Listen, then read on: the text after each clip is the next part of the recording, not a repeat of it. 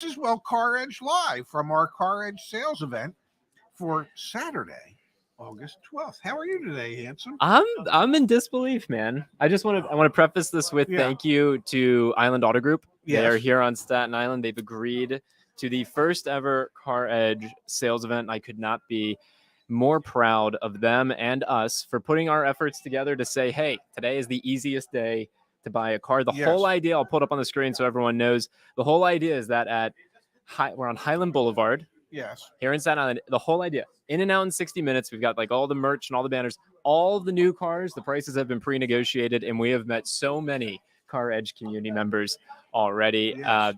It's awesome. It's really pretty incredible to be here, and I'm just so proud and humbled that we're able to do it, Dad. Actually, at last count, I believe that there's 4 CarEdge customers here as we speak. And so there you go. You're quite the director. But I'd like to be able to see the screen and not just see the microphone. So there's a bunch of people here already. You could feel the electricity in the building, thank God, which is what's powering the lights and the laptop as we speak. All right, so let's set the stage. Excuse me. We are going to be live for probably 8 hours. Excuse me? Yeah. And we're actually kind of trapped in the way that we're set up here. So we're going to be live for about 8 hours. So please tune in now, tune in later, come back. If you're watching the replay afterwards, you can have all sorts of questions, but we encourage you to stay tuned. We're going to have some special guests. We've got a few guests lined up that'll be joining us on the show, so you'll stay tuned for that. We're going to hopefully have some of the members of our community that are here today join us as well on the stream. And we're going to be talking all things cars, the normal stuff that we do day in and day out. So let's talk a little bit, Dad. I said how to save thousands of dollars buying a car. That's what I titled today's stream to try and get people excited to come in here. See that, let's kick it off with this. Being educated, empowered, and informed. If there's been one theme yet from the folks that we've met here that have come into the dealership, they've all been bought in on the idea of being educated, empowered, and informed. Yes. Is that step number one to actually saving money and feeling good about your car deal? Well, I think it is. We've said it a million times that knowledge is power, or what I like to say, applied knowledge is power. And you can't have that power if you don't first acquire the knowledge. So yes, we need people to be informed, educated. We're out there on the forefront of trying to help educate the public as to what to look out for when they're going to buy a car. This is the second most expensive purchase that people are going to make in their lifetime. And, to walk into that blindly is just asking for disaster. Yeah, it absolutely is. You need to acquire as much information as education as you possibly can, so that there are no issues. You know what to expect. You know what questions are going to be, what questions you have. That's important. It's important when you're trying to do all this. And I want to be very clear. It's not all about the pricing, because you can see, we talk about it all the time on the channel. You can see aggressive prices online and things like that. It's when you come into the dealership, how to have the conversation. One of the things you taught me, one of the first things you ever taught me, Dad, stock number. Stock number is the number one thing you need to know, because that's how the dealership communicates. I'm getting pulled off camera for one of the first deals. I'm going to go help on a quick deal. Justice, I'm tagging you in. It's about to be a fun day. Justice is being tagged in. We're going to go. We got to help a customer real quick. All right. I'll be right back. Justice, you enjoy. We really are here to help, and we really are here in the middle of a sales event. Zach is going over to help a nice young lady who's here looking for a Jeep today. And she's here because of the sales event. And literally, there are 4 people in the showroom, at least 4 people in the showroom. I think we're at 5 now. We're at 5 now. Yeah. That are here because they've heard about the event. They've watched our videos. It's really a pretty special event so far. Yeah, we're Phil's out there working deals and explaining vehicles. The coaches are here being represented, helping. Thank God they don't ask me to explain the vehicles. I can explain the deal. I can't explain the vehicle. I don't know the first thing about any. I don't even know anything about the Clubman I drive. But that's besides Yeah. the point. The only thing I know about it is that I like it. But yeah, Zach is over there helping one of the first people that came in this morning. Voltec is here. He came in at 5 minutes before the store actually opened. Say, yeah. So it's so far it's really been a pretty exciting, I'd say, first hour and 10 minutes. Yeah, it's been super busy. I mean, I don't know about you, Ray, but my dealership wasn't busy until like 11 o'clock on a Saturday. You know, if we saw anybody at 9 o'clock, they were service customers just wandering the showroom. Yep. I will tell you one thing, that as you wander towards the back of the store, the smell of car dealership popcorn permeates the air, and it got my juices. As soon as I smelled that, it was like, yes, I'm back in the business, baby. Just to be clear, how long was it before the time you smelled it till you had a bag in your hand, right? About 38 seconds. Yeah. It was a few seconds. Yeah. I mean, it just, and it's salty as can be, but it's the best damn popcorn there is. There's nothing. Come on in, folks. You can get some free car dealership popcorn. Just saying. Free popcorn is the best popcorn. Yes. And look, I don't know how to do this because I'm not real good. Did I do that right? You did. I can't work them. Now, if you can get it off the screen. Yeah, well, I don't know. But Sam Whiskey, thank you very much. Kia Rio or Nissan Versa?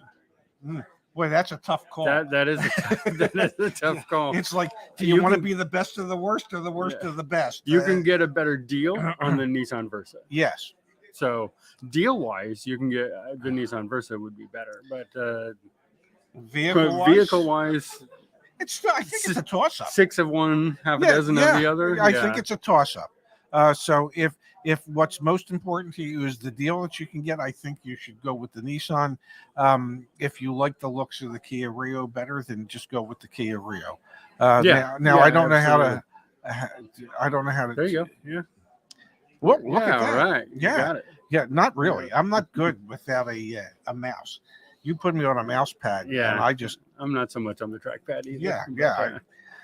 Or the camera's up there. I'm used to my camera being right by my screen, so I don't know where to look right. Well, I don't know if I'm supposed to look at us up there. You could look at me.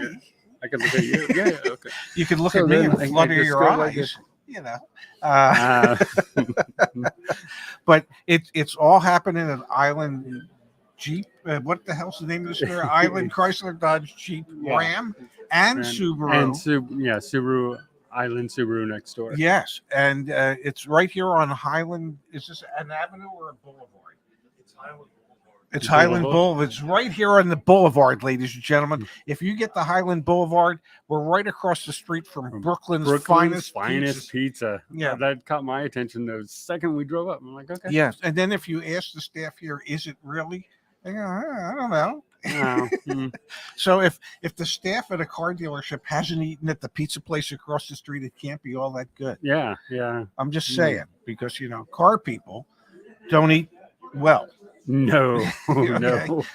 So pizza and cheesesteaks are what car people survive on, and if they're not going across the street to Brooklyn's finest, then my guess is it's not. Well, I mean, just a guess. Yeah, I don't know. I don't know, Ray, if you've ever seen the movie Elf with Will Ferrell. You know, my one of my best friends, Lee Gottlieb, his daughter Jillian is she's not married, but she lives with Matt, who wrote the play and the musical and the I forget Matt's last name at the moment, but and he did Prom and Elf and Oh, nice! Yeah, but I didn't know. Yeah, I've seen the movie. I don't know his name. Yeah, we used to play it on the TVs in the dealership every Christmas. So exactly. Yeah.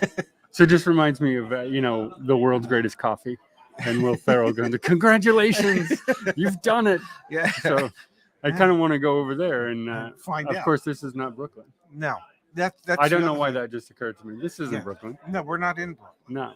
So maybe Staten Island has better pizza, and that's just okay for Staten Island, but great for Brooklyn. I don't know. did get some suggestions as to where we could go for some good pizza. I in get Staten Island. lots of suggestions where I could go. Well, but, hey, not those type of suggestions. But it's all happening right here on Highland Boulevard, Staten Island, at Island Chrysler, Dodge, Jeep, Ram, and Subaru. And did we make our first car deal over there? Is that, you're not But you saying got nothing, that big, but yeah. you got a bass. Yeah, I'm just trying to figure out how I can stand up. Zach so Zach does have can a bass, tag back ladies and in. gentlemen, There which we is go. a big ass smile. So I'm assuming that we made our first, second, third, or fourth car deal. No, we were. So this is what's great about today. Yes, Is one of our community members, Sharon. yes, How great is it to be able to go up to someone and say, "Hey, you're one of our community members," and you give a big hug, and it's so incredible. yeah. She's thinking about it. Okay. She's thinking about it, and she had a question. This is what I love about this. She had a question about one of the fees. Yeah, One of the fees that showed up on the out the door price. Yeah. It was a $2.50 tire tax. yeah. That's from the state. Exactly. And she's looking at me and she's looking at the sales manager and she says, Zach, I What didn't is know that? there was a $2. And I asked John, John, is it taxable? And he said, no. Nope. And I said, Sharon, it's not negotiable then. I said, justice is where it is. If it's taxable, Yeah, may I for a moment? yeah. Justice is wearing his if it's taxable, it's negotiable hat. If it's taxable, thank you, sir. It's negotiable. Yeah, It's a tax, it's not taxable, it's not negotiable. it's a state fee. It's for tire disposal, and it's different. It's a different price in different states. It used to be when I was in Arizona, it was $5, which was $1.25 a tire, and here it's only $2.50. So that's pretty cheap. Yeah, exactly. We've got in the chat from Bogglehead, Chicago. Zach needs a body cam for us to see the closing. We are at a certain point today going to put on the iPhone and walk around and maybe do some interviews with some folks. Again, we're going to be live for how long? 18 hours? A month and a half. This is going to set the record for the 72-year-old with the longest YouTube live stream. Yes, because why not? Why not? Yeah, Dad- why the hell not? We've had some very thoughtful contributions come in Yeah, we spoke about Sam from Sam yeah. and from GTI. You danced? No, we haven't done that one yet. Thank you. It's a super sticker. Oh, There it is. there you go, ladies and gentlemen. I didn't realize. How do I tell? And then we've got here from Joshua. Thank you for the contribution. Morning, everyone. I'll definitely be saying good afternoon and good evening to y'all. Yeah, Josh, please come tune back in later on. Yes. We will be here. Unfortunately, yes. we Yo, will come be. on. You're excited about Fortunately, it. yes, You're we excited will be. about Yeah, no, I know you're concerned because you didn't think you could talk for 8 hours straight, and I'm pretty sure I can. No, I'm pretty sure you can. Yeah, I won't say anything of any import, but Let's go back to the title of the stream yes. just for a moment, then we'll keep going back and forth through the chat. And again, we've got Yeah. guests that'll be joining us throughout the day. Did you want any popcorn? I'm good on popcorn. Okay. Food truck in 45 minutes, all right, to an hour. So for those of you who are in Staten Island, New York, and you want a free lunch, and I know there's no such thing as a free lunch, but I paid for it. Okay, so there is a free lunch. Well, it's a free lunch for everybody but you. Pretty much. Yeah. We paid for it, I should say. So Yeah. please feel free to come back. Dad, let's talk about being educated, empowered, and informed. So an example, I'm looking at an out the door sheet. I'm helping a customer here Yeah. at the dealership. That was a good example. I told John, I said, that's a great question to ask. Hey, a fee showed up that I don't understand. Yeah. She did the right thing. She asked the question. Yes, and you always should. If you, it's like the TSA at the airport. If you see something, say something. If you see something and you're not 100% sure what it is, ask about it. Just what's the worst that can happen? You're going to get an explanation as to what it is. You're going to find out that a tire tax is a standard state tax in every state for tire disposal. It's just different amounts in some states than others, but it's a normal fee. But if you haven't bought a car in a long time, you wouldn't know that. So ask. Always, if you stop the process until you understand completely everything it is that you're seeing on those printouts. And let's be real about this. The Okay. way that the dealership maximizes their profit, the way Yeah. that they maximize their profit is by getting a service customer. Like we talk about that Yes. all the time. The powerhouse, the area of the dealership that makes most of the money is the service center. Yes. And you don't want to screw up a relationship with a customer on the sales side to lose a service customer. No. Maybe you tell me if I'm wrong here, but I imagine some of your best friends in the dealership were some of your service advisors, because if you treated the customers right when you sold them the car, your service advisors loved you because they came back to the dealership to service their car. Well, the whole idea is to create as many new potential service customers for your dealership every month as you can. And from the sales perspective, you don't want somebody in the service department destroying a relationship that might have taken 2, 3, 4 hours to develop with a customer during the sales process. You don't want that the service process to destroy that relationship that's been built. So it's important that the service advisors and all the service personnel, service manager, they're all on the same page with the sales department. And that is, we're always there to try and take care of a customer. There's a gentleman who is the president of the Arizona Diamondbacks, Derek Hall. And What? I'll get to my point. I got 8 hours to fill here, buddy. And Derek used to work for the Disney Corporation before he went to work for the Diamondbacks. And Derek preaches to his entire staff at the Diamondbacks organization, always try and find a way to say yes to a customer. Okay. Always find a way to treat the customer the right way. And the same applies within the confines of a dealership. Sales, service, and parts always have to find a way, if possible, to be able to say yes to a customer, to be able to make it right for a customer so that they want to come back. So that was my point. Yeah, you gotta say yes. Yeah. And so, yeah, I had to throw Derek Hall into that. I'm sure he'll appreciate that. Yeah. But I think that's why I want to come back to it. Yes. Asking those questions, if I'm the salesperson sitting across from, if I'm the sales manager sitting across from, I'm not offended by them. I'm not offended by them at all. You shouldn't be. Because I know that you're educated, you're empowered, you're informed. I'm going to be able to communicate things effectively to you. You're going to go be a service customer. So it's so fascinating to be here today. And the service side is the really busy part of the dealership. All right, we gotta keep jumping through the chat here. First Last says we need CarEdge merch. Custom Ink actually owes us. Whoops, I'll go this way. Owes us reprints of these, so that's kind of disappointing. But we will get some CarEdge merch. We don't have. And there's a CarEdge tote bag right behind us. Yes, yeah. So we will get some. Thank you, First Last, for suggesting that. We've got. Oh, we're going to be talking about this if we're on for 8 hours. Yeah. We're going to be talking about the potential UAW strike. The United Auto Workers strike Yes. seems kind of like impending. We've got from Miss Jill saying, "Hey Zach and Ray, love your thank you, Miss Well, Jill. thank you, Miss Jill. It's awesome. So Yeah. far, we've been able to have a couple community members come in here, and it's just awesome to hear them say the same exact thing directly Yes. to us. It Yes. really is very I saw inspiring. another Oh, another contribution. I will go to that in just a Yeah. moment. Jeff says, can you get back to the stock number conversation? Yes. The reason I brought up stock number, Jeff, I've been in this dealership a bunch recently. That's how they communicate. Okay. You come in here and you say, let's do a quick little role play. Yeah. I'm a customer, you're a salesperson. Yeah. Oh, I'm interested in the best price on a Jeep Compass Yeah, versus Yeah. I would like to get pricing, an out the door price on stock number C10743. Yeah. When you give the exact car you want, it just makes it easier for everybody because they know which vehicle it is. There's only one vehicle that has that stock number.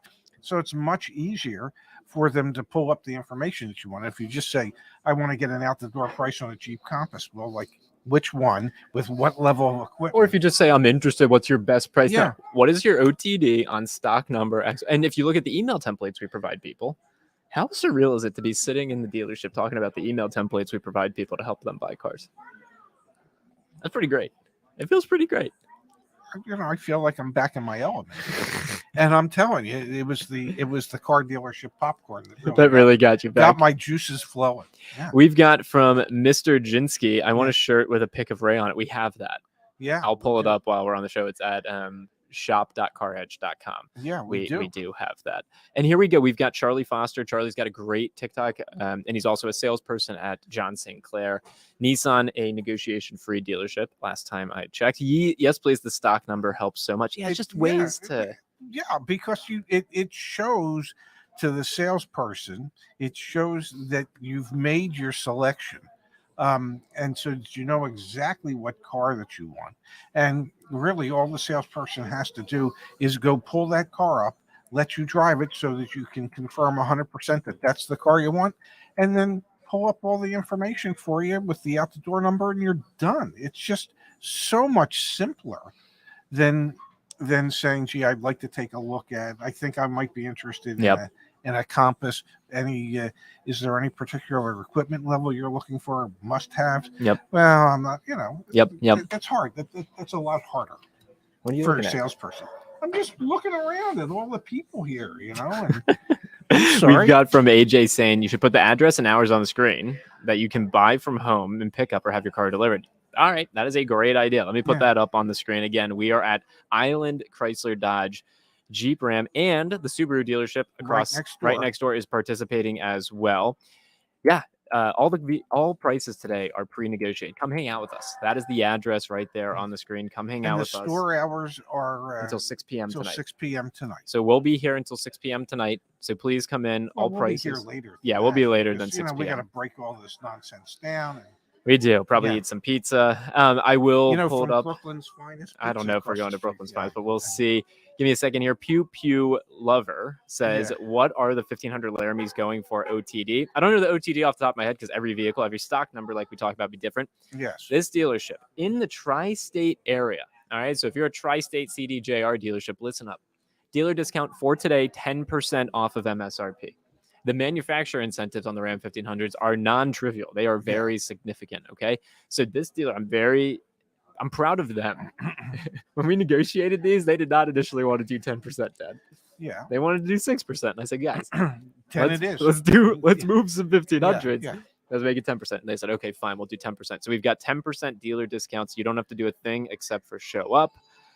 What info goes with the OTD price? What's on an out the door price, Pops? Well, all the selling price of the vehicle, any additional equipment that you asked for, and all the state fees. So tax, title, license, registration fees, all the fees are part of it. I'm getting stolen to help Sharon with the car deal. I'm going to get you a co-host. Let me just figure out. Do I need a co-host? No, you don't need a co-host. Here, answer. Yeah. Oh, I'm helping David. Yay. Oh, we're helping David? Here you go. How do you negotiate with a no-haggle dealership? You can have fun with that. Oh, yeah, you don't. You don't. Yeah, okay. That's the whole point of a no-haggle dealership is that you don't get to negotiate with a no-haggle dealership. They usually use market-based pricing. Is it the least expensive as possible? Might not necessarily be. But the reason that you end up doing business with dealerships like that is because it's easier, because you don't have to go through the negotiation process, that you don't have to end up spending 3, 4, 5, 6 hours going back and forth trying to get to a price that you can agree on. At a negotiation-free selling store, no hassle, no haggle store, the price is the price. You go to CarMax. You can't negotiate the price at CarMax. It is what it is. You know what it is going in.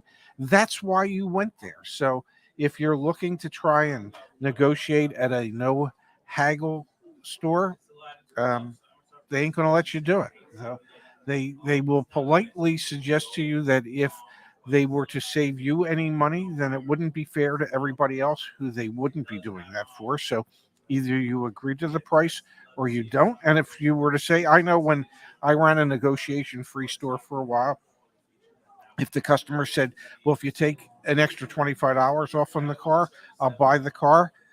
It's like, well, it's unfortunate that you're not going to be able to buy this car because we're not going to be able to take that $25 off for you. It's just that simple. That's why you know the price before you go in. Or if you know it's a no haggle store and they give you the price, that's the price. Either it's good and it works for you and you do your paperwork and you go home in your new vehicle, or it's not and you go somewhere else and you spend 5, 6, 7, 8 hours fighting over a couple $100 somewhere. It's up to you. You have to decide what your time is worth. I believe my co-host is on his way back. And there were a number of Justice. of donations. Really? Why I was chatting about no hassle dealerships. All right. Well, let's get busy, Pops. Yeah, Also, I saw the comment before I left. yeah. Your mic's cold, my mic's hot. What does that mean? That means you gotta get real in here, Dad. Okay, how's that? Is that better? I don't know if that's Yeah. better. All right, let's come in here, Pops. Yeah. From Ro Vega, Thank you, thinking Ro. about the Kia Seltos. Popular. Can I negotiate? Hey, Justice, are we seeing any negotiability on the Seltos? Not really. No, not really. Not really. Sorry, Ro. MSRP.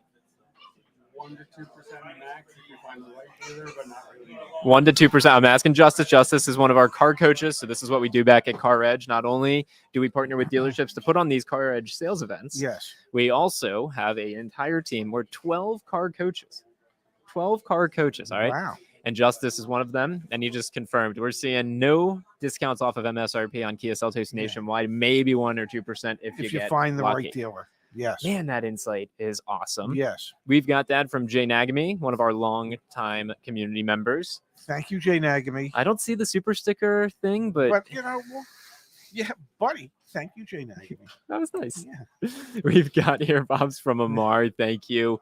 Huge fan of what you both have built. The fact you curate content for free to your members is admirable. Keep up the great work and good luck today. Wow. Well, thank you. Thank you. That is very kind, and it just helps to validate what it is that we're trying to do and how it is we're trying to help people. That's awesome. That's really really, is. really awesome. All right, here we go. We've got from Dana. Can you negotiate shop the money factor on a lease? Thank you for the contribution, Dana. Let's talk about that. Well, if they give you, if you can always ask what the buy rate is on the money factor.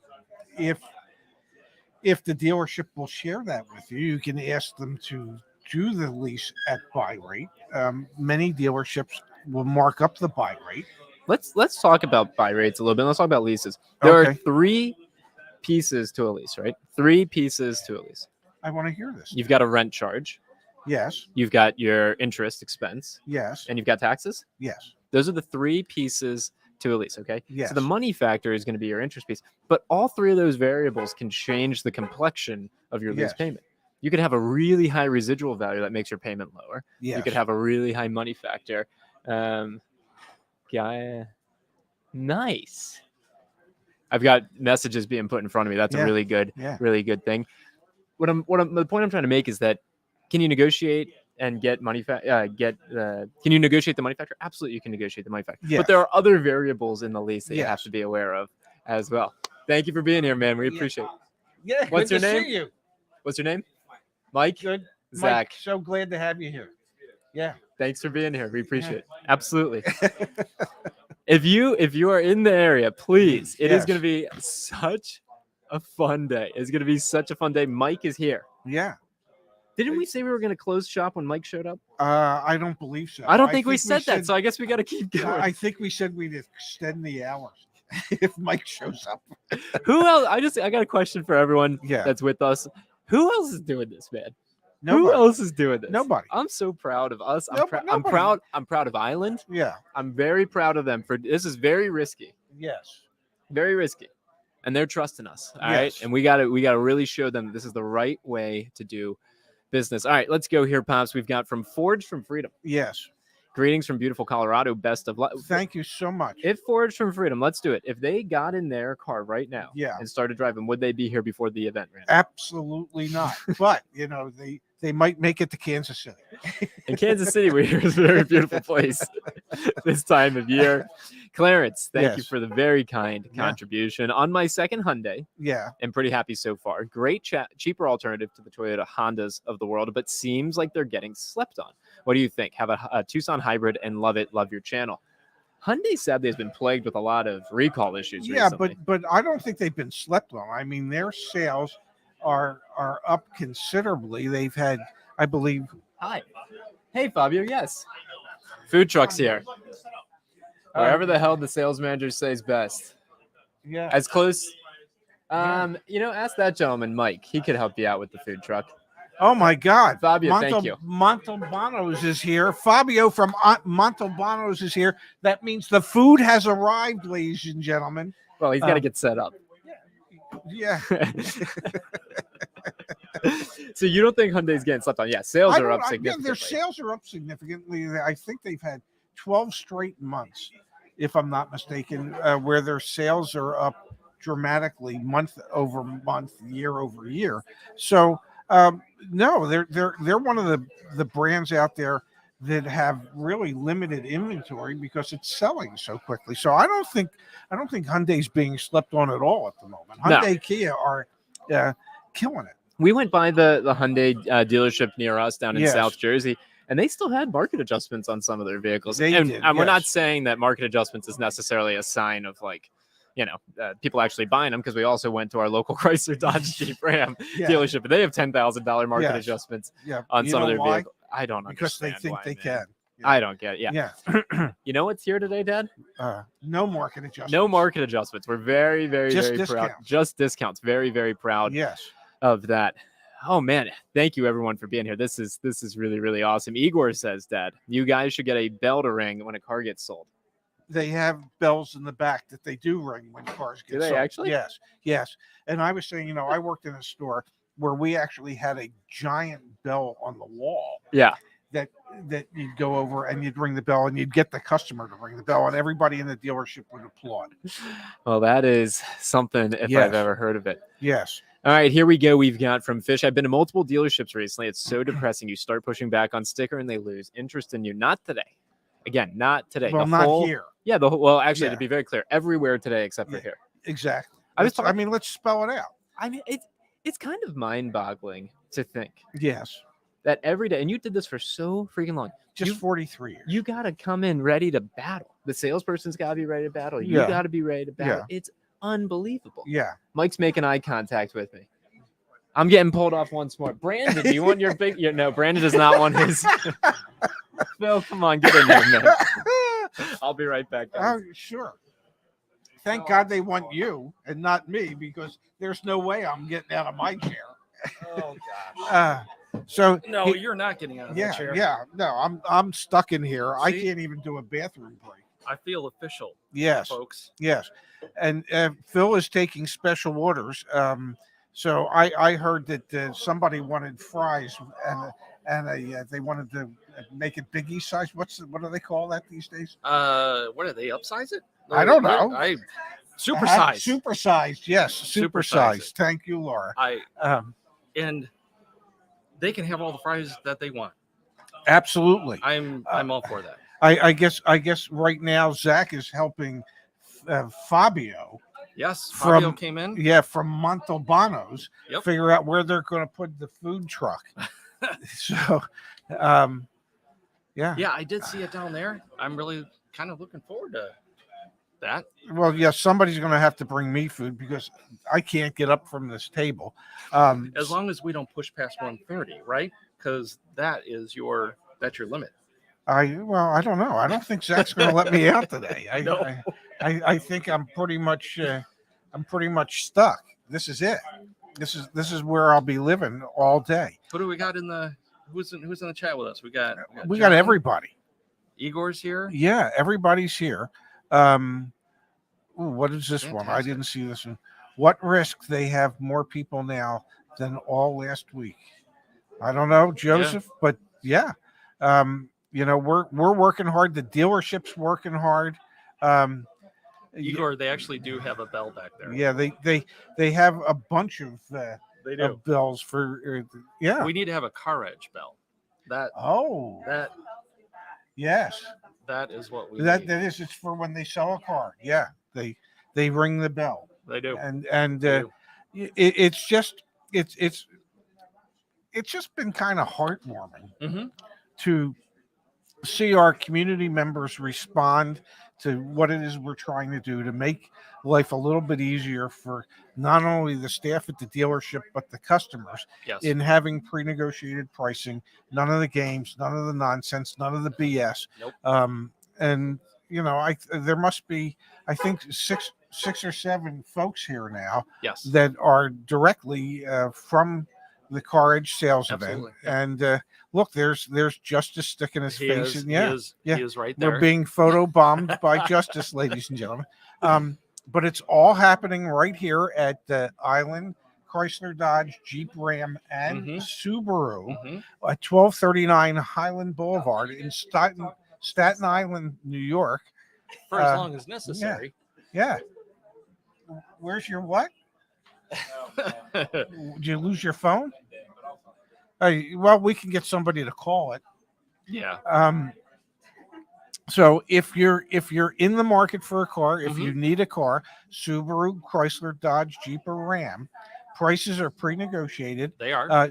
You get the pre-negotiated price plus whatever incentives that That's you correct. qualify for. And there are a lot of incentives out there, folks. And the good news is there are a lot of cars. There are a lot of cars. Yes, they have a lot of vehicles, and they're really desirous of relieving themselves of a lot of their inventory. Absolutely. Yes. And they are more than willing to do that today. Yes.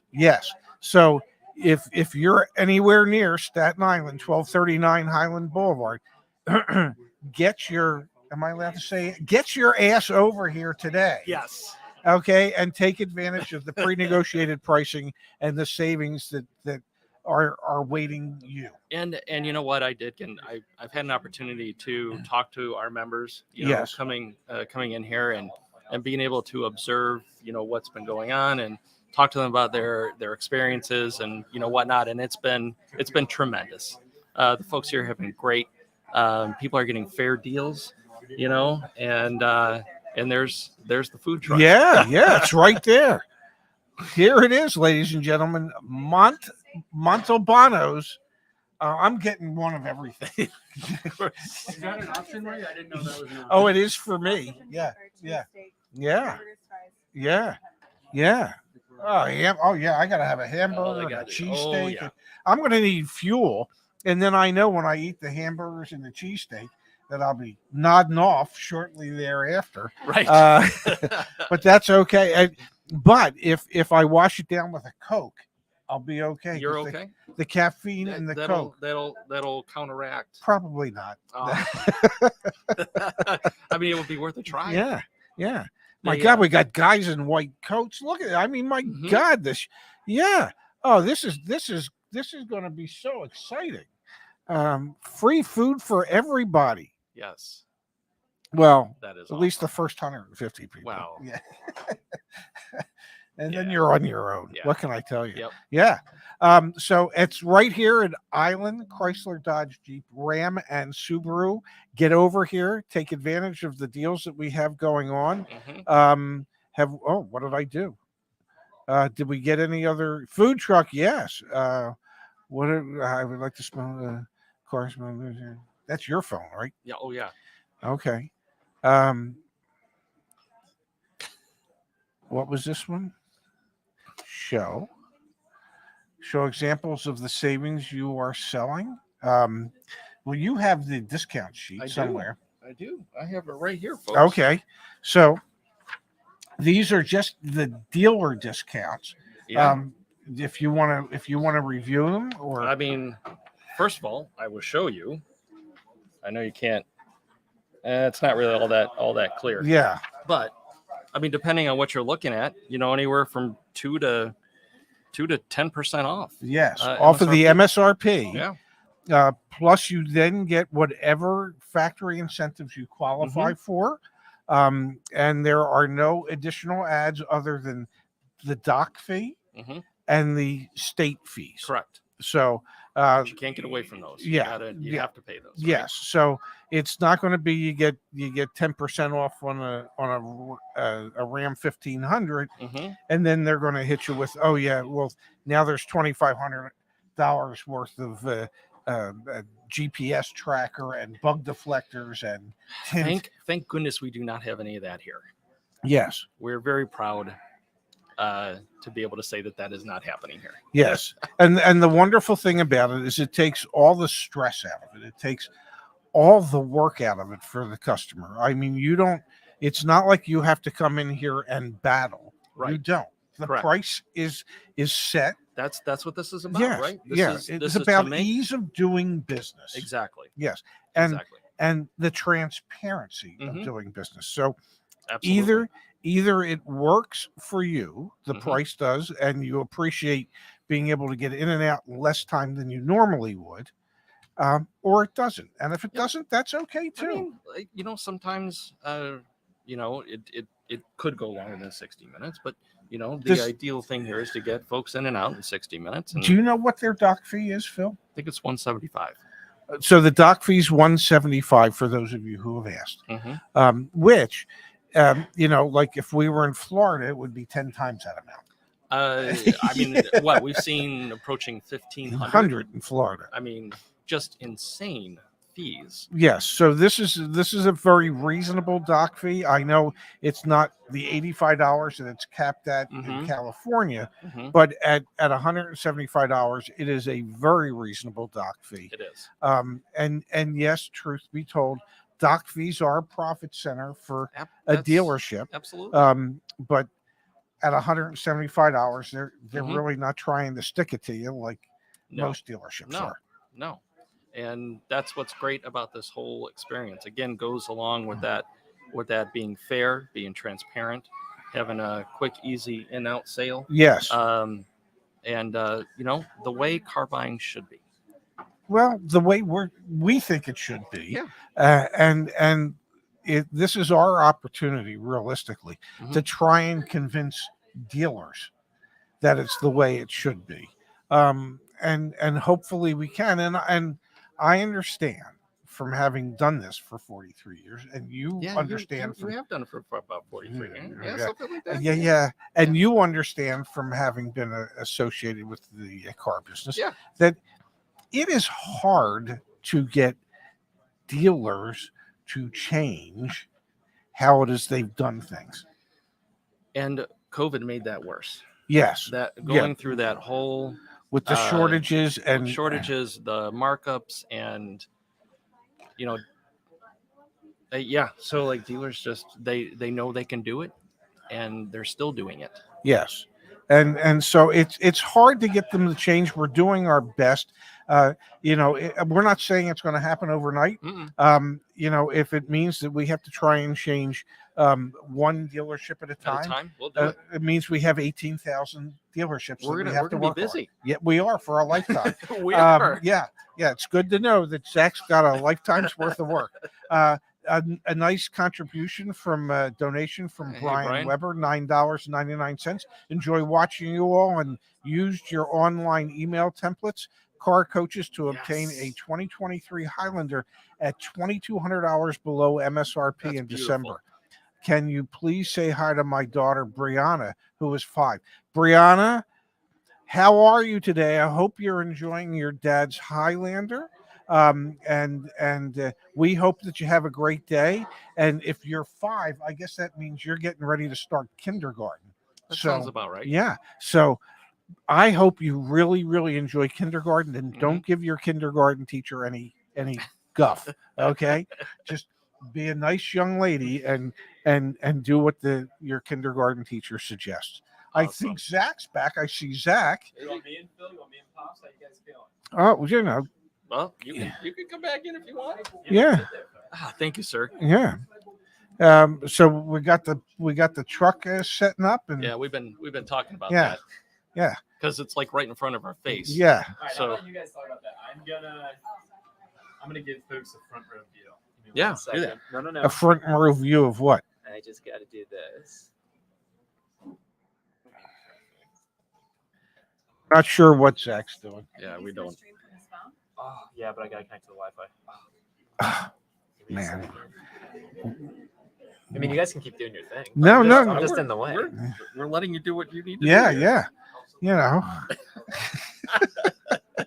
Wait for it. Yeah. Now I can't see it. Yeah. No, it'll be right back. Yeah. This is so very interesting. You having fun yet? It's so abnormal and Yeah. definitely a lot of fun. Yeah. Everything about this is abnormal. Yeah. Okay, Yeah. there we go. Brandon says no Zach, more Ray. Wow. Other Brandon. Sorry. Oh my gosh.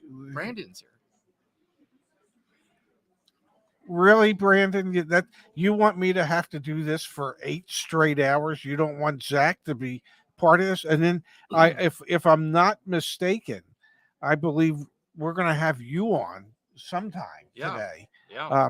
At which point I'm going to have to take out my hearing aids to put in some earbuds so that I'll be able to hear you. And that should be fun for everybody to There watch. you go. Yeah.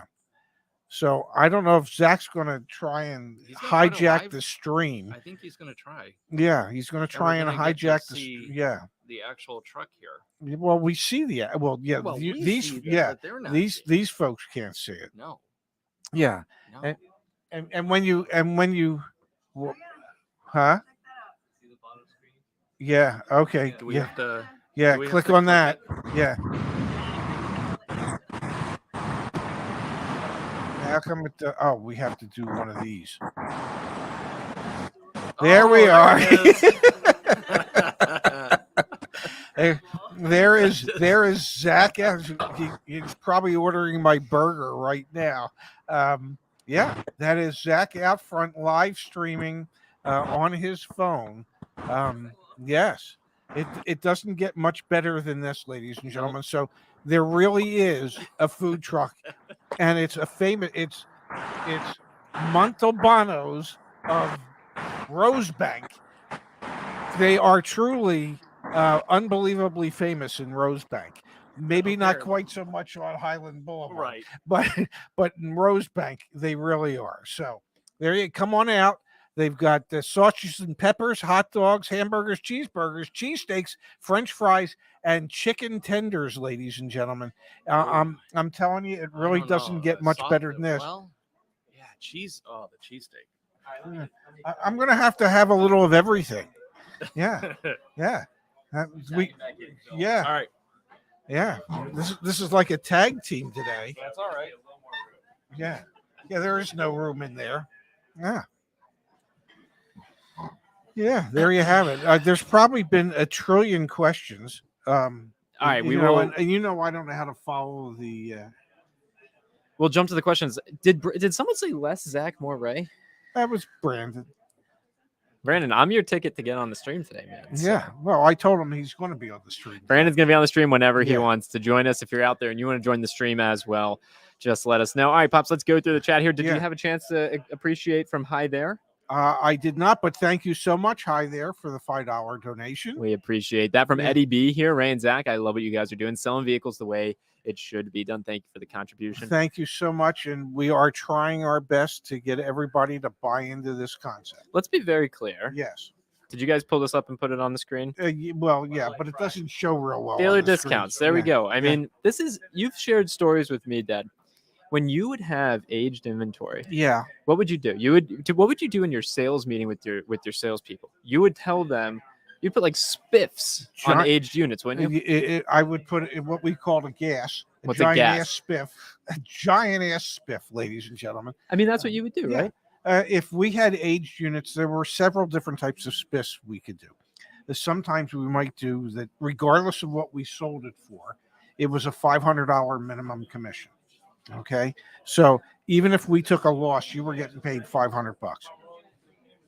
Other times we would do, you get your normal commission plus $1 a day for every day it's been on the lot. You did that? Oh yeah, so that and when you would do that, it encouraged the salespeople to hold a little bit of gross, so that they could get a decent commission off the sale of the vehicle. Plus, if something had been on the lot for 321 days, they got their commission plus an extra $321. Wow. So yeah, when aged units, we would just try giant ass spiffs. Giant ass spiffs. Yeah.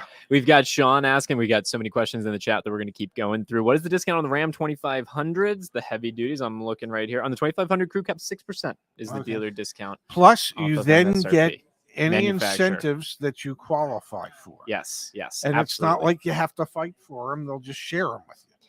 Joe P wants to know great event out of state. How do I get in contact with an on-site car coach? Unfortunately, we don't have an on-site car coach product quite yet. That being said, Yes. we are certainly here to help virtually. We have all sorts of coaching back on CarEdge.com. All right, let's keep going through, Dad. We've got from SM a thoughtful contribution. Thank you so much, SM. And then, Dad, from Aaron. We Yes. appreciate seeing Aaron here today with us at the first ever CarEdge sales event. Hope the event is a success. This dealer seems more net profit today, and you guys prove that honesty really is the best policy.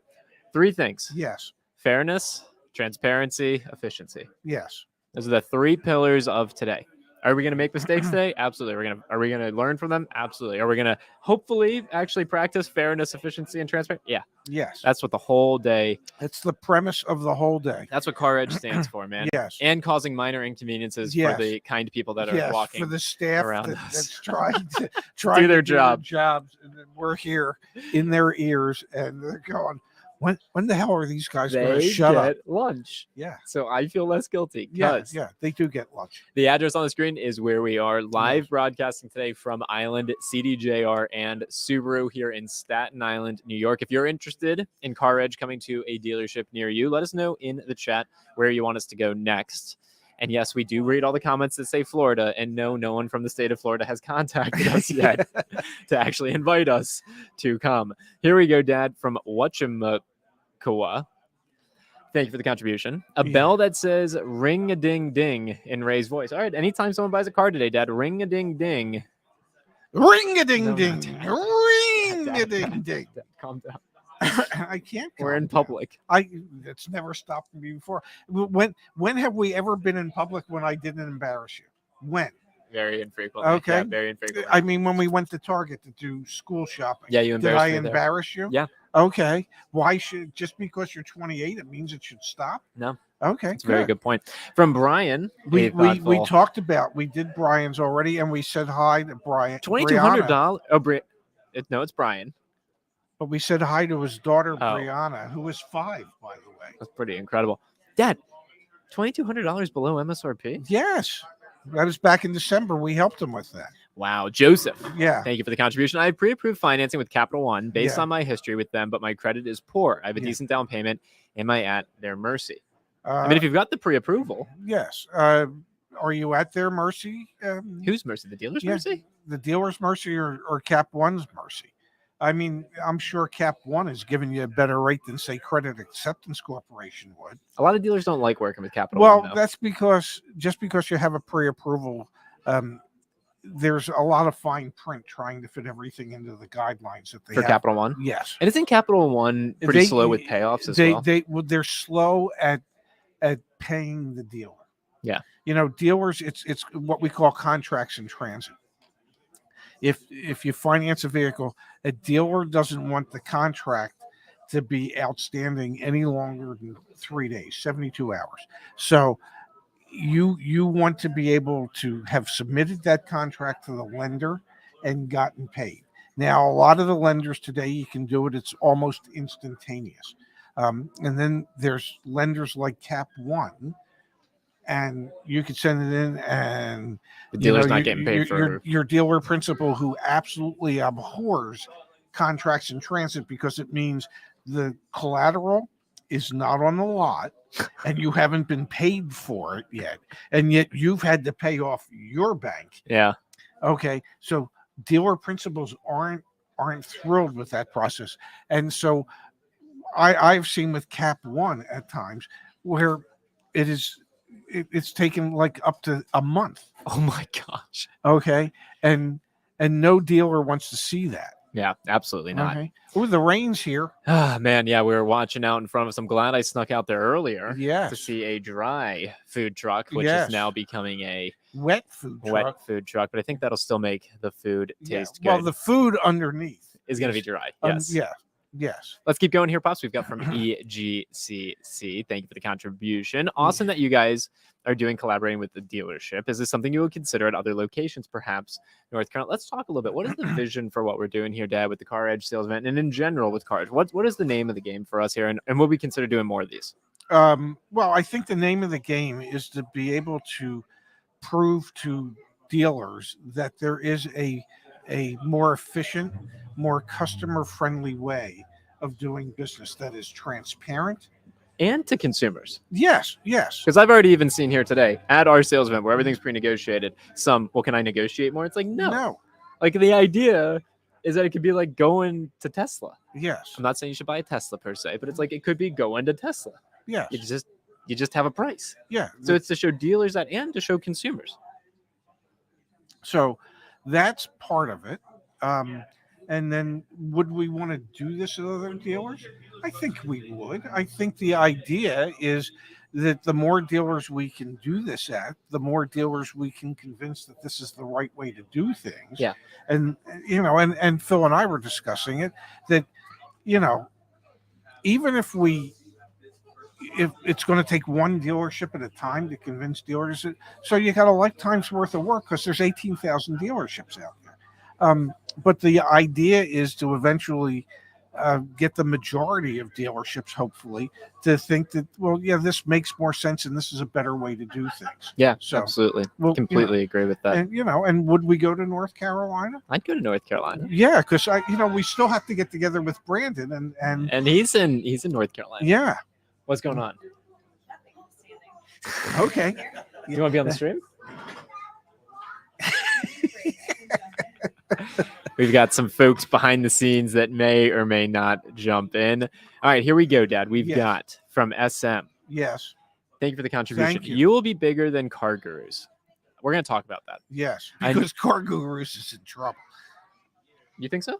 Financially, yes. I think so too. Yeah. I think their They're- business they're in model is in big trouble. trouble, We're going to talk yes. about that. Yeah. I need to buy an Armada, Yeah. 2022, 25,000 miles with 5-year warranty for $47,000 out the door, or a new 2023, $60,000 out the door, both cash. You buying the used one with 25,000 miles for $47,000, or you buying the new one for $60,000? Me, I'm buying the new one. Why are you buying the new one? Because I'm right there with you. Because the factory warranty, at least the factory bumper to bumper warranty, is stronger than the extended service contract that The you vehicle buy. service contract. The vehicle service contract that you buy.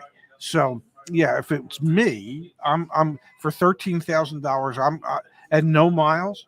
There's no wear and tear on it. There's, because warranties don't cover normal maintenance items. And guess what? There's a 60,000 mile service coming up.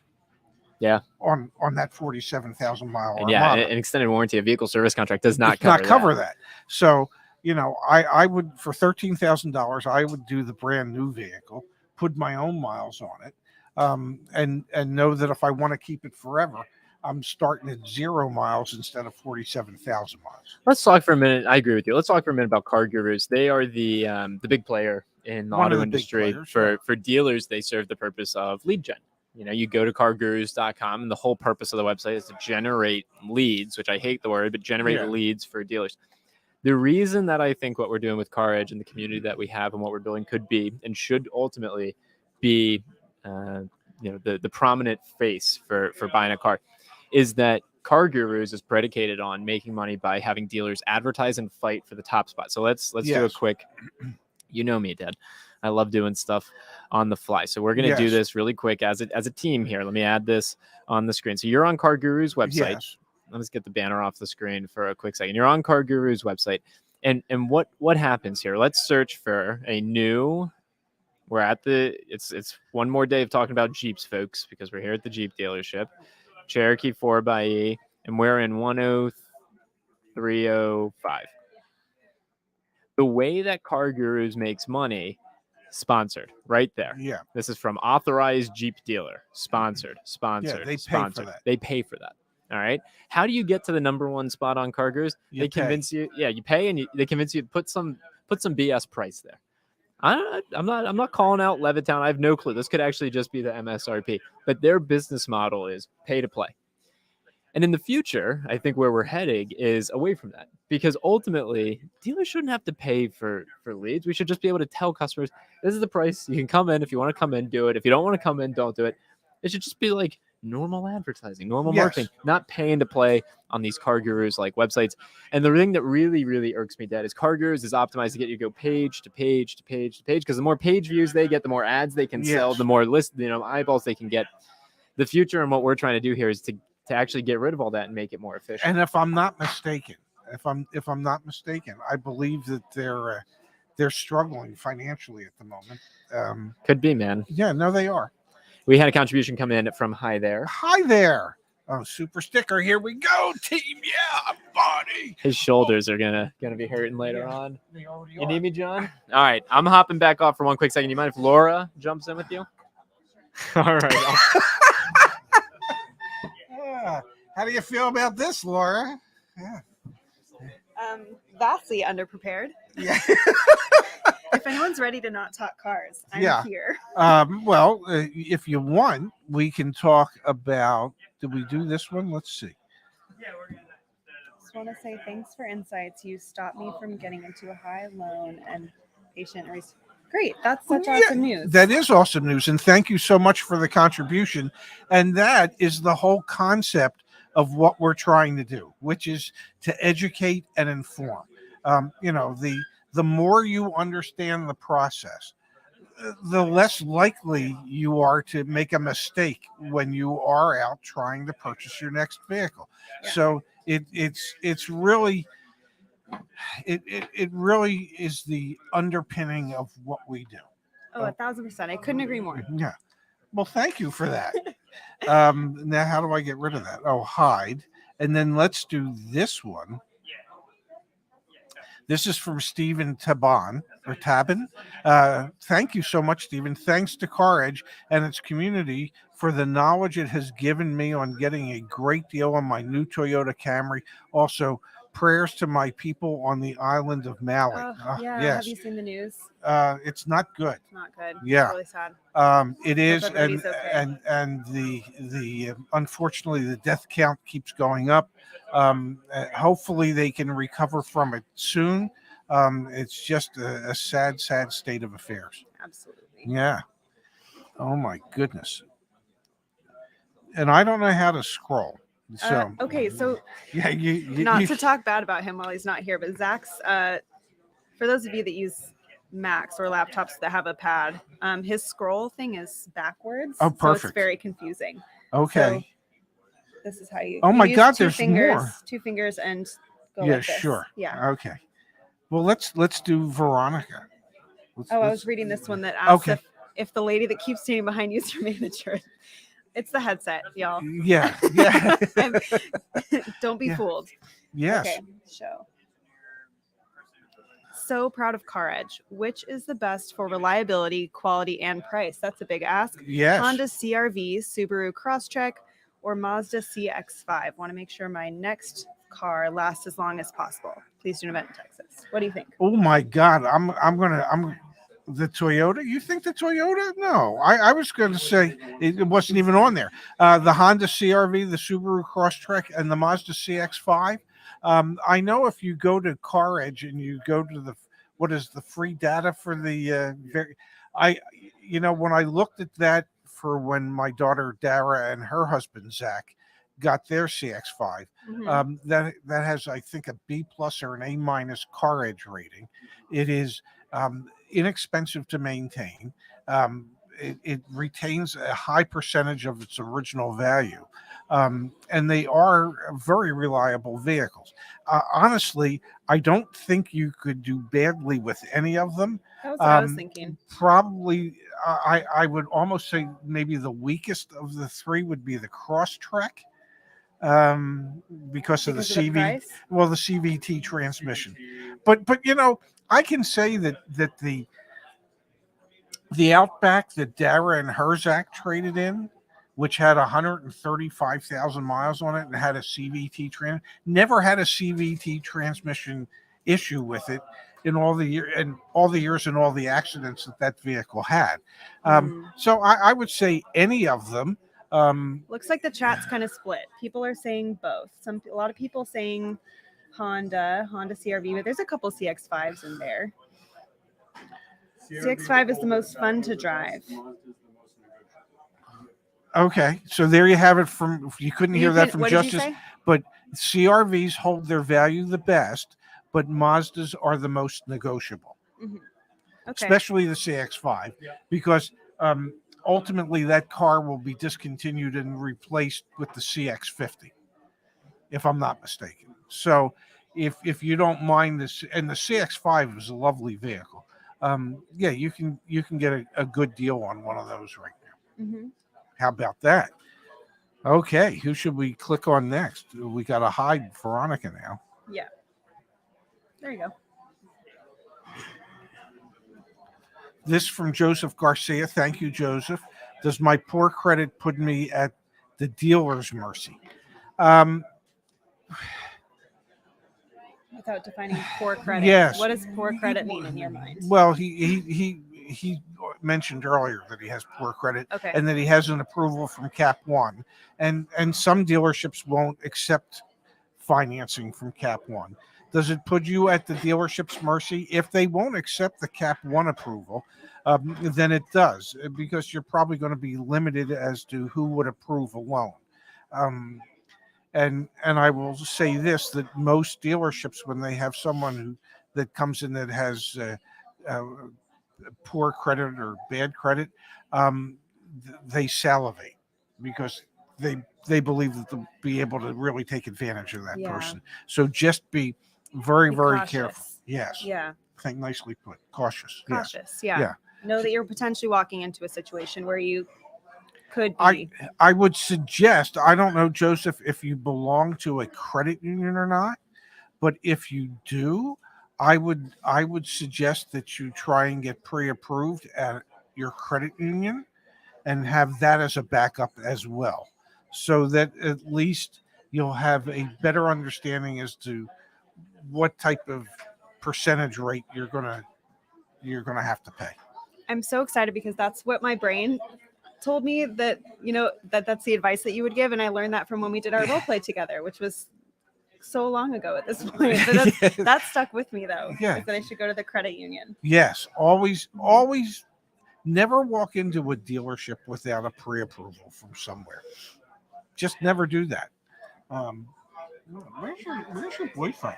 I know. I'm sorry. I'm really not. No, I'm really you're- not helpful with the CarEdge No, content here. you're good at this, but he's the host, and I'm He's the just host. and I'm He's- just the co-host. His skills are definitely needed elsewhere right now. I think he's helping out some people I get a think car. I think he's working with the. He's David. working a deal right now. Yeah, he's Yeah. helping David. Yeah. Yeah, who was one of our CarEdge folks that's in here and Yeah. had set this up. Yeah. I know there's a lot of people. I've been watching the chat Yes. while I'm off camera. And I'm seeing a lot of people wondering about what deals are going on here. And I think we have. I'll cross all my fingers and toes and knock on all the wood. But I Yeah. think we have a couple that are in process right now, which is super exciting. Well, it is, and They're about to happen. and the reason for it is because all the prices were pre-negotiated. We've made it as easy as possible for people here today, that they don't have to spend their entire afternoon here trying to do this. Yeah. Hopefully. They find the car, they know the price, either the price works or it doesn't work. If it works, they get their car and they move on with their lives. It's a wonderful thing. Yeah, that would be great, wouldn't it? Yeah, both for the customer and the dealership personnel. So yeah, Mhm. yeah. Oh my God, there must be all kinds of stuff going on. There's a lot behind going us. on. Yeah. This says you were just about to answer my question. Oh, whoa, where did it go? Oh, I hope I don't. Okay, and then walked away. Okay. I have a 4,000 bonus credit to lease or buy with Ford. Should I tell them after they give me a price? You were just I personally don't understand Yeah. this question. I have a $4,000 bonus credit to lease or buy with Ford. You can tell them after you get your price. If it's a bonus credit, then it gets applied on top. So I would negotiate your out the door number first, and then share with them the fact that you have that bonus credit. So yes, negotiate your deal, share with them the bonus credit, and you just saved yourself an extra $4,000 that way. And they didn't have the opportunity to hold back on the discount that they were going to give you. How about that? Perfect. I hope that was helpful. That sounded great. Yeah, well, Let's see what else is going on here. Does Zach still have time to work out or no? Oh, you can answer that question. I can certainly answer that question. Yes. Yes, he does. He's currently training for another half Ironman and just signed up for a full Ironman Yes. next year, which Yes. is really exciting. I get to train with him sometimes. That's something we enjoy doing together when he's not going way faster than I usually do. But I think you told me you kids rode your bikes 20 miles yesterday Yeah, And and then did a then- run. and then did a run right after that. It was my first what's called a brick run, which is where you bike and then run right after. And why do they call it a brick? Because your legs feel like bricks, allegedly, which I found to be totally true when I did it So yesterday. it's not allegedly? Yeah, Yeah. in my experience, very true. That's definitely the case. Yes. It's super difficult. And Zach was running with me and he was like, okay, just keep pressing on through the first mile. It'll get better. And I was like looking at my watch every 5 seconds, like, are we done yet? But it did get better after the first mile. So that was really fun. And I know he sent to the family chat that he signed up for a full Ironman in Lake Placid next Yes. July 21st. Next And- July. And so apparently we will be celebrating his birthday, which is July 22nd. Yeah. Oh, you're right. Yes, in Lake Placid. And I've always wanted to go to Lake Placid. Not I've never really. been up there. Yeah, we've driven near it when we took Dara to college in Montreal, because Okay. you drive right past Lake Placid. Mhm.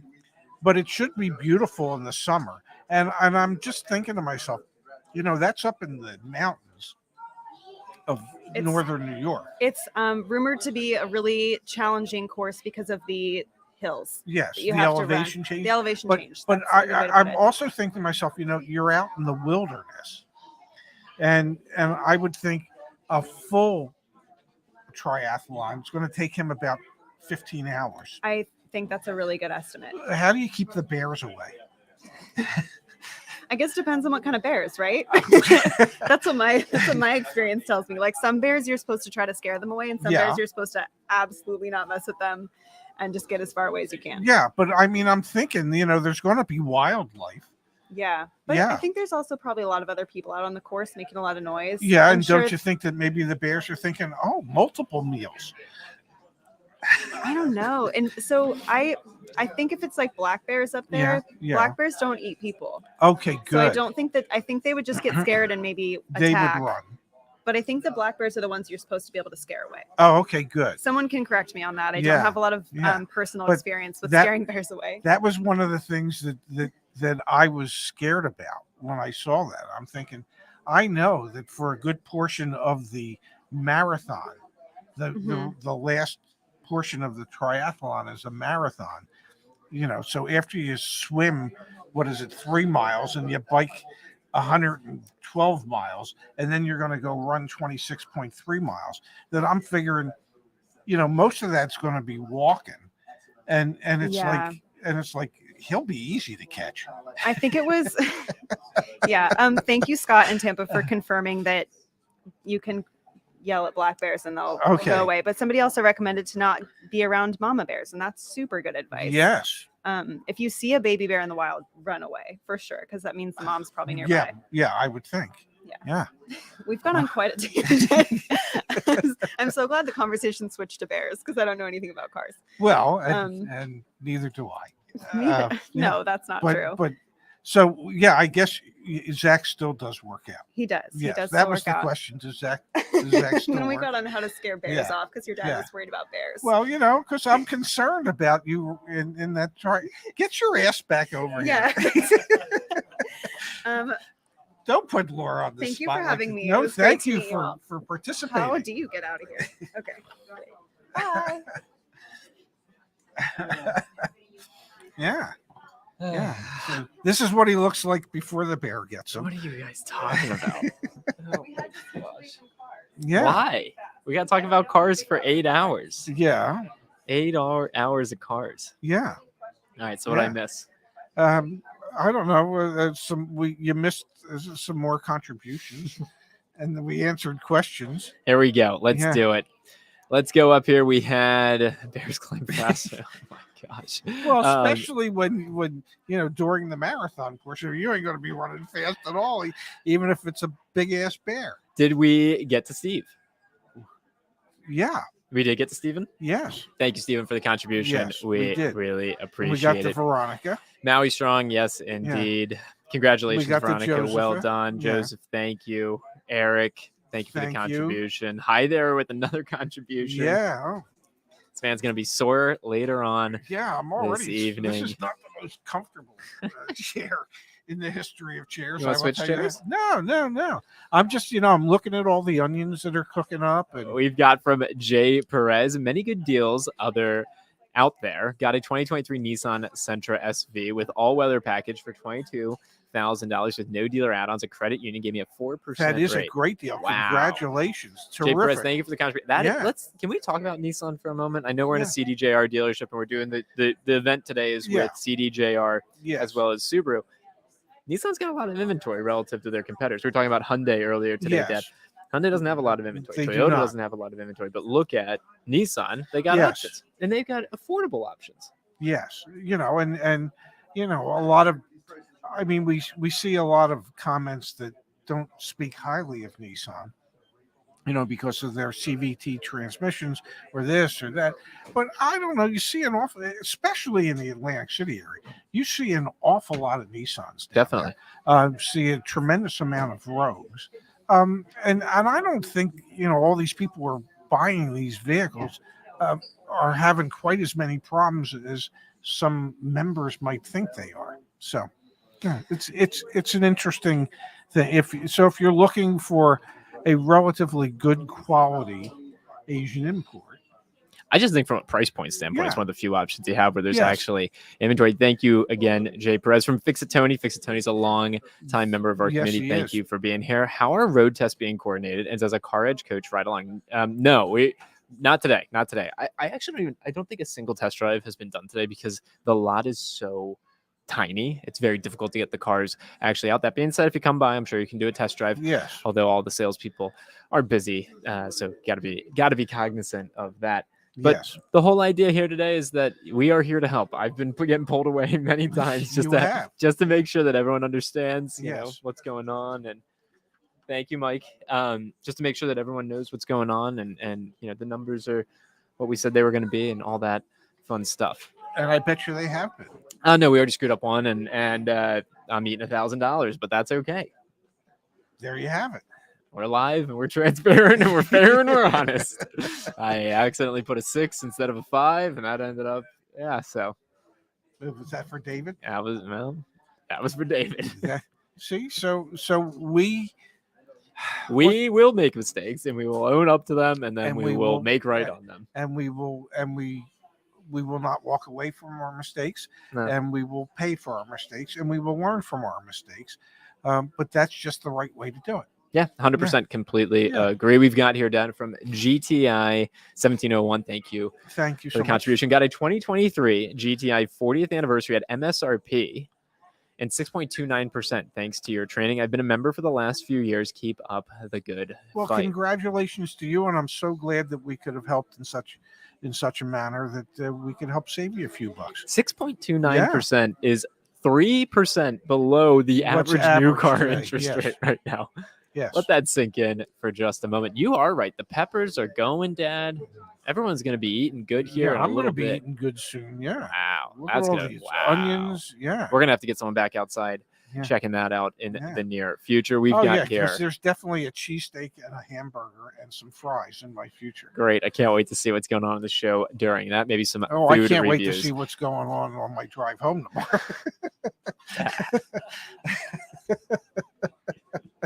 Don't know how I feel about that. From SM, we had a thoughtful contribution come through. It's raining, and I will listen to you guys all day today.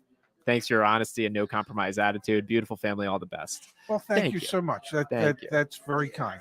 We We love- appreciate We it. love to hear that. We absolutely love to hear that. We got a question here from George. Yes. How many sold units will it take for you to consider your sales event a success? One person having an awesome experience to me is how I'm measuring success today. The dealership, I think they'd be upset if it was one, but I'm saying one. Yeah. Well, and I'm pretty sure it's more than one already. Well, coming into today, we've already had 2 people Yeah. yeah. So no, I feel good. If it's one, I'm happy. Yeah, but it's more than one. No, it'll probably be hopefully more than 10 people will come in today and feel good about the car deal that they got, and had a great experience. That's what we're hoping for. How are we going to do this for this? How are we going to do this for 8 hours? People are going to watch me eat at a certain point. Talk about bears. Not Yeah. talking about Yeah. bears. Yeah. Yeah. Maybe we should bring a guest in. Where did my phone go? Let me see. I don't know where your phone went. Oh, My you phone want is to bring charging. Brandon in? I think it'd be nice to have a guest. He could do the talking. Whatever you want to do. You're the Yes, please. Thank you. Thank you. All right, let's keep going through the chat here. E-Rock wants to know how many deals happen on average on a Saturday. Was Saturday a busy day in the dealership for you? well. Typically, it's the busiest day of the week. Is it? It depends on the dealership. I mean, I worked at a mini dealership, and a good Saturday would be 8 to 10 car deals. Really? And on a Saturday, I've worked in dealerships where a good Saturday was 15 to 20 cars. Wow. And I remember on Halloween one year at the Acura dealership, and Halloween is typically not a busy day. Yep. On Halloween that year, I think we did 13 or 14 deliveries that day, and it was like we were shocked. But it depends. Yeah. It depends. I mean, there's stores out there that do 40, 50 car deals on a Saturday. 40, 50 car deals in one day? Well, Wow. that might be a slow day. That's insane. I mean, you take, for instance, Longo Toyota. yeah, out in Southern California. They sell 4,000 cars a month. That's more than 100 a day. That's obscene. Something like that. Yeah. Wow. So, even if they're having a bad month, then they only, do 100 a day. Wow. on average. Yeah. That's wild. Yeah. All right, let's come back here. Thank you, Laura. Thank you. Let's come back here to the chat, Dad. Yeah. We had from Mark saying, Zach and Ray, how is your concept different than, say, the Costco discount? In what ways are we doing that something similar? In what ways are we doing it different, Dad? What do you think? It feels pretty similar in a lot of ways. Well, I'm sure it's similar, but I think it's different in the fact that these are really pre-negotiated prices that the dealer's honoring. And many times with the Costco discount, that's not always the case. So, Also, we're here today, folks. So, Yes. I mean, who do you want to show up from Costco?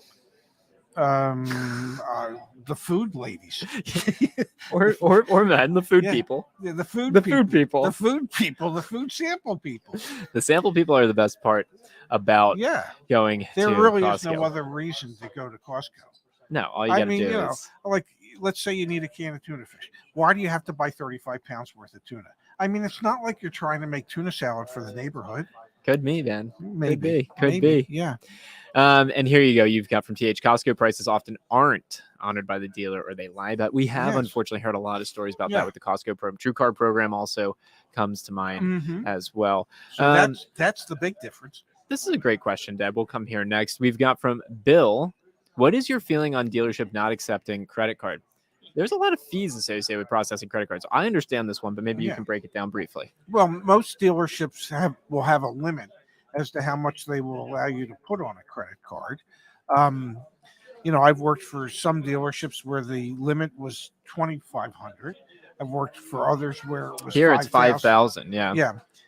So here, like you said, it's $5,000. But I've never worked for a dealership that was going to let anybody put the whole card on a credit card. And we get that question somewhat frequently. People Yeah. saying, "Hey, can I buy the entire car No. on the credit card?" And the reason is because the fees are so much. Well, if your transaction fees for credit cards are 4 or 5%, even if they're 3 to 4%,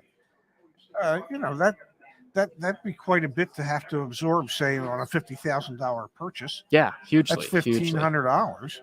All right, here we go. We've got the question of the hour. How many cars have been sold so far? Any numbers? I don't know. I've been running around a bunch, but I don't know. Yeah. Well, hopefully we'll get a lunchtime Yes. update on how many folks have come in. We've got here, Dad, from Walid. Thank you Yeah. for the contribution. Would you list the possible rebates available for the Ram 1500? It's tricky to do rebates because they are different based on where you are in the United States. Here on the East Coast, Dan was getting his face in the stream. Here on the East Coast, I think Ram's currently doing $4,000 as a cash or a finance rebate, and then there are lease incentives as well. So there are non-trivial incentives right now on the Yes. Ram 1500s. And we actually saw that it was posted on the community forum. there is a retro stair step program back in effect on Ram 1500. So there's incentive to be moving Ram 1500s. You can make more money. All right. That's pretty much how that works. Yes. Yeah. All right. I just texted Brandon to see if he Yes. wants to join us. If he does, we're going to have to get all the gear on, but that is A-okay. SM says, when is a CarEdge mobile app coming? I don't know. When is the CarEdge mobile app coming? You got most of your team here. Yeah, I do have most of my team. I can ask him. I can Yeah, ask him. When is that damn mobile app coming? Yeah. Sometime in the not too distant future. Thank you, Fix-It-Tony. We appreciate the contribution. Costco program is dealer opt-in. Non-participating dealers often beat the Costco discount. I use Costco programs as leverage for my 2018 Pacifica. That's one of the like harsh realities of Yes. those types of programs, and even the program we're building out Yeah. today. Is it the That- best that price? you Nate? could take the price Yeah. that you get here and you could go somewhere else, and that somewhere else will beat it by 50 or $100 just to steal a deal. Yeah. You know, we are not saying that this is necessarily the cheapest price you can get a vehicle for. Yeah. We're just saying that the price is known. You don't have to fight back it's and fair. forth to It's get fair. it. And it's a fair price. And so that you don't have to invest 5-6 hours trying to get the best price. You know what the price is. Either the price works for you or it doesn't. If it does, then you're in and out in next to no time. Yep, absolutely. E-Rock wants to know if we're able to do more brands than just one. Yeah, absolutely. The whole premise of this is that we should be able to have pre-negotiated pricing Yes. all year round, every single month with our dealers that are in our network. I'm thinking, I keep looking at that damn food truck. You want to take a lunch break? I mean, I don't know if he's quite ready. Well, I don't know. They're cooking stuff. I mean, whatever. I mean, I would do it like a cheeseburger. Or Why a don't you cheesesteak. get you're 90 minutes in? Why don't you take your first break? Oh, I would eat it right here. Yeah, but you can get up and you can grab You're it. gonna and let me walk- move around? Yeah, go move around. It's good for and you can meet David. I met David. Well, you can meet How him many, how again. many times do I have to? He's got two of the cutest little boys I've ever seen. They are very cute. They Yeah. are very cute. Yeah. Oh, we need another 20 minutes, Justice says, on the food truck. All right, so we're waiting Okay. about 20 minutes for the food truck. Laura's getting progressively closer, which I appreciate. Yeah. You having fun? Sweetheart. Yes. Cool. That makes me happy. And I'm having fun. You're having fun? Yeah. Did you want some? Marla says hi. Hi, Marla. Did you want some popcorn? I'm good on popcorn. I could use more water if you're able to. Pretty quickly. Well, we have free waters out there. Oh, awesome. Okay. Yeah. I'll take one too if you. Thank you, Laura. Yeah. Thank you. Yeah. Rather than drink the waters from the store. All right, let's keep going here, Pops. We've got from, where I've was been it? doing this an hour and a half already. Oh my goodness. Your gracious. daughter says, please let Dad take a break. Darren, this is the car business. Car don't- people don't take breaks. We don't take breaks. You know, car people would pee in their pants No. before they take a break. We've got from Anya. CarMax seems expensive for their no-haggle prices. Yeah, CarMax is expensive. Yeah. And it's well understood. CarMax, Carvana, you pay for the convenience. The idea Yes. behind what we're trying to do is that it should be that nice middle ground. It'll be very difficult to actually strike it, but everyone wins if the price is fair and the experience is good. Yes. How difficult, here we go, Pops. How difficult is it to buy a car in another state for taxes, benefits, drawbacks? Did you do a Well, lot of out-of-state deals? Yeah, we did quite a few. I mean, you collect the taxes for the state where it's going to be registered. Or if you pay cash, you don't collect the taxes at all, and you let the customer pay the taxes when they register the vehicle in their state. A lot of the dealer software and things like that can, figure out Yes. what the actual Yes. taxes are and everything. Yes. I feel like at some point we're gonna have to do like story time. Like we're gonna have to get you going back. Yeah. Oh, look, we've got waters. Thank you, Laura. Thank you, Laura. Thank you. Whoa. Thank you, Morgan. We're gonna pull that up on the screen. Just give us 1 second. Thirsty gentleman here. Oh gosh, we got some funny comments coming through. Morgan, thank you. You guys are fantastic. Such amazing knowledge that you empower consumers with. Keep up the great work. Thank you very much, Morgan. That you have no idea how much it means to us when we see comments like that we know that we're actually helping people and we know that what we're doing, the concept of what we're doing, makes sense. What did I say to you this morning when we got here? It was like, could you believe that you're back in the dealership and it's for this? No, Yeah, that to me is the mind-boggling. but the thing that was mind-boggling to me was that smell of the car dealership popcorn. you That could smell it that right when just- you. that was like, oh my God, I can't believe we've got car dealership popcorn. We've got someone in the chat. We've got Bubble Witcher, excuse me. Did we get Laura an umbrella yet? Yes, we had a hot mic moment the other day on the show, Yeah, and yes, Laura did we get did her get umbrella. Laura her umbrella. We did. Yeah. We did. Can we talk a little bit? And you know what we really need to? It was an imported umbrella. It was imported all the way from Montreal, There you go. which was probably imported all the way from China. But I'm not 100% sure of that. Can we talk about for a second, Dad? Can we talk about we mentioned dealerships selling cars out of state. Yes. Can we talk about why they are incentivized or disincentivized to do that? Because we talked about earlier the idea of the service department and things like that.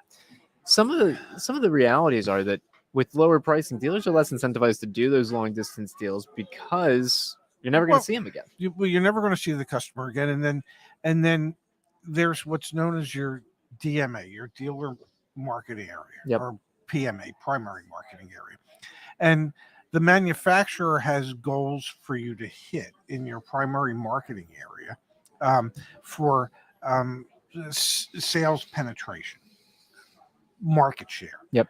Well, it doesn't count for market share if you you're sell a selling car. the vehicle 3 states over. Okay. So, and there's no hopes typically of any additional or ancillary income from doing service work. Because if you sell a vehicle to somebody 3 states over and they need warranty repair or they need maintenance, they're not driving 3 states back to come to you. No. So typically if you sell a vehicle to someone out of state, the only money you're making is the money up front. There's no additional money to be had. And I know that people are going to hate me for saying this, but if I had the only vehicle in a 5 or 6 state area that matched exactly what the customer wanted, and the customer was from 3 or 4 states, I can think of an Audi Q7 that I had one time. Yeah. It was the only one. The customer was from Connecticut. And I told them up front, you're going to need to pay more than I would sell it to a local customer for. And they wanted to know, well, why would that be? I said, because I'll never see you again for service. And the only money we're going to make is what little bit of money we make up front. So if you want this vehicle, you're going to pay more to get it than my local customer will. Did you end up selling them the car? Yes, because it was the only one in about an 8 or 9 state area. Yeah. That was exactly what they wanted. This is an interesting question. Yeah. Does it help if you travel to the remote dealership to buy? I don't think so. I mean, even we've been experiencing here, it's like, the dealer here is more incentivized to work with people in their local community because they're going to come do the service work. Well, because you want to try and create service customers. That's part of the new and used car department's responsibility, is to create service customers for the service department. Well, you're not creating more service customers if you're shipping those cars 3, 4, 5 states away. Those people are never coming back. Yeah, exactly. If they're So- never coming back, you're less incentivized. Yeah. Yes. No, I mean, we had that conversation here because they really are incentivized to have people come into the dealership, build that relationship. Yeah, Yes. that's definitely the name of the game. All right, here we've got Dad from Robert. I'm curious, as a general rule, do you know how competitive you are with employee purchase pricing? Employee purchase pricing means a different thing for every OEM, doesn't it? Well, it does. And Ford's got X plan and Y yeah, plan and that and stuff's Z plan. listed on the invoice.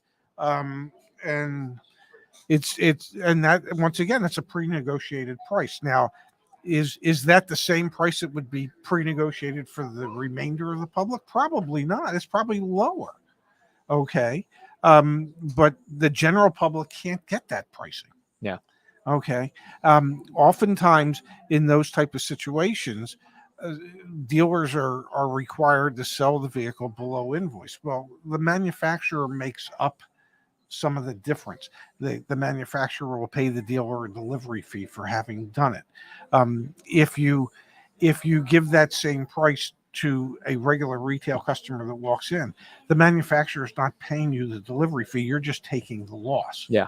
So there's huge differences. Yeah, there really, really are. All right, let's keep going here, Pops. We've got from Show Just dealer invoice for a lot of Honda and Mazdas have them not making a huge profit. I know they make it in other places, but some dealers aren't making as much as people think they are. That's very true. Yes. A lot of people think on a new car you might make. A lot of people think on a $50,000 car that the dealership's making $20,000. And if the margin built into the car from the manufacturer is $5,000, that's a lot. Howdy.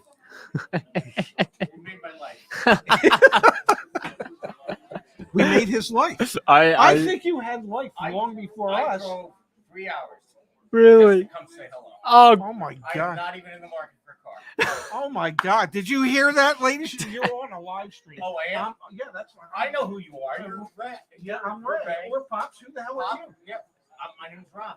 Rob. Nice to meet you, Rob. Where did you drive from? Wait, do you want to get on the show? Oh my God. Sure. Why not? Jump on. You can hang out with Dad. It's a very janky setup here, but Come here. Thank you for being a part of our community, Rob. Yeah, Have a seat, Talking to Rob. the Is this mic. getting recorded or anything? It's live. Record it Oh live. my God. Yeah, this is Talking to the mic this again. is honest to God live, Rob. This is amazing. I Yeah. got to tell you, you guys, I've been following you because I've been fascinated with this whole way the market has changed with cars. I'm in the truck business. I'm a truck dealer, Okay. commercial trucks. Okay. So this kind of thing always has fascinated me.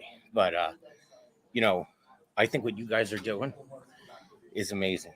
Well, thank you. What do you like about it? What I like about it is because honestly, I've always felt like, if there's a way to help people buy cars, because people are just totally confused Yeah.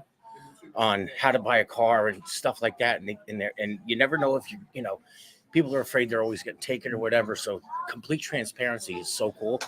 And you guys have figured out something that I've wanted to do forever. This is great. Plug your dealership. No, I better not. They're very modest people. I don't want to do that. But And as you can tell, Zach and I are anything but modest. Is that yeah, what you no. said? I'm neither am I. Believe me. If I had permission, I'd be screaming the name. But I'm a commercial truck dealer. And but anyway, what you guys do is amazing, and you guys are going to go far with this. I heard once on a TV show, if you're going to build $1 million business, you need to solve $1 million problem. And you guys are solving $1 million problem. It's actually probably $1 billion. Or $1 billion problem. It was $1 billion. You were right. $1 billion problem. Yep. So Yeah. Well, now, where did you drive here from? Honesdale, Pennsylvania. Oh my goodness gracious! Yes. Yep. Beautiful drive. Oh yeah. We have family out here, You get a so lunch out of it. Yeah. we're actually on our way we're going to go visit family here in Staten Island. Okay, cool. So, I'm going to make a day of it, but I was worried that you guys were going to be so busy with customers or whatever. I wasn't even going to be able to say No, hello. I'm And so I never glad. expected to do the show thing. That's crazy. That is absolutely crazy. Rob, it means the world to us. It really does. Oh my God. You guys are great. Great. Thank you. I You really know, appreciate it. the truck business is an entirely different animal. It's, but I can feel people's dealers' pain with allocations and stuff like that. We go through it on a daily basis, and we're still struggling to get allocations the way we want them. Mm-hmm. But our company's built our brand on complete transparency, and it's all about the customer first. So It's a good way to do it. yeah, How long have you been in the truck business? since 2006. Okay, that's a long time. Since my friend. 2006. Yep. Yeah. Wow. I started sweeping the floors of the truck dealership. and now I run the whole building. Wow. So God bless you. Yeah. So kudos to listen, you. thank you Yeah, very much. yeah. It was good to see you guys. Yeah, here you Great, get out of the- yeah. get out of the- Get out of the chair. Yeah. Oh wow. This is great. Thanks, man. Hang out. That's terrific. All right, again, we are at You know, I 1239 Highland Boulevard. Yes. We'll And, happily, and yeah. what's the name of the place again? Island Chrysler, Dodge, Jeep, Ram, and Subaru, ladies and Subaru gentlemen. dealership And- right up and- the street. And there is free food from Montalbano's of Rosebank, the famous Montalbano's. You have sausages and peppers, hot dogs, cheesesteaks, French fries, chicken tenders, hamburgers, cheeseburgers, and drinks galore. I don't know if I got the chicken tenders. Well, whatever. You got choices, folks. Did I mention you got choices? Oh, that's really awesome. Again, if you're able to come by, we're going to be here until 6 p.m. So about another 6 hours here at the dealership. Whether you want to buy a car or not, you just want to come say hi. It puts a huge smile on our faces every time Yes. we get to meet someone who's a part of Yeah. the community. All right. Yeah, Roy's right. An interview with an actual customer. I mean, it's just big smile on Rob's face. That made me so happy. That was Yeah. really, really No, awesome. absolutely. All right, Pops, let's jump back over to the chat. Yes. Oh, we almost had a sales event banner flying, but that's okay. We've got this that we were talking about buying from out of state or from a remote dealer. Yeah. Travel 2 hours, save $17,000. Okay. Well, that's worth it. That maths. Yeah. No, that's absolutely worth it. What do we make of Igor's idea of wants to buy a CarEdge dealership? No, Igor. No. Zach, I'm still. Yeah. Well, you know. I like partnering with dealers who do things right. I think that's the right way to do it Yes. because those dealerships already exist. They just need our involvement to help make sure that everything is fair, transparent, efficient. And if that doesn't work out, then maybe we have to go and go into the CarEdge new car business We'll see. and We'll see. and do the right thing by people. And I believe We need just- more island auto groups that we can Well, partner with. I believe just based on what we've seen in the first 2 hours and 45 minutes of today, the number of CarEdge community members that have shown up here, the amount of people like Rob who just have driven by to say hello, there is a need and a market There's excitement for this type and, of push. and people would make it a point to do business at a CarEdge dealership. I think they so. would. I think so. They absolutely would. Yeah. Yeah. I think there's a real future in the idea of being upfront and honest with people. Yeah. Crazy concept, right? They taught us that in preschool, I think. You must have gone to the wrong preschool. Alejandro, thank you for the contribution. Everyone today has been so generous Yes, thank supporting you. the CarEdge cause. I guess you really see that we've invested a heck of a lot of time, money, energy, effort to be here at the dealership. Lots of planning, lots of money has been Yes. invested to make this experience happen. So we really appreciate everyone helping us out. We've got that from Roy's Place. Yes. We've got, I learned something from CarEdge. When ordering a vehicle, make sure you add on the paperwork, no add-ons. I took it a step further. I got a hold of a new 2024 truck and immediately said no add-ons. That's what you have to. You have to negotiate everything about an order at the time you're ordering it, and On the RO for the PDI, yeah, say no add-ons. what's that stand for? The RO stands for repair order. We should grab- PDI stands for pre-delivery inspection. Ooh, that thing is moving. Hey, Justice, you mind making sure that thing's not going to go over on us? Oh, there's a kid behind it. Okay, well, make sure it doesn't fall on the kid. Cool. Okay. Yeah, It's just a kid. yeah, Crisis averted. yeah. Bubba, That's what's a future car buyer. we need to, that's a future car buyer. That's not just a kid, Dot, ladies dot, and dot. gentlemen. That's a future car buyer. Very loud. I know. Very loud bike phone. I'm sorry. We've got here from Chuck Pops. Your site and reports helped my son get a great out the door price recently on a 2020 Honda Civic EX. Thanks for everything you are doing. It's your saying, knowledge is power. Applied knowledge is Applied power. knowledge. Knowledge without applying it means nothing. I completely agree. Yeah. I completely agree. But understanding it, learning it, applying it, and the stuff that we teach is stuff that you can use, your entire lifetime, and not just for buying cars. Okay, it's for buying anything. We've So- got some. Thank you, Rob. Thank you. We're gonna get a. You're getting food, and we're getting. Yes, Yeah. absolutely. But the cards appreciate it. Yeah, I agree with you, Dad. Because what we teach, what we're passionate about, is empowerment. It's about Yes. being informed. Yes. Okay. That Yeah. applies to buying a car, but it applies to. It applies to just about everything in life, and knowledge. It doesn't. If you're a first-time home buyer, You wouldn't need it- CarEdge for buying a home. well, wouldn't it be nice to know what to expect as a first-time home buyer? What steps you need to go through, how to get pre-qualified, Yep. How to be able to negotiate on how it's no different. It's whatever it is that you're looking to buy, you need to acquire some knowledge about what that is, Absolutely. so that you can then apply that knowledge to make a more insightful purchase. Yeah, I completely agree. Even if it's even when I was buying appliances for the remodel of the condo. Yeah. You got to know. You got to know, man. I'm getting hungry. I need to jump back out there and show folks what's going on. Well, we're going to show folks as I'm sitting here eating my cheeseburger and my cheesesteak, and my fries. That's gonna be special. It is going to be special. All right, let's take a trip down memory lane. What are Yeah. some of the things we've been doing this? How long? A 3. little over 3.5 years. It'll be 4 years In December, the end of December. So yeah, we're climbing up on 4 years of CarEdge. Yes. Yes. What's some of the stuff? What are some of your favorite memories from the journey thus far?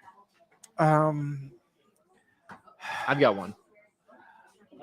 Well, I one of my favorite memories was when we were doing like the concierge business, Yeah.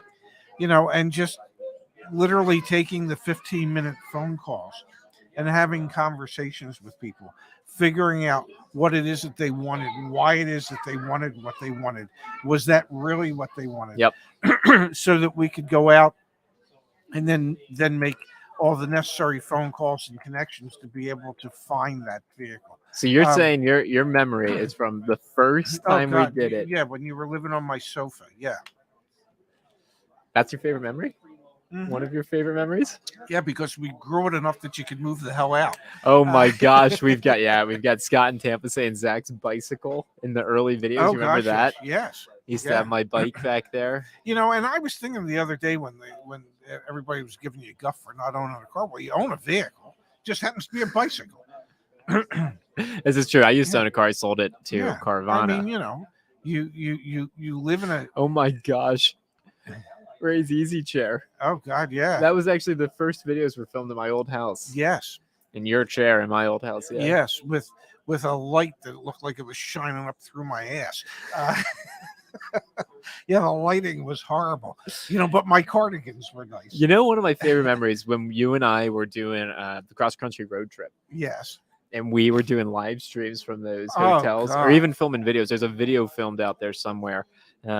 Yeah, there was a live Oh stream. man, we were in like from, Santa Fe or something. But yeah, that live stream from Eufaula, Yeah, Louisiana, Oklahoma. Oklahoma. We didn't go through Louisiana, and that was, I mean, I don't want to say that the place we stayed in was a dump, but the place we stayed in It was a needed some dump. love. It needed some love. Oh my goodness, yeah. Yeah, we've had some fun But that moments. was a fun road It trip. was a very fun road trip. Yeah, and then part of that road trip was you got to hike the Grand Canyon. Yeah, that with, was awesome. One of your high school friends, from, Not high school. junior high school friends, Yeah, middle neighborhood school. friends Yeah. from when we lived in Arizona. Yeah, it was a good time. Yeah. We've got that from Matt. Thank you for the contribution, Matt. Thank you, Wishing Matt. you all great luck today. Education is the key. Need to follow up and get you gentlemen guest lecture in my classes.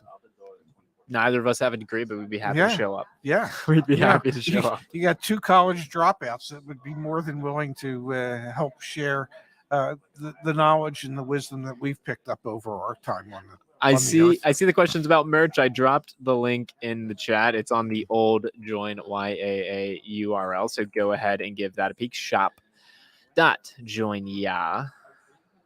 What used to be the fastest growing Yeah. Swedish company. Swedish automotive company. Swedish automotive software company. I whatever the see hell- food, man. Yeah, I do. Go grab some food, Dad. No, get somebody. No, go. somebody You to- should walk. It's good for your blood pressure to walk. And you should say hi to Rob and take a photo. Go here. We're gonna let Pops out. We're gonna let him out. I'll fly solo for a little while. Brandon. Step.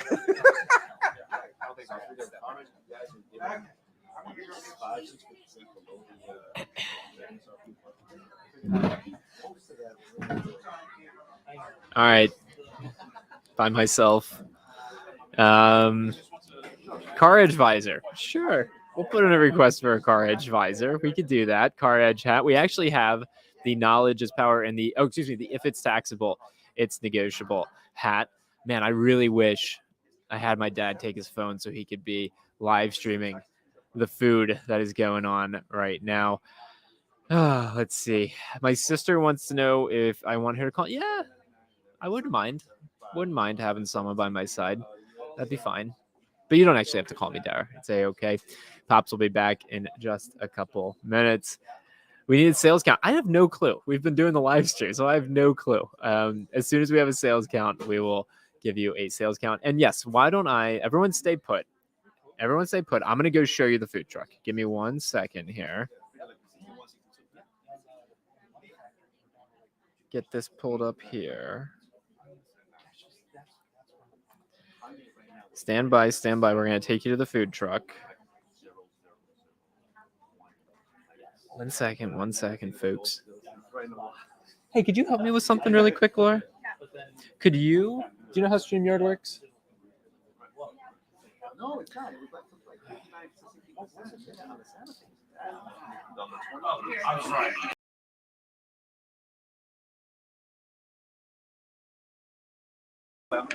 This is great. Rob. Hey, Rob. That's Rob. All right, so here's the deal. We're going to head outside really quickly so you can see the food truck. Stand by. Stand by, stand by. Dealership's looking all sorts of fun. Surprise my dad real quick here. Wow, we've been going for almost 2 hours. We've got Pops and Justice at the food truck.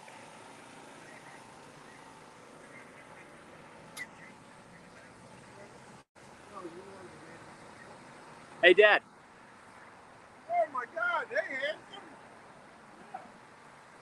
handsome. If you're in Staten Island, please, we are here at the Island CDJR and the Subaru dealership right up the street. It's really a fun day.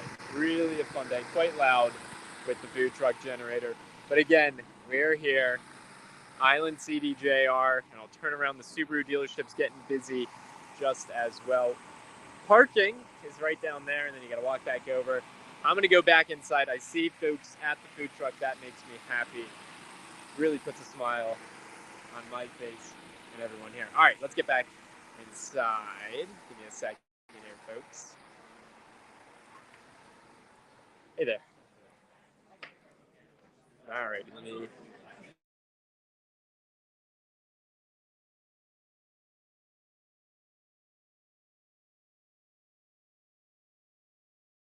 So when you look at let's say let's say we're doing All right, we're back. Sorry about the noise there. There you go. You got a quick little tour of what's going on. Yeah, come on, Dad. All right, he's coming back with food. Yeah, you're just gonna have to see me eat on the show. I got napkins. I got food. Yeah, we can just get to know you a little bit. A little bit about you. What? We don't even have to talk about cars the old time. We can. There you go. All right, I actually need to run to the bathroom really quickly. What? Not why I'm eating. So y'all are gonna have a couple minutes of Dad just eating. I'm gonna run to the bathroom real quick. All right. Yeah, hurry back because I wanted to eat. Justice will join you. I have to run to the bathroom real quick. Yeah. We got the hot dogs. We got the hamburgers. We don't have cheesesteaks today, ladies and gentlemen. I apologize. But they do have sausage and peppers. My, look at that. Nice, delicious hot sausage and peppers. Yeah. This is what happens on a live stream when you do this for 9 hours. You get to watch me eat. I hope you don't mind. I'll wait for someone else to come back before I eat. You're nicer than I am. I don't have to be here the whole time. You're the one who's stuck here in that chair the whole time. But I'm having a that's good time. Yeah. And that's the part that matters. Do we want to answer some of the questions? Yeah, I want to answer one that I actually answered earlier, but Okay. who are the CarEdge coaches? Me. You're one of them. I'm one. Phil that you saw earlier was one. Who is the CarEdge coach channel that keeps responding here? That's also me. So I know that one came up earlier. All right. Where are we? No silk jacket. I don't. Not today. Okay. Yeah. Some other days. Yeah. You know, I look behind me when I get up to get the food. There's a poop ton of people here. There's so many people here. Yeah. There's so many people. Oh, look, I got a direct question to me. Okay. Let's do that one. Okay. Do you think manufacturers are reconsidering their EV stance? Well, I got to tell you, I think Ray can answer this one too. No problem to it. Yeah. I think they are reconsidering their timelines. Absolutely, for sure. Clearly, they didn't know how hard it was going to be to ramp that up. I think they thought they were going to instantly be Tesla instead of ignoring the 20 years it took Tesla to be Tesla. So yeah, I mean, I think there's got to be a lot of boardroom discussions about that going on right now. And I think the real problem for them is they can't figure out how to make them cost effective. Yeah. Okay. You know, the new Cadillac Escalade EV, the base model, 130 grand. Yeah. So until they can figure out how to make an affordable EV, and none of the manufacturers other than Tesla did, well, I won't say none of them because Chevy has with the Bolt. Yep. Okay. And the Bolt's coming back. And I think Yes. that says a lot about Yes. this question too. Yeah, because they understand that to really become an EV player, it's not at the $100,000 plus No. price point. All the people at that price point have already purchased. And that's kind of, I think we talked about this Yes. on the EV show before. Like now you're all the early adopters have adopted. Yeah. All the, upper end buyers have bought. Yes. Now you're at a point where you better start making affordable EVs, or no, there's not going to be, even Tesla, like they have to, their 3 and Y are their sellers. The Yeah. S and X are barely selling because they're too expensive. Yes. So it's the lower end price points, and especially if you want to try and get the people that are on the fence. Yeah. Okay. The only way you get those people is that the EV alternative is less expensive than the ICE vehicle. Now, Yes. in many cases, that is the case because Of The- rebates and yeah. well, and the fact that the I forget what I was going to say. Because they've just done higher end vehicles, ICE vehicles, so that many of the EVs are cheaper. But an $80,000 Lightning against a $65,000 ICE F-150. Well, and now that you can get pretty good discounts on an F-150 too, negotiated, that makes the Lightning even less attractive. Look, let's be honest too, because the ranges aren't the same. You're not talking about the same range. So that being a big deal for a lot of people, and we talked about this on the EV show before, you better be cheaper in an EV if you're getting 250 mile range versus the ICE getting 400 miles, in your tank. So, And there was that interesting story about the gentleman from Calgary who bought a Lightning and didn't plan really well as to finding the high speed charging stations. Yeah. And then they go to different charging places and the charger's not working. Then ultimately they had to they actually had to have the car towed to a Ford dealership because they ran out of fuel. Yeah. And then they had to rent a vehicle to finish their trip. Which, I mean, as long as when you're in that, that's especially up in Canada with the non-Tesla grid isn't there. The charging stations This aren't there. happened that in the much. States. They drove. They got into Minnesota. Yeah, I And- would say all Yeah. those northern, they're just the infrastructure's not there for a lot of them. I know I get spoiled in California with it, but Mhm. it's just not there. And in California, even I'm just using Tesla, so even less there. Can dealers refuse to give you the buy rate if you ask? Yeah, they absolutely can refuse to give it to you. Yeah, they are not obligated No. to. No, we ask anyway. That doesn't mean they have to give it to Yes, you, but but it doesn't mean they will. no. But I would say the good ones would. Yeah, I think it's a good indicator. Just like when we talk to people all the time, try to reach out and get that OTD. Mhm. Get the OTD first, and before you go down there. The dealers who are saying we don't give out OTDs, you got to come down here. That's your first red flag. That is. Mhm. Are we frozen with the charge needs battery? Yeah, we need a battery, Zach, because we're frozen in time and space. I think so. Let me check. Let me check the other. Oh, yeah, there we Yeah. are. There we are. But I bet they can still hear us All right, I gotta replace the battery. just fine. All right, your audio is still going. Yeah, I was just gonna say. I just said I think our audio is still on. Yeah, but we're here, ladies and gentlemen. We're just Yeah. finishing up food. Susanna asked, "Did we see the article about the $25,000 Tesla?" This is also called the Model 2. It's been called a lot of things that aren't real, but yeah, we've read it. There's still some debate on whether that's going to come out to the United States or not. What do you think, I don't think it is. I don't think it is. and why? Hey, look, Steve says I helped him. Yay! Oh, you can't see my thumbs up. You can see Zach though. See, Mhm. there's Zach's feet, and there we are. We're back.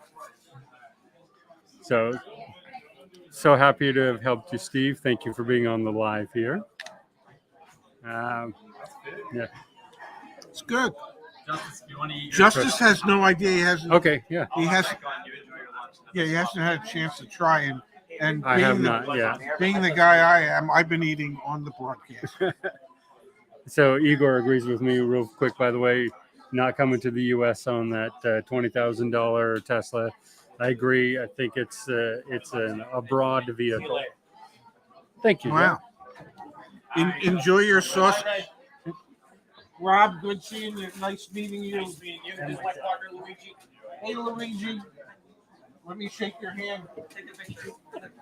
All right, Pop's getting a quick photo op. I'm back. How long can two guys stay on a live stream? Thank you, Rob. Bye-bye. Nice meeting you, Rob. Nice meeting you, Luigi. That's just wonderful. How you doing? Oh my God. Food good? Yeah. Yeah. You ever do anything like this when you ran Um, dealerships? With live streams or eat in front of me? Both. Yeah, I did radio live streams. We did a live remote, and I remember it was pouring. It was really a miserable day at the shore, and it was pouring. And I said on the radio, I said, "Oh my God, I know the weather's bad, but you won't believe this. Right here at Admiral Nissan, it's not raining at all." That was such BS, wasn't it? Yeah. You were just determined to get customers into the dealership. All right, let's keep moving here, Pops. I'm going to go down on some of the comments. Zach, why do you never ask for people to like the video to get it out to more people? Please like the video. Yeah. Thank you. Okay, like it, damn it. Thank you. Igor, yes, we'll likely want you to call in. Appreciate you offering. We'll have to get the audio hooked up so that we can do calls and everything in a little bit. We've got Jude here with us. Good to see you, Jude. Long time community member. You were helping Jude out in the community forum. Just last week. Community forum, yeah.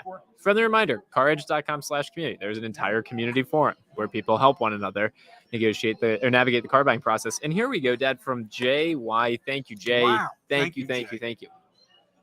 Thank you so much, CarEdge. You saved me thousands on my used Mach-E purchase and trade-in. From the daily videos with market trends, search for all available cars, and Jennifer's help canceling my old vehicle service contract and getting, a new one, well worth the membership. That's awesome. That is That's awesome. That's incredible to read. Yes. That's incredible to read. Wow. That is good stuff to hear. It's nice to know that we're actually helping people. Yeah, it's and the sausage is amazing, ladies and gentlemen.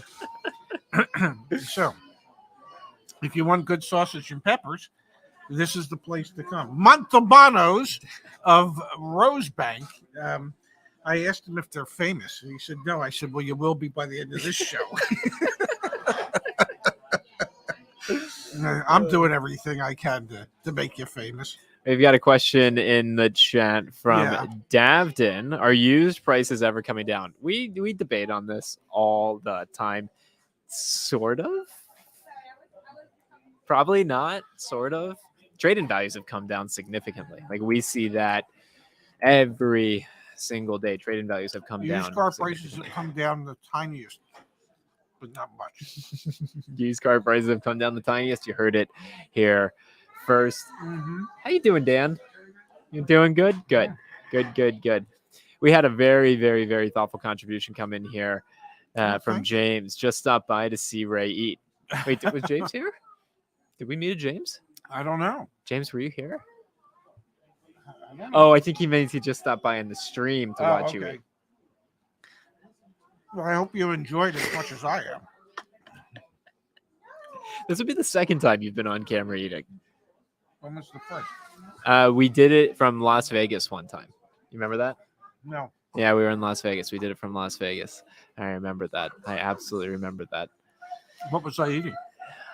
I don't remember, but you were eating something. You were definitely eating something. Okay. You put away the first one. You're doing good. Doing good on your burger.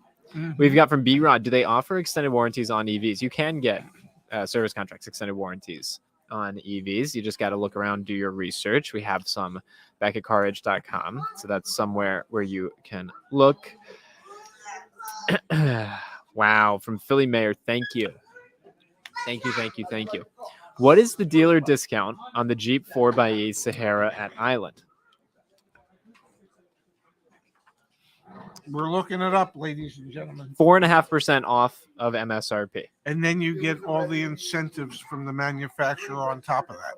We've got Philly saying in Philly about to head to a Jeep dealer for a lease and not trying to get hit over the head like I did at the Kia dealer yesterday. You get 4.5% off. You're in good shape. Yes. 4.5% off is what we pre-negotiated. We've got the 6% off on the Wrangler, not 4xe. Whoa. See, Sam remembers when we were in Vegas and you. Mm-hmm. Huh. That is the longest bite. Oh, I'm sorry. man. Oh, that's funny. I gotta eat. This is an interesting question here from Derek. Yeah. Wouldn't Ford sell more Mach-E's and Lightnings if they passed the $7,500 federal tax credit to someone leasing those vehicles instead of keeping it for themselves? If I'm not mistaken, they are passing those along to consumers, aren't they? I don't know if Ford is. I know most car companies that offer leases. Is Ford on not their EVs. Passing the $7,500 tax incentive onto the consumer? They should be. That seems like a huge miss. Yeah, because everybody else is. I mean, that's like one of the big things. So we're talking about the 4x's. You get 4.5% off from the dealer, but then you get $7,500 off from the federal government. Yes. I mean, that's like on a lease. On a lease. Yeah. E-Rock wants to know, is it smarter to go for certified over new? Certified is, wow, Justice says they're not. Okay, we're going to have to come back to that. Certified over new. I'm going new. Because certified, you never know what was actually happening to the vehicle. Sure, it's certified and everything. Yeah. But we've also read articles this year, Kia extending certified all the way up to like 10-year-old cars. Like certified doesn't mean what it used to mean. It does not any longer. All right, Igor says Ford is doing it now. Derek said Ford is not. Justice says Ford is not. I would be surprised if Ford is not. That seems like a terrible decision. Yeah, that's a huge miss. Because if you're thinking about one of those vehicles, an electric vehicle, and you know that you wouldn't qualify for the full $7,500 tax credit on a purchase. Yep. But you would get it all on a lease. It would make sense to actually do the lease, Yeah, so absolutely. you can get you get that pass through. Yeah. You might not qualify for it all on a purchase Yeah, no, you're right. You're absolutely right. if you don't have enough tax liability. I've seen some pretty sketchy stuff on certified cars. I'm reading the chat that I've seen Yeah. some pretty sketchy stuff on I've seen certified cars that have accidents reported on the Carfax. Yeah, well, they allow that now. I As know, long but as like it's a that, minor accident. I don't And love like that. I though. said about surgery, it's always minor when it's It's on not. somebody Yeah, when else. it's on somebody else. Yeah, you had that line the other night. Yeah. All right, Dad. We are over 2 hours in. Stop it. Yeah, we're over 2 hours in. I only got 6 more hours. to We go. got 6 more hours to go. Great. I'm feeling a lot like Jerry Lewis, ladies and gentlemen. Want a burger? I'm gonna get some food in a minute. Mm. Food looks good. You can keep the fries. Yeah, the fries. They looked only okay. They're not crispy enough. And yeah, not crispy enough. Mm-hmm. All right, let's keep going through the chat here, Pops. Carol wants to know, when do you tell the dealership you have a trade? And when do you bring up that you're trading in a car? After you've negotiated your discounts and your out the door price. Yeah, they're 2 separate transactions. Yes, and then they get combined into one. I'm buying a car and I'm selling a car. Mm-hmm. Yep, absolutely. Positive equity. Frank saying, can't believe I'm positive equity on my Challenger. I can't believe that either. The amount of negative equity we're seeing now is just through the roof. Astronomical. It's concerning. It's Mhm. concerning to see, in all honesty, because those people, they're just not in the market again because they're $10,000 upside down, $12,000 upside down, Yeah, something like It that. keeps those people out of the market. Yeah, it absolutely does. It absolutely does. Gene missed the 2 hours. Well, Gene, you're lucky. You can just drag that bar back. Yeah. And truth be told, you're probably not missing much, but just in case you want to make sure you're not missing anything. Yeah. Just in case you want to make sure you're not missing anything. Yeah. You Yeah. haven't missed anything good. Yeah, not yet. Yeah, not yet. All right, how about this? Yeah. How about this? Why don't we take a little break? Yeah. You and I can go off camera for a couple minutes. When we come back, we'll be refreshed, recharged. Why don't we take a little break till 12:30? It's about 20-minute break. Does that sound Okay. good to you? Yeah, sure. So the stream's gonna stay up. Stream's gonna stay up because we're streaming. We're not Oh. turning the stream off, Oh, but we're gonna take a little break. They're going to watch me eat because I'm going to sit here and finish eating. All right, sounds like we're staying on the stream. Well, you want me to get up and move around to eat? I think it's good for your body. Yeah. Well, I was thinking it would be good for my body to move around after I eat. Okay. All right. Finish Not eating. while Then you'll go eating. for a walk. Yeah. And then I'll get some food as well. Does that sound good? Mm-hmm. All right. We got a plan here, folks. We've got no breaks. You keep Great. talking. All right. I'll keep talking. Cars and Clips is sticking with us for the full 8 hours. Wow. Seems questionable. I'll be here for all 8 Yeah, hours. we got no choice. but that's okay. Boggleheads Chicago says, how many bells have been rung? I have not heard the bell be rung. So I don't know. Maybe not a single car has been sold. We are unsure. Not sure quite yet, but we'll have a sense by the end of the day. Mhm. All right, here we go from Boggleheads as well. What do you think about a salesperson saying they will give you cash to make up the discount? Can they be trusted? Is this legal? None of that sounds legal. I don't know what that means, but that does not sound good. Who's giving you the cash? No, if you hear this, this is not good. Not good. So they're giving you the cash from the rebate they didn't give you? Yeah, I don't like that. I don't like that. Why? No, I don't think that's the I don't think that's the vibe. I don't think that's the right approach from any type of dealer. You getting hungry? I am hungry, man. Well, I'm almost done. I got like 3 more bites. You're doing great, Dad. You're doing great. It's cool seeing all the people lining up, getting their food. That makes me happy. Mm-hmm. It puts a smile on my face. Yeah. All right, here we go. And we're making Montalbanos famous. Glenn says take a break. No, we're taking a break once Pops is done eating. Yeah. We're going to take a 30-minute break. Don't worry. Don't worry. I thought it was 20. 20-minute break, excuse me. Which brands have the best rebates right now? I do think CDJR has some of the best incentives right now. Mm-hmm. Their vehicles are really expensive, but they have some of the best incentives right now. They've got really, really, really significant discounts. They're really trying to push leasing. That's what they're trying to do. We've got Romeo saying, Zach, is this a good deal? Jeep Grand Cherokee L Altitude, 39 months, 10,000 miles for the lease, $749 monthly, and $3,500 for tax and fee. Hard for me to break that down right in front of you. I know we've got 5% off on Jeep Grand Cherokee Ls here at the CarEdge sales event, so that's the dealer discount. So that'd be the number that I'd be telling you to be thinking about, is what is the dealer discount on your capitalized cost? Ours here, 5%. Alexander says take a break. Yes, we are going to take a break. We're going to take a break. Done eating. He's done eating. All right, so why don't we do this? We'll just keep everything up, but we're just going to go take a break. Hopefully no one comes and does offensive things. And if they do, let us know when Yeah. we get back. We'll be back in about 15, 20 minutes, all right? Here at 1239 Highland Boulevard, Staten Island, New York. At the Chrysler, Dodge, Jeep, Ram, and Subaru dealerships. And don't forget to come out and get your free food from Montalbano's of Rosebank. If they weren't famous before, they're going to be famous now. I'm going to put it. What? I'm going to put a message there that we'll be back. Yeah, that we'll be back in 15 minutes.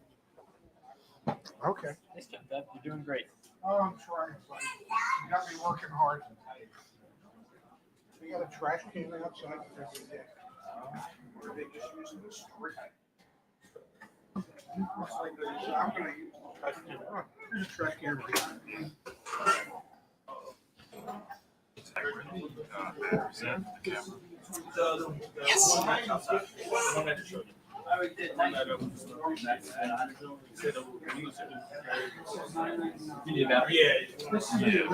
This one's charged. Is yours already out? Well, no, it's got like one bar left, you know. But like, yeah. Okay. Yeah, it's just charged itself. Okay, I'm gonna take a little break. Yeah, come on. Let me get you some food.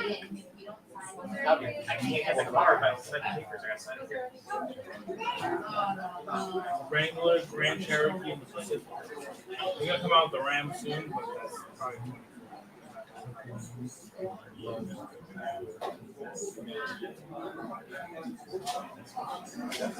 Wrangler's gonna be a good amount of both. Actually, just to the Wrangler. Just got to swing this around.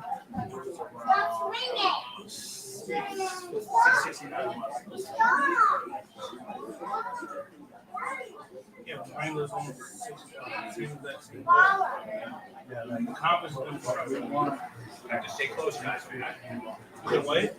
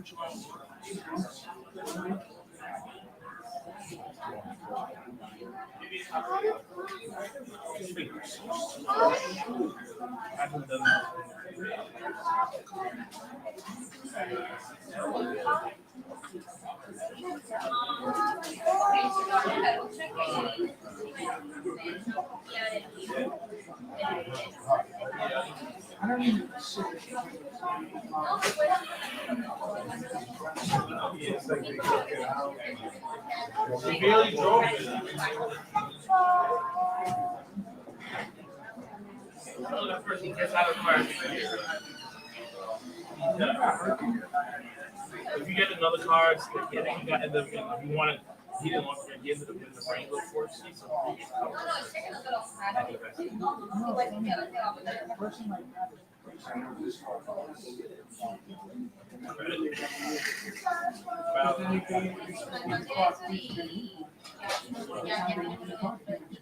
well, no, So it shows on this top, ran down. This first front. This is on this one. It's around 35,000. It's not very similar to this one, but a little bit nicer. Right around Maybe a little bit. yeah. I didn't even know that. Yeah, that's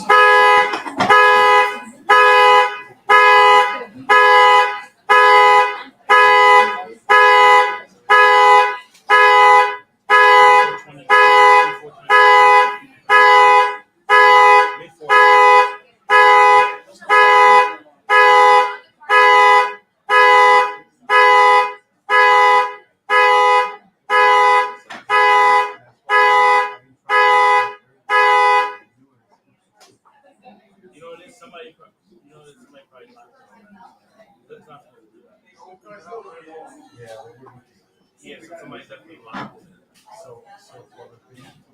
Isabel, please get me. I would need probably like. Yes. What else could we do? Oh, do you have 8645. Just unlock it. Like 7. Yeah, go ahead. I have it already. Selling it? Okay. Okay. Let me catch the case. Is it yourself? 347-880-80433. Gotcha. We put it out. This side that you can come in. Side.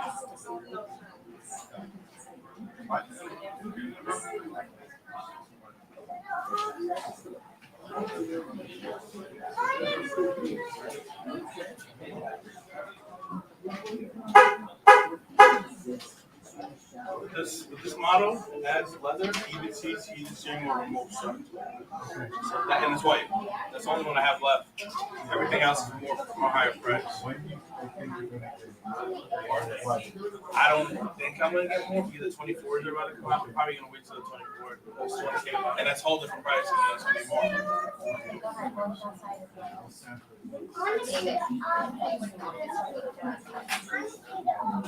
Let's see. All right. Let's see. Nice talking to you guys. No problem, guys. Stop by. I know it's not close. We'll get in the area. Stop by. Thank you.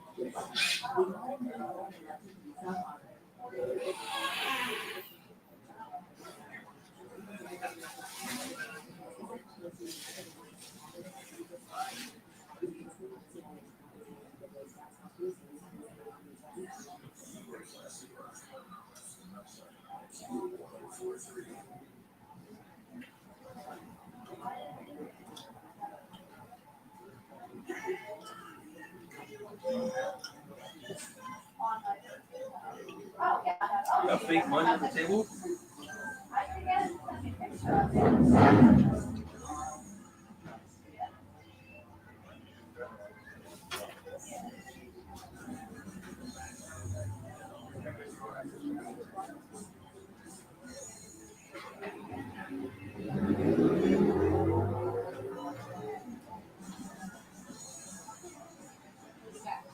This is sausage for him. Put it in my little lunch.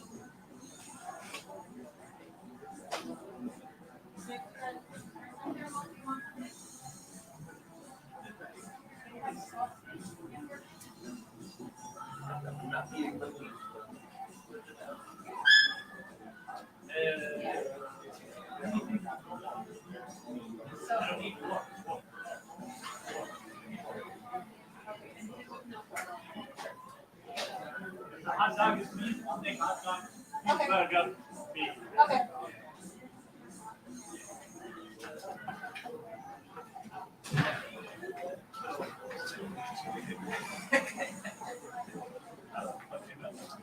So, everything else? They're all With them? Oh,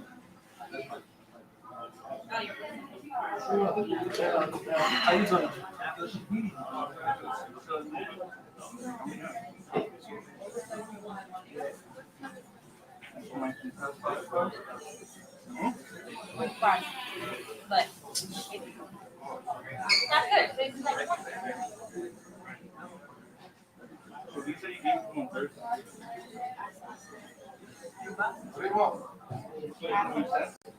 He's eating.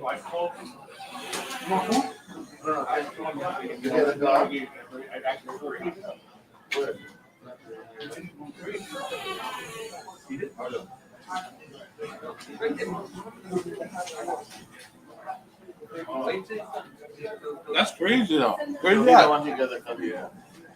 So she was blowing me up. So I might go.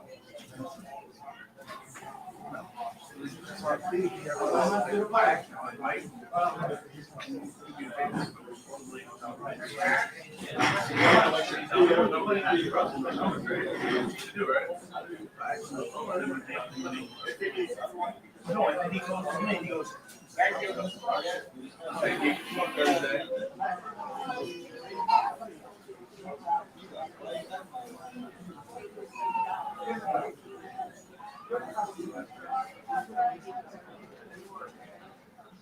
Why is he lying?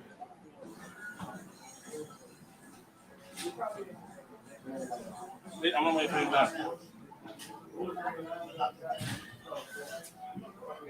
I'm sorry.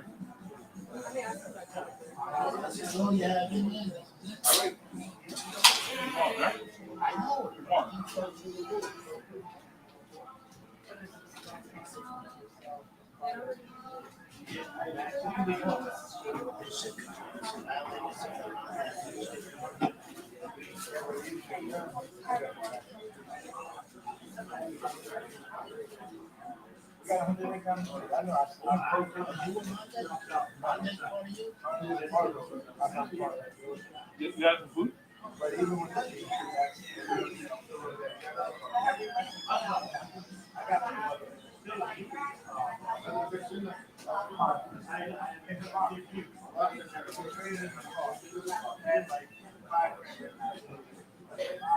Why would you be?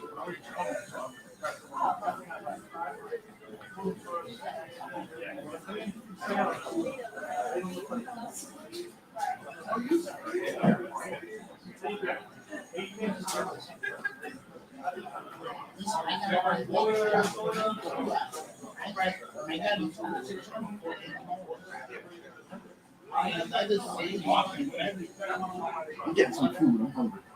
Would you like anything?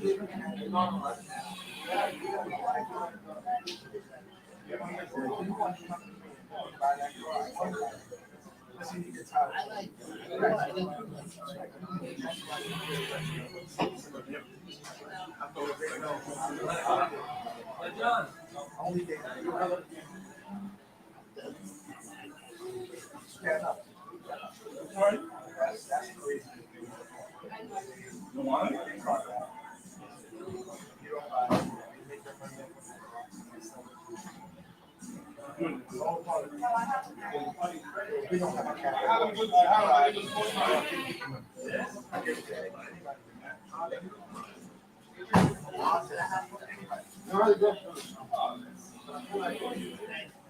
You? I know. I have to bring him in. Bring him in. I told him, he said Tom was working on since Thursday. You called was Wednesday, right? I spoke to her. I know how I got it. I got a call back. That's what Yeah, we because started. we were talking. I've been talking for the last 3-4 days. Because That's why I asked you to call her because I know you were going to be busy all day. She wanted to do today. Apparently, you're saying Tom was working. I was working for the time to give us out. When? I sent her the pictures of the car. You got one for yourself. You want to get anything for the rest of the day? You told me only take one. I'll get you one. No, I'm only kidding, brother. This is Yeah, so like, It's okay. I was working with her all that time for no reason. I was working on before Tom. No, it wasn't in there. I put it in the You put it in after I got it. No, I put it in the notes. I didn't put the notes down. Now I'll admit that. But I. So I went and I worked with I'm her. like, you're going to be out of money. Alright. You give me a headache. No, I wish. John went in 3 times. That's James's fault. Change your note.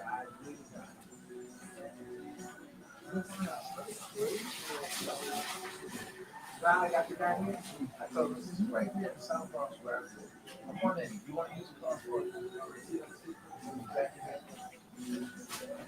It wasn't that. We got that. It was the price. Because it was like, what was the price? On a new one, we were $12.50. Okay. $50.09.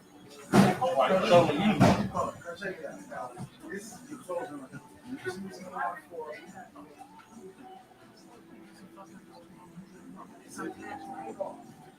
go out 1 week and you pay the note for the car. You go out 1 week and you pay the note for the car. And then you might just go on pay your taxes. Right? Okay. I didn't say that. It comes to come on, baby. Oh, there he It's is. not my fault. That's how How's it, James? No, he got What's your name? Oh, there is it. We're not paying for it. Like this. Oh, looking for you. They don't. Pick up the blue bed.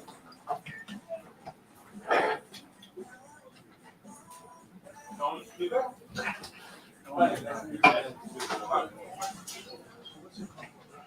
Thank you.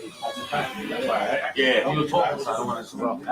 Yeah, I didn't think you were coming right away, but it's good. No, I want to because I actually used to call her because you know you used to do like number one check. I'm not sure. I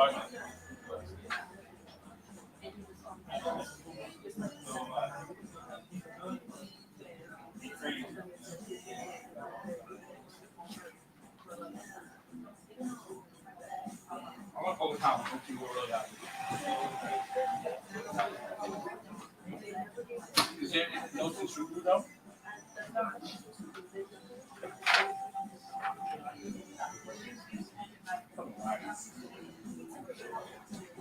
I know because I told him to call the lady before she was opening up.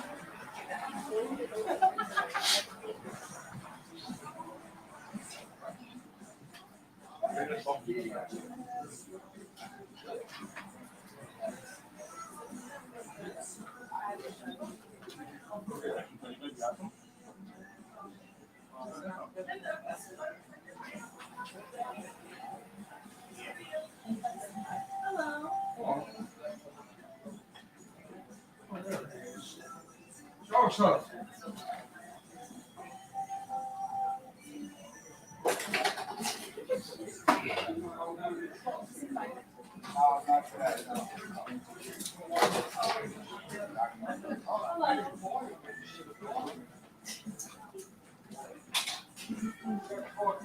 Yeah, like we coming in.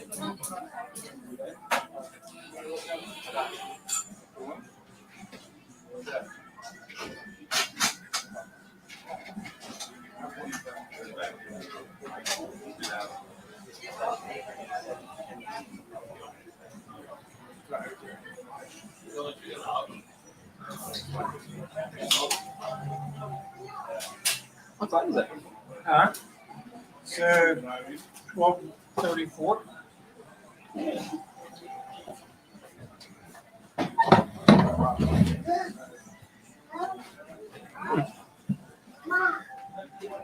It was good. It wasn't bad. I mean, the opposite of wasn't bad. It's good. Well, I wouldn't say that about the hamburgers or the hot dogs. Dad, we're live. We're live. Oh, we're live with the world's greatest hot dogs and hamburgers. All right, folks. Sorry about that. Actually, I'm not sorry because I needed to recharge. But it looks like while we were out, Dad, we had a great contribution come in Wow. from Joe K. Thank you for the contribution. You helped me get the knowledge and confidence to make an end of month $2,400 below MSRP offer to purchase a 2023 Venza Limited in California. Wow. In California, of Wow, all that's places. incredible. Great job, Joe. That's Great proof that job, you actually man. can. And I had a dog and a burger, and Zach, well, he had the sausage sausage. and peppers. We just got to meet outside one of our community members named Mike. Couple guys named Mike that are part of the Yeah. community are here today. I've been working with Mike digitally, Dad, Yeah. on the community forum for 2 years. Wow. That's awesome. And here he is. Meet him in person. That's Yeah. really, really awesome. All right. Do you want to go through the chat? Yeah, whatever you want to do, buddy. I'm here for you. I'm I here think for we I'm should- here for everybody. I think we should also talk a little bit about what we led the show off with, which was this idea of how to actually save money when you're buying a car. And it comes back to knowledge. It comes Yes. back to understanding the process. Can you share some stories? I'm going to put you on the spot. Can you share some stories from when you were selling cars? First time buyers. What are some of the misconceptions they have when they come in? The credit card one we talked about earlier in the show. They come in and say, hey, can I pay for the whole thing? And I go, no. No, and most first-time buyers wouldn't have a credit card that they could do that Yeah. with. For what most first-time buyers typically don't understand is how much car they can afford to fit into a payment that works for them. Can you talk about the 10% rule a bit So- today? Well, in my world, your car payment should never exceed 10% of your net monthly income. So if your net monthly income is $6,000, your car payment should be no higher than $600. Okay. Now I think the 10% rule that should include your car payment, your maintenance, and your insurance. So if your insurance is a couple $100 a month, then the car payment has to be really $450, so that you can keep everything within a budget that is affordable and not going to burden you, not going to put an onus on you, not going to materially impact the lifestyle that you'd like to have. And we talk about all the time, the loan to value ratio that banks are willing to actually put on these vehicles is higher than we think it should be. Yes. Oh, absolutely. So you end up in these situations where first time car buyers come in. I mean, I've even seen it today. People coming in saying, oh, I'm interested in this $60,000, $70,000 car. But then when the payments come out to $1,200 a month, they're not interested anymore. And so you need to know that as a first time buyer. And you typically know that every first time buyers have a limited amount of credit, which typically could lead to slightly higher interest rates because of your limited credit history. If you're a recent college graduate, most of the major manufacturers have recent college graduate programs where they will treat you as if you've had credit for a long period of time. And as long as you have good credit, they'll extend credit to you like you've been on the credit bureau for 20 years instead of 20 minutes. would you see a lot of young people taking advantage of that when they could, first time buyers? Feels like a no brainer if you can qualify for it. We kind of always push the people to find out, are you a recent college graduate? We can get you a special rebate from the manufacturer if you are, an extra $500 rebate. If you have all the paperwork that we need for a first time buyer like that or a recent college graduate, we can get you approved at the best credit tiers as opposed to the credit tier you might actually qualify for. So it was to our benefit. Yeah, it could help you close a deal. Well, absolutely. You could take a deal from 7% and get it down to 4% and be able to be in the payment that they wanted to be in. That made life a lot easier. It made us a car deal. It made the customer happy. It's just the way to do things. I think that idea of not really knowing what you can afford is the thing that holds people back the most, and then people convincing themselves that they should overextend themselves to buy something. Like that Well- combination is a recipe for disaster, and we see it sadly. And all too if frequently. if the customer doesn't convince themselves to agree to more than they can actually afford, the dealership's going to push them in that direction. Yeah, but I mean because- that's what their job is. yes, They're incentivized to do it. yes. All right, we've got here in the chat. Let me come to it. Jay Welk wants to know, hey guys, how is the event going? The event is quite fun. I wish Yes. there were more people here. I'm gonna be Yes. honest. I really wish there were more people here. I mean, I'm just you know me, Mr. Vulnerable. I'll be I wish we could get more people to come to Staten Island. Yes. Not necessarily to even buy cars, but just to come hang out with us. Absolutely. And we've had a bunch of people. No, I know. It's just, you know me, Mops. I always want to have even more and high energy. Yeah, no, I get it. You know what I mean? Yeah. But it's fun to look out and see people eating and No, that is fun. yeah, Yeah, that does make me very Yeah. happy. yeah. No, so things are going well. Things are going well. This year would be great, but things are going well. Yes. Well, the store's still got a lot of people in here. No, it totally does. It absolutely does. All right, let's see if we can help Brenda out real quick. Love your videos. Is this a good deal? 2023 RAV4 XLE. The MSRP is $32,223 out the door for about $4,300 more. No added markup. We've got 5.9% interest rate. 5.49. 5.49% interest rate in California. I don't- RAV4 at MSRP is a fair deal, is a fine deal. Yeah, I mean, I think you could, you might be able to push them for a couple hundred below MSRP, perhaps, but I don't know that you can save thousands. No add-ons or anything like yeah, that. that's yeah. huge that they didn't add on stuff. And 549. I don't know if there's any special incentivized rates directly from Toyota, but 549 is about 4% below the national average today. Yeah. No, So, that seems like a really good deal. yeah. Good for you, Brenda. I think that's a super fair deal. All right, let's talk about that. I've seen this question come through multiple times. It's a good topic that we can dig into. What do you think incentives are going to be like at the end of this year? Let's talk about end of this year. What do you think this market's going to look like? I can start you off with my 2 cents. I think it's going to be a blowout. I think the automakers are going to be working their butts off to try and get people to buy cars. I mean, we're even here today that they have a lot of cars. Yes. They're going to sell these cars. That's fine. They're going to get more cars. They're going to Yes. get more cars. The automakers are going to have to incentivize the sale of these vehicles. And I think end of year, it's going to be a blowout. That's my 2 cents. What do you think? I think it depends on a couple things. Typically, the end of the year is always the best time for the most incentives. And the reason I say it's going to depend on a couple things is it's going to depend on whether or not there's a UAW strike, and if there is, how long that strike lasts and how it impacts inventory levels. Now, my guess is that none of the manufacturers are Could going you to want. imagine just like being the executive being like, all right, we got to factor in what if all of our labor strikes? Well, they do, and my suspicion is that none of the manufacturers are going to want to have their production shut down for too long a period of time.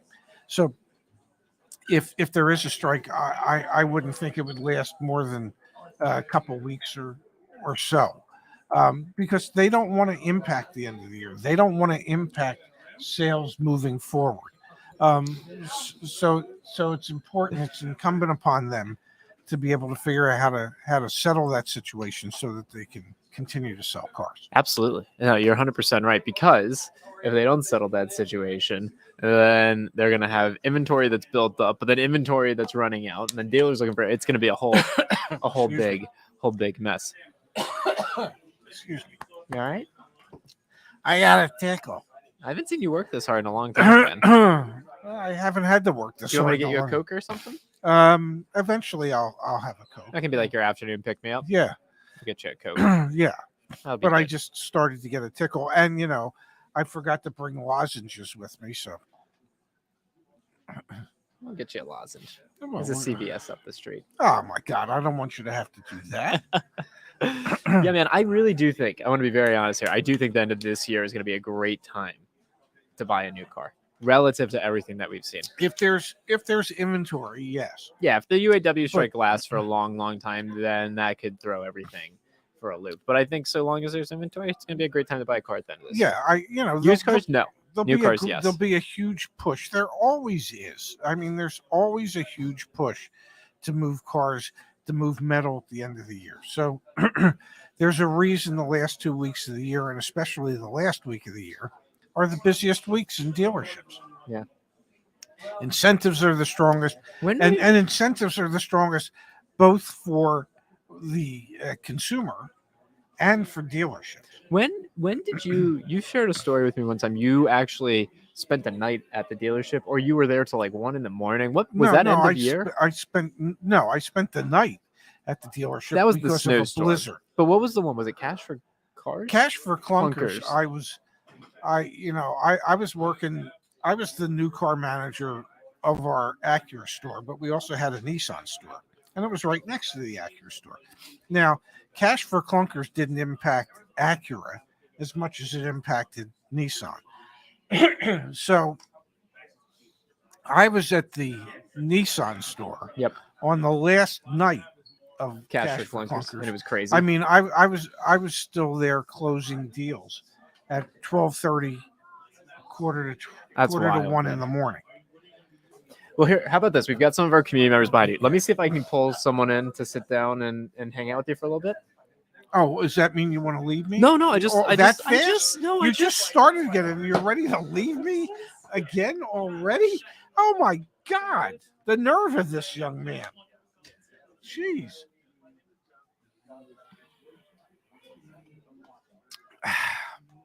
So I believe we're going to have some people joining me momentarily, because Zach's out running around finding people to talk to, leaving me here to carry the show. And I can't work his computer all that well. So I'll do the best I can in his absence. Once again, we're at Island Chrysler, Dodge, Jeep, Ram, and Subaru at 1239 Highland Boulevard in Staten Island, New York. We'll be here till at least 6 o'clock tonight. We have free food, drinks, and pre-negotiated car deals to make it as easy as possible for you to come in and be able to get that new car that you want. That group over there behind your head, why don't you go say hi? Javid came all the way from Long Island. He would like to meet you. You want to go say hi? Wait, I think I can speak after. Be very careful, Dad. No, just go this way. I think there's too many wires, too many trip hazards.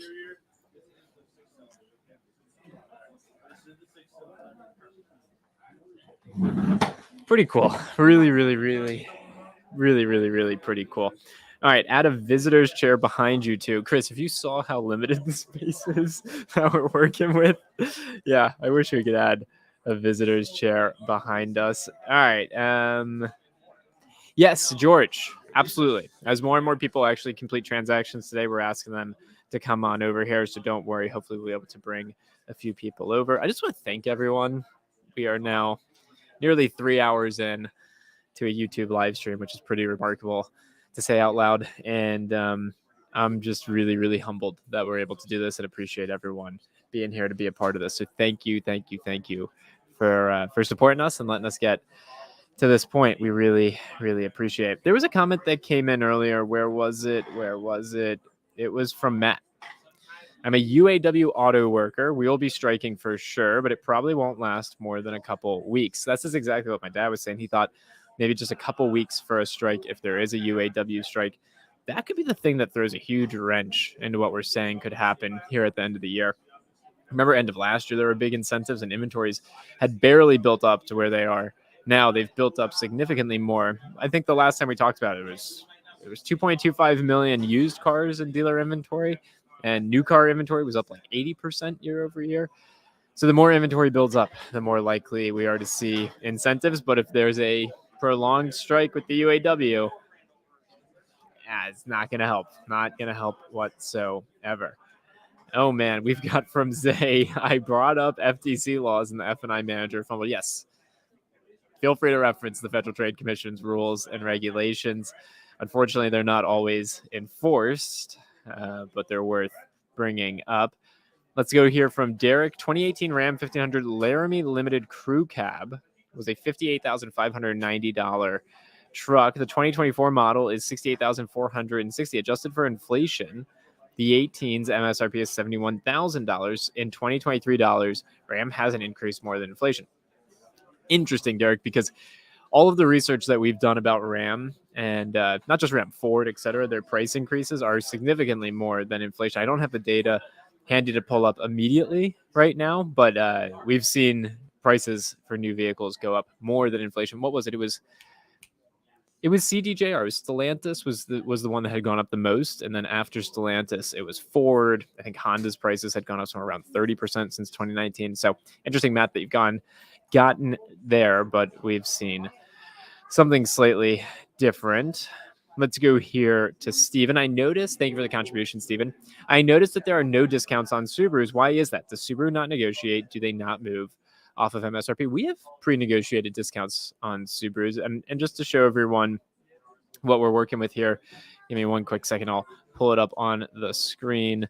The idea behind the sales event, the idea behind what we're doing is that we've pre-negotiated deals on the Chrysler, Dodge, Jeep, Ram, and Subaru vehicles. So if you go to the CarEdge website, click on View Pre-Negotiated Deals, you can see Crosstreks are at MSRP. There's very few, if any, in-stock Crosstreks at this dealership, but on the WRX, it looks like $2,500 off. On the Ascent, looks like there's almost $4,000 off. On Outbacks, $2,000 off. So Subaru dealers do negotiate off of MSRP. You'll have to negotiate unless you come in today, obviously. But there are opportunities to get under MSRP on Subarus. You can see right here, we got this dealer to agree to that in advance with our sales event. Yeah, and here you go from Selt Zek. Steven, I got a Subaru dealer to sell me at Invoice here in Kansas City. So yes, they will deal. Thanks, CarEdge, for the information to negotiate. So there you go. There you go. And Derek, yeah, you're right. We had the video go out today, the Trimflation video go out today on the CarEdge channel, on the main channel here. Automakers have chosen to produce fewer and fewer of their entry-level trims and more of their upper-level trims. That will drive up average transaction prices significantly. We agree. $71,000 for a truck is insane. Absolutely insane. All right, Matt is heading out to test drive some EVs this weekend, the Mach-E, EV6 Ioniq 5. I've never gone to a dealer for a test drive. Anything I should be aware of ahead of time? You don't need to put down a deposit to do a test drive. You don't need to fill out a credit application to do a test drive. Just say, hey, I'm interested. I might not buy a car today, but I want to see if I like it. That's all you have to do. All you have to say, likely let you do a test drive. We've heard a lot of horror stories with Hyundai and Kia dealers, unfortunately, on the EV6 Ioniq 5, but I think, hopefully, you'll be able to do that without too much consternation or trouble. Carson, thanks for joining us over on Facebook. We really appreciate that. Memo wants to know about discounts off of MSRP at Mazda. I think we're seeing CX-5s. My sister got her CX-5 well under MSRP. So there are opportunities to get under MSRP on Mazdas. Mazda's one of the few that you actually can negotiate on. They have decent inventory. Sure. We've got from Gene. Can you break down all the discounts that we can use for today's deals? So the whole idea behind the sales event, coming back in, Pops? I'm right here, buddy. Although I probably should have run out and got my Coke, but that's okay. Do you want me to? No, we're fine. Okay. So Gene was asking, can we break down the discounts today? Sure. We can absolutely break down the discounts today. So the sales event, the idea, no hidden fees will show up at a CarEdge sales event. That's number one. Number two, the pre-negotiated dealer discount doesn't change. It's discounted for the day. Okay. So here, why don't I'll read it out to you. I got it right. It doesn't broadcast well. Or I could pull it up. Anyway, we've got the pre-negotiated discount. And then the other thing that's outside of our control are manufacturer incentives and rebates. Whatever the heck you can qualify for, you'll get. Yes. But we don't know until you come in, you give them your zip code, all of that fun stuff. To see the discounts, all you have to do, go to the website, caredge.com, and then click on View Pre-Negotiated Deals. You can see all of the different Subaru vehicles here, Solterra, Outback, etc. Let me go to the next page. More Subarus. More Subarus. Give me a Jeep. More I Subarus. got a decent amount of Subaru inventory, man. There we Yeah. go. Here's like a Jeep Cherokee. Dealer discount right there. That's not going to change. Additional incentives that could change depending on if you finance or if you pay cash, etc.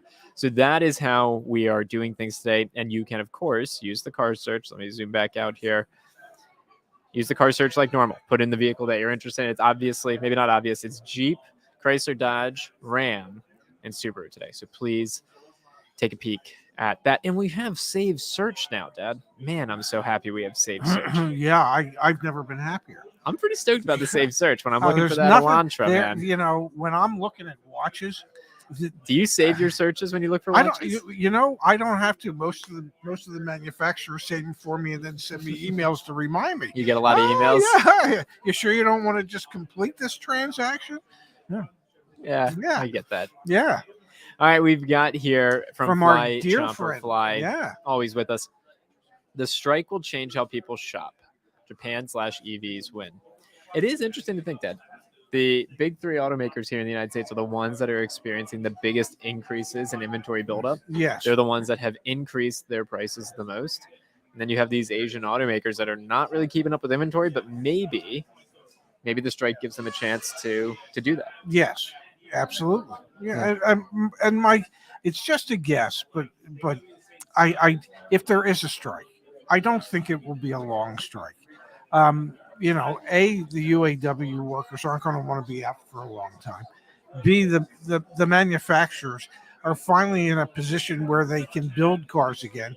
I don't think they're going to want their employees out on strike very long. And, you know, the manufacturers are going to be hard pressed to say that they can't really afford to give the UAW any type of real raises based on the amount of net profits that they have been reporting quarterly and annually over the past couple of years. So it's going to be hard for the manufacturers to take a tough position and not want. I mean, you just look at the numbers and.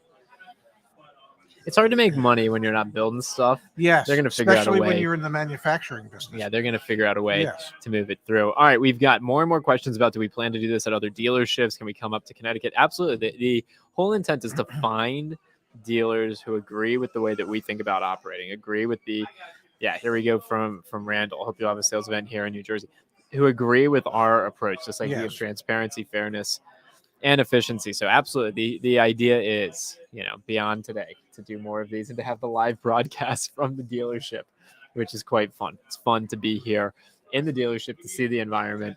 It's getting busier, which makes me happy to see. It's 1 o'clock. I mean, we just went through lunchtime. We did just go through lunchtime. Yeah.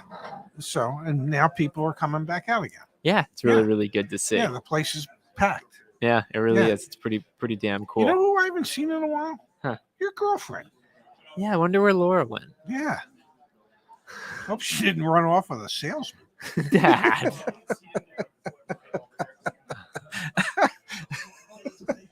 Yeah, I hope she did not. Yeah. Jeez.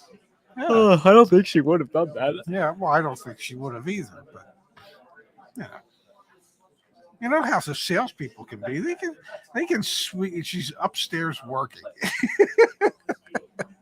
They can sweep you off your feet without you even realizing. Kenny wearing his Larry Fitzgerald jersey. We love seeing that. How's the sales event going? It's going good.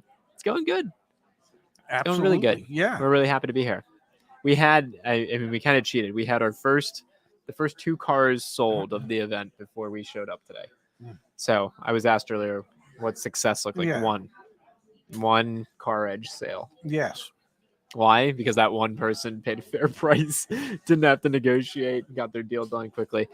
That was the goal for this, and to have 2 walking into today. So sales event's going well. The only thing that could change that would be something catastrophic, and fingers crossed, knock on wood, there will be nothing catastrophic. Well, there's supposed to be thunderstorms later, but that'll be hopefully that's after the dealership closes. Yes, hopefully that is after the dealership closes. We've got a city bus interested in why a food truck is blocking their way, but that's okay. We'll get used to it. It's New York. Don't worry. Did you ever sell cars in this area, Dad? North Jersey, New York, anything like that? No. Thankfully, no. Why do you say thankfully? Tough market, isn't it? It is an extremely tough market. It's tough because nobody plays fair. You know, I was in the South Jersey area. I was at Admiral Nissan when it What was your Admiral favorite dealership to work at?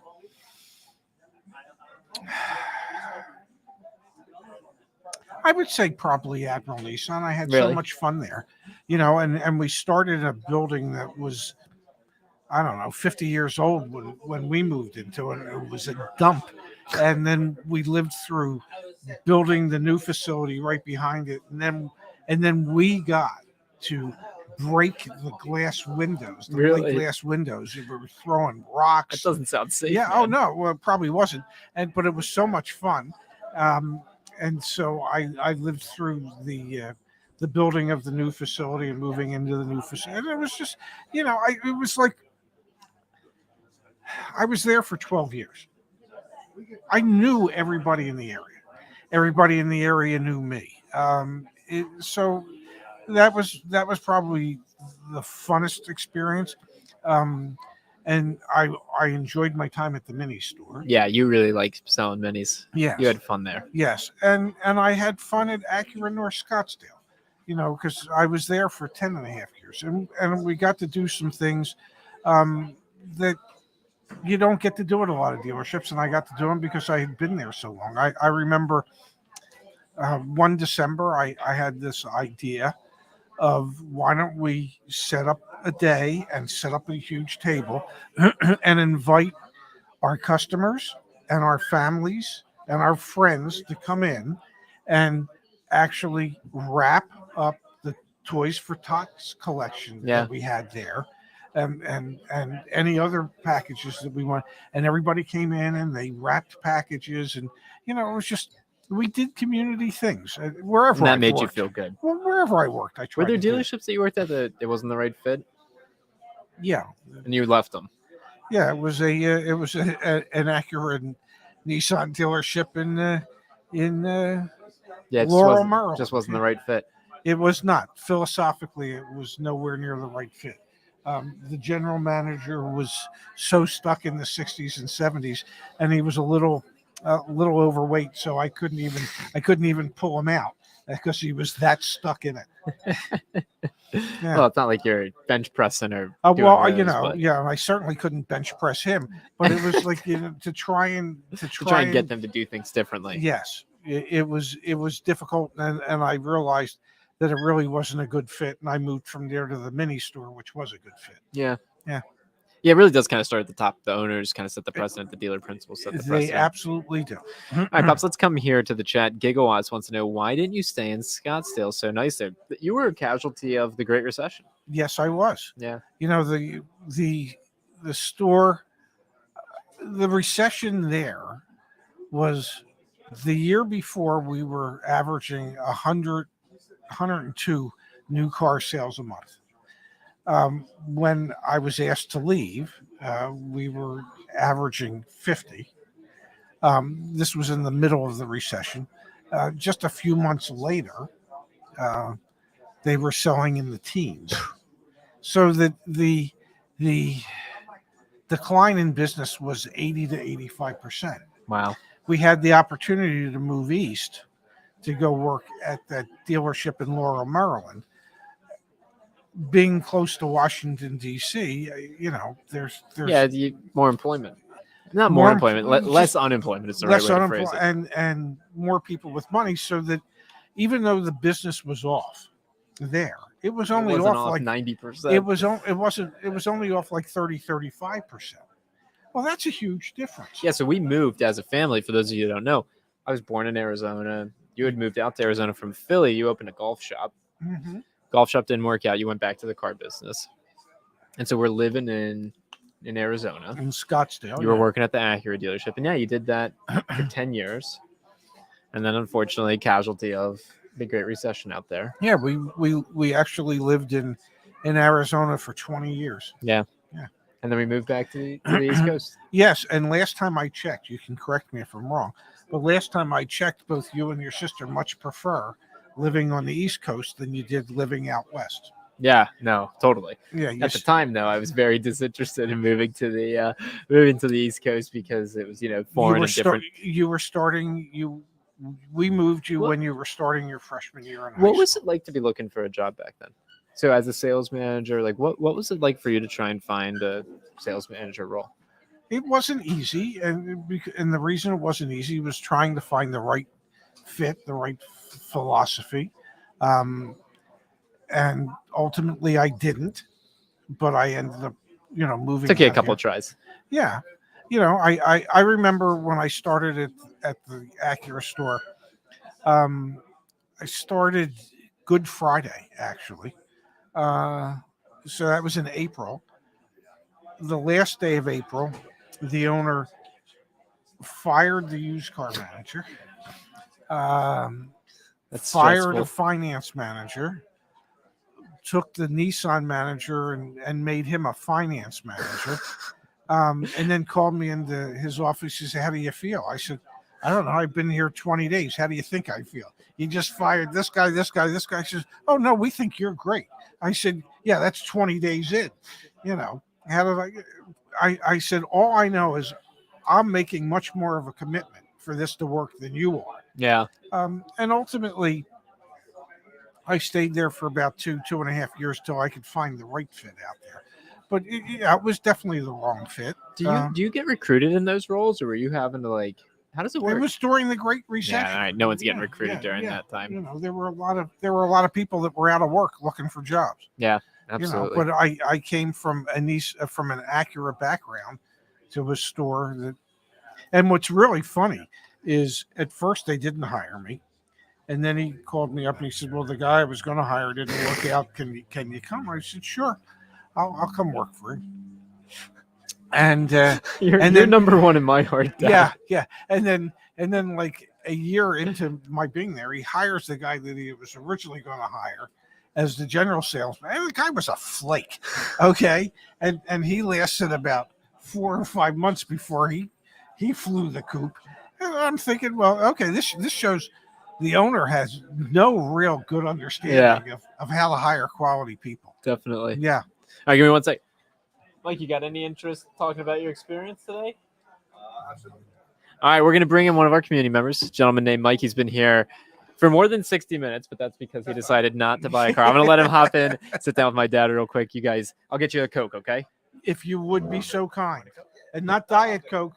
Not Diet Coke, buddy. Regular Coke. I can't stand that aftertaste of Diet. Appreciate it. Mike, welcome. Thank Good you. to see you Good to be again. seen. Thank you. So I understand we haven't quite been able to figure out how to make the deal happen for you. Right. Yeah. I mean, like I told you, I was cautiously optimistic. I knew the animal that was in front of us in Stellantis was, but due to no fault of your own. But I just wanted to see what was what and what kind of deal could be had. And you can sneak under there, Mike. We got great faith in you. Well, we're really glad that you were able to make it out here. First and foremost. No, you guys are close by. I just had to pay a small toll over the Staten Island Bridge. Yeah, $10 toll. It's all right. Well, if you say that in front of my son, he'll probably hand. I would say to you, he would probably hand you a $10 bill, but knowing my son, he doesn't carry any cash. All digital guy. Yeah, because a couple of weeks ago, I dropped him off to get a haircut, and I noticed everybody was paying with cash. And Zach gets done with the haircut, and Zach says, "Well, how do I pay you?" He says, "Well, we take cash." He goes, "A card?" He says, "We take cash." All of a sudden, cash is king. Yeah. Oh, yeah, absolutely. So he looks over at me. He says, "Well, my father's right over there. Let me see if he's got any cash." So I said, "How much do you need?" Because I don't know. I'm a father. I always carry Haircuts cash. aren't $10. Yeah. So he said, "Well, $45 with tip." Okay, here's the $45. I'm still waiting for him to pay me back, by the way. Good luck with that. Yeah. So I could tell you, ask him for the $10. He'll come to me to get it. Right. Okay. So I should probably be the one that just hands you the $10. Even though you weren't able to make a deal, was the process a little better than what you had expected?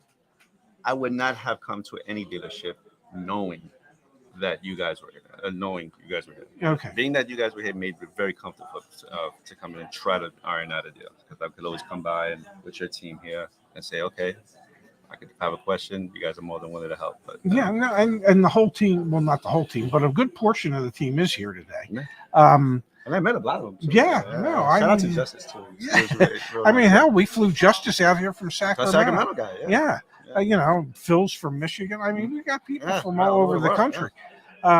You know, and there really is a team behind it. I mean, people see Zach and I. Right, and your pretty face is like, hey, listen, it's more than just me. It, It's a it big is thing. so much more than what Yeah. Zach and I do. You know, I find this hard, but we're actually up to 12 car coaches. Mhm. Okay, so there's literally 12 people on the team that all they do is help people with trying to put car deals together. And in this day and age, you need all the help you can get, particularly with these dealerships. I mean, I was just telling Justin with some of the business model, the reluctancy of customers trying to get into a dealership. Mhm. It can be daunting. Yes. Yeah, you coming into you're on their home turf. Yes. The last time I brokered a deal just over the internet, this is during COVID, they didn't want anybody in the dealership. So Yes. it was much easier to do that deal over the internet Yes, than it's but now they want you to come in. they want you to come in and yeah. beat your head and beat Yeah. your head. Yeah, no, Play it's wacky. it is difficult at best. Well, thank you, handsome. You know, Mike had to pay $10 in tolls to get here. I told him he Well, should ask you for a $10 bill. But we know you don't carry cash. No, I don't carry cash. I'll be right back. Joe. See, I told you that. He never has cash. You know, and I will take care of the $10 toll before. No, it's my pleasure. With the food truck outside, you guys more than made up for it. Yeah, I Once guess again. I guess we did. Yeah, Yeah. Kidding me? Yeah, you know, he's feeding the neighborhood out there today, and the Pretty food's pretty damn good. Pretty good. Yeah. Old How style was sauce. how was the pepper and sauce? Sweet. Yeah. Sweet. Yeah. Hit. Yeah, these guys are good. I'll tell you about it. They're local guys too. So. Are they? Yeah. They're good. Yeah, I knew nothing about them, but I keep telling them they're famous, and I don't know if they are or they're not. They're famous now. They they will be by the end of the day. Well, I'm sorry that No, don't apologize. Yeah, Absolutely. but you know, I feel bad. Yeah. You know. I knew what I was getting into, and I didn't make an appointment. I walked in without the appointment. It's like getting a haircut. You never know if you don't have an appointment. But they took care of me right away. Yeah. I saw somebody right away. I got a test drive right away. So they made the process here Easier because of than yes. Okay. Yeah. That's good to hear. So but the search continues, and I'm hoping that you guys can make more events here in the city. You know, our hope is that there'll be more events, whether it'll be here or where, I don't know. But there's more dealerships across the country that we like to try and partner with, and nothing against Staten Island.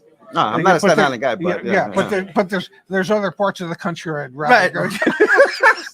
Shout out to Staten Island, though. And so anybody from Staten, don't get mad at me. No, I'm just, I don't pull punches. I tell the truth. No. There's, I heard there's a possibility we might be doing a place in Georgia. Okay. I could do Georgia in the winter wouldn't be bad. Nice. Yeah. My son goes to school out in Georgia. Emory? Emory. Yeah. And then Atlanta. Yeah. Yeah. I've heard of that. Mhm. Yeah. And not just because you're Right. wearing the shirt. Yeah. Yeah. These guys own me now. I gotta pay tuition. That's the reason why I'm trying to broker a good deal here. I hear you. Yeah. It's not easy. Yeah. And how old's your son? He'll be 19 Monday. Wow. Well, let's wish him a happy. What's his name? Yeah, 19. It's psychology, double psych major. Right now. Okay. So something to do with the brain and analyzing it. 19 years old. You don't look old enough to have a 19-year-old. Stop. No. Stop, pops. What do you mean? I'm pushing 50. Yeah, well, look at me. I mean, I got a 28-year-old. He's my baby, and I'm 72. That gives you some idea. It's actually a good kid. Yeah. Good guy. Well, he is. He's You're lucky. He's lucky. You're lucky. This is like I told you off camera. This is like I enjoy watching because it's so personal. You're talking business, but it's so personal. It really is. And I, having spent 43 years in the car business, I missed every important event that happened in his life and his sister's life. Yeah, Okay. you can get that back. And I can honestly sit here and tell you that they both hated me for that because dad was never there. Right. Okay. And now I actually have the opportunity to connect with my children in a way that I was never able to in the past. So it is truly the greatest joy of mine to be able to do this with him, That's share whatever experiences I had 43 years in the But car. meanwhile, you're just out there making it. It's not like you turn your back on them. You're making a living. You're trying to, and I get that. Well, he gets that now. Yeah, right. Okay, that's why you weren't there. Yeah, but he didn't get Back it when then, he was 12, 13, 14, 15, 16 years old. Right. Kids don't get it then. Right. You know, they don't get that life gets in the way of everything. Well, as a father of 2 teenagers, I'm barely. It used to be, Dad, where's Dad? Where's Dad? Now Yeah. it's high and by. Don't worry, they come back to you when That's what I hear. when like That's what I hear. 23, 24. That's what I hear. Yeah, it's true. Yeah. You know, but until that time, it's like, yeah, you're not that important in their life because they know everything. Oh yeah. And at 22 or 23, they realize, I don't know. Yeah. Can I Time to say, show. yeah, I don't know poop. We're in Staten Island. Stop. Yeah. Well, you know, but we're on a live stream, so I don't think I'm supposed to curse when I'm on YouTube. Is the rules? It's a family show, by the way. Well, we try and make it somewhat of a family show. I do. Try not to curse at a dealership. It's kind of. It's hard. It is. It's hard. Trust me, I know. I spent Yeah. 43 years in dealerships. Well, Mike, I want to thank you. For No, thank you stopping by. guys. Thank you guys. And let us know what you end up doing. Absolutely. Yeah, please. Yeah, I got the numbers from Justice, and so I appreciate Okay. you plugging Yeah. in. So Anything we can do, you let us know. We're here for you. appreciate it. Okay, This is a buddy. great thing. I'm glad to be on the live stream. Yeah, I'm glad you were. Yeah, thanks a lot. Appreciate Yeah. it. Thanks a lot, Bob. Thank All you. right, take care. My pleasure. All right. We'll talk to you soon. Wait, I lost my son. Oh, wait, here he's coming back. Maybe he's coming back. I don't know if Zach's coming back or not. He is coming back, ladies and gentlemen. The 3 of us. That'll be great. You meet Well, we won't be 2. you meet Charlie? Charlie's fantastic. Yeah. Charlie's fantastic. He's interested in the Ram 1500. He's super excited about that. That makes Uh-huh. me happy. Thanks for chatting with Mike, Dad. My pleasure. Really cool, man. Yeah. Really His cool. son's birthday's on Monday. His son's birthday's on Monday. Yeah. Would you mind handing me that water, Phil? Yes. Thank you, sir. Happy birthday to Mike's son. Yeah. Mike, What's your son's name? Gabriel. Happy birthday, Gabriel. Happy birthday, Gabriel. There you go. From the That's Island from Chrysler your dad. Dodge. Yeah. Ram dealership. We can't get either of you two guys on here? No? Apparently not. Mike's thinking about it. Yeah, Mike's thinking about it. What other Mike? We've got multiple mics here. We got many mics. You having fun, Pops? I'm always having fun. I don't know any better. I love that, man. That makes me so Yeah. happy. What do you want to talk about? Oh, man. What? This from Igor. Wow. What? Car business is brutal to salespeople. Yeah. I lost my first marriage to the car business. So did I. Did you really? Yeah. Do we really want to go there right now? I'll go there. I don't know if what we the- wanna go there. No, I mean, worked out okay. Worked out pretty good. Worked as out far as great. I'm Worked out concerned, great but for me. I remember I was interviewed by the Press of Atlantic City, the local newspaper down there. Why were And, they interviewing you? Slow news week? It was a slow news week. I don't know. I had sent them something that says, "Man, you ought to do a story about a day in the life of the car business." That's a And good they idea. sent a reporter over and spent a day with me at the dealership. And at that time I was smoking, I don't know, 2-3 packs of cigarettes a day. I was drinking chamomile tea to calm my stomach. You're Constantly answering the phone, and she said to me, she said, "My God, with all this nonsense that's going on around," she says, why don't you just leave the car business?" And I was engaged to your mother at that time, so this was after my first one. Yeah. And I said, "You can leave your wife, but you can never leave the car business." And that's what happened. I mean, we grew apart because I was always at the Always dealership, working. and my first wife left me because I was never there for her. And your mother read that newspaper Before she married you? Yeah, and she still agreed to marry me. But it's almost true that as a salesperson or as a salesman, you get so wrapped up in everything that goes on in the dealership that everything else in your life becomes secondary. Yeah. All the important people in your life become secondary, which is not fair to them. No, It's- not at yeah. all. Which is what I learned. You know, in being here, spending more time in the dealership, that I get why. The Oh, you can see chaos, it. the thrill of selling a car, I get it. I see why there are people, and I mean, most. How do I say this? How do I say this politely? We all know you can make a lot of money selling cars. You can make a lot of money selling cars by being really good at your craft. Yes. And I see how people in this environment could get addicted to it. Absolutely. Oh yeah, it's like a addicted. drug. Yeah, I could It totally really see is. it. When you sell a car, it is absolutely like a drug. I feel like it's like that in any type of sales job, though. It's like you Yes. sell something and you just feel like, Yes. holy cow! Like I'm on top of the I know world. I could be in the dealership. I could have been in the dealership from 8 o'clock in the morning. Yeah.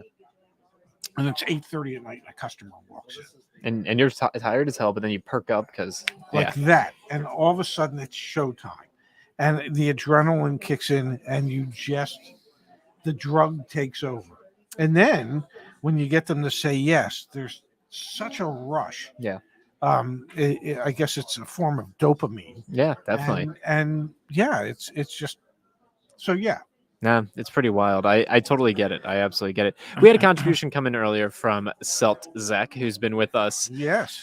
for 3 hours now. Kind of that. I never Wow. thought I'd be saying that. He's been with us Yeah. for 3 hours. CarEdge is the best site ever created to help people buy cars, bar none. Nobody would answer our questions like you do. Keep on keeping on. Well, That's gotta make you feel good. Yeah, it does. I mean, the whole concept is to help. You Whole know, concept's to help. and you know, some people like us and some people don't, and some people question our motives and some people don't, and you know, but ultimately, all it comes down to is helping people. Question our motives. That's fine. Question everything, but then peel the onion back and realize why we're really doing what we're doing. It's Yeah. awesome to have the conversations with people in person today, and they say, "Hey, Yes. you know, we could sense through the screen that you guys are really in this to help people." And then you meet them in person. We meet you in person. Oh yeah, you guys actually are here to. You're as authentic in person as you seem to be online. Yeah, absolutely. Yeah. We've got a contribution from Stephen Pops. Thank you for Thank that, you, Stephen. Stephen. Sorry for the mistake. The Forester I looked at wasn't discounted. Another question is a $59 emission compliance fee legitimate? Well, I taxable? guess it depends. Lauren, thank you for being in here, man. Thank you. I mean, some states. You coming in? You're not. Perfect. Get on deck, Mike. May I put up your community profile? I'll introduce you. Give me a second. But what I was going to say is it depends on the state. I mean, some states charge for an emission compliance. Yeah. So depend on your, check with your state to see if it's a legitimate charge or not. Absolutely. All right, Pops, we've got one of our community champions about to do join indeed. us. Give me one quick second here. I'm going to do a brief introduction for this gentleman, and then he drove in to spend some time with us here in Staten Island, and we are thrilled. The CarEdge community forum is caredge.com/community. One of our community members, a gentleman named Mike. And I'll sneak out this way, and Mike can. Sure, Mike and I can sit down, yeah. But please be careful going out that way, Dad. Yeah, you're trying to get Mike to squeeze in around. What are you doing? All right, you good? You good, Mike? I got room. He's got room. All right, folks. I won't take the desk down. Appreciate that, Mike. Well, you made the mistake. You made the mistake. Mike, get in here. So I've got your community profile pulled up. Over 1,000 comments on the CarEdge community forum. You are Not all good, mind you. not all good. No. Get in there. I'm here. Not all good. I hear you there, but you are one of the community members that's out there helping. I'm going to say 1,000 plus people, and you're just doing it because you like the help, right? Yeah. I mean, that's pretty incredible. Yeah. I mean, I had 2 years ago, a year and a half ago when I started watching you guys' videos, YAA. The fastest growing back Swedish in the company. day. Yep. Yeah. And, I got a lot of good knowledge from the community. Yeah. I posted my OTD quote to the community. I got response from Space and some other members. And I asked a lot of questions to Kimberly because I was recently retired. Okay. Retired young, by the way. I was recently retired, and how do you finance as a retiree versus when you have a job? And Kimberly was great, in explaining all of that. And I just decided, you know what, this is a great holistic experience for me.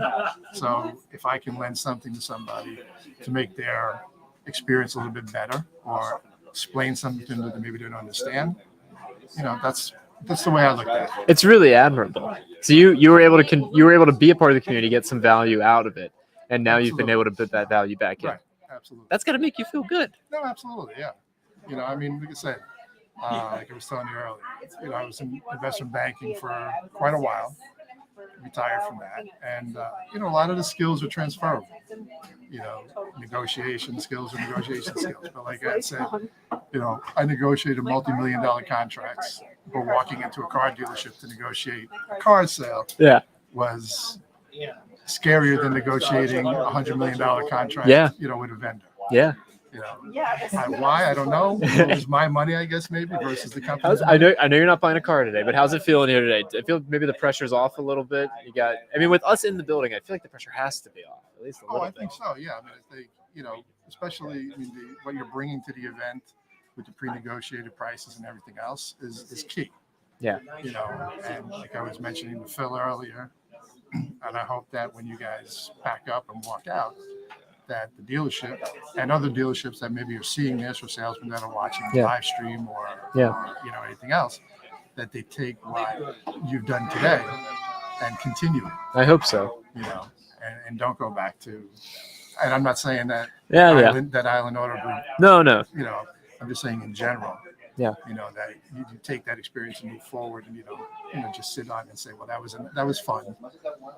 What are we going to do now? Yeah, absolutely. All right, I got a question for you, Mike. Sure. Do you have a memorable car purchase from your experiences, and a follow-up after that, a memorable community forum experience? Because Mike is one of our community champions. Again, very proud to be sitting next to him here. So a memorable purchase that you have, either the experience of the car you bought and a memorable community forum experience. Which one? I say the memorable experience was when I bought the CRV last year.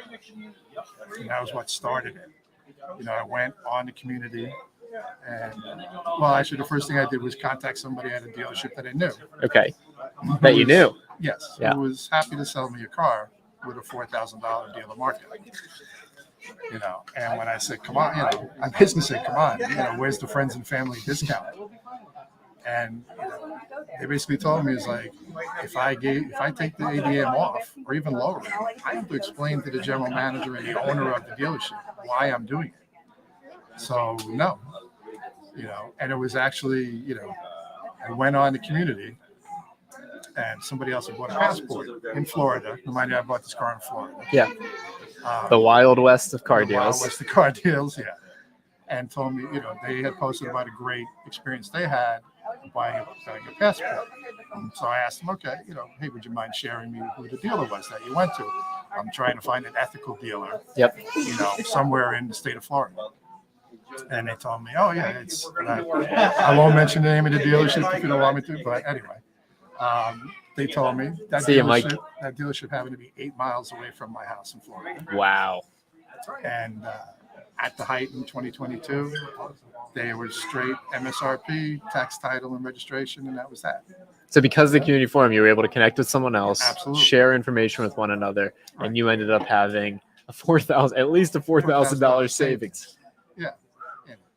That's awesome.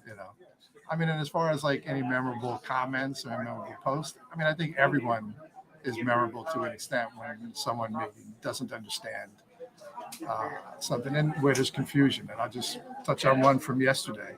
Wow. Yeah. Somebody was considering buying a car. They live in Pennsylvania now. They're moving to Colorado. Should they buy it in Pennsylvania? Should they buy it in Colorado? And I didn't really go on that because they were like, oh, I heard that I have to pay sales tax twice. Oh. All right. So where the confusion was, where I think the confusion was, is that no, you pay sales tax when you purchase, buy, and register the car in whatever state you live in. You don't pay sales tax again when you move to another state. But in Colorado, they have what's called a specific ownership tax, where they tax your car based on the value of your car every year. Interesting. So you are paying tax, but you're not paying a sales tax. So you were able to help this community member understand. Well, gave him that information, gave him a couple websites, Colorado DMV, etc. And said, take a look and see what you think. That's awesome. But I mean, like I say, each comment that I make, like I had said to Space originally, when he asked me about being a community champ, was, I don't comment to comment. I comment if I think I have something of value to add to the conversation. I admire, just for everyone, I admire my dad, and I say it all the time, like it's so much more than us on the YouTube channel, and hopefully events like this make that clear. Meeting people like you in person makes that clear. It takes all of us as a community coming together to help each other. I mean, that's the whole point of this, and to just empower each other, feel informed, and make smart decisions. That's all it is. I mean, and I said that. I was like, I thought I was a savvy buyer, a savvy negotiator last year and a half ago.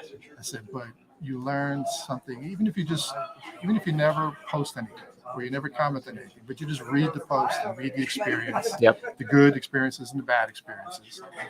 It makes you better prepared, and you better understand when and if it's your turn to walk into that dealership. Absolutely. Absolutely.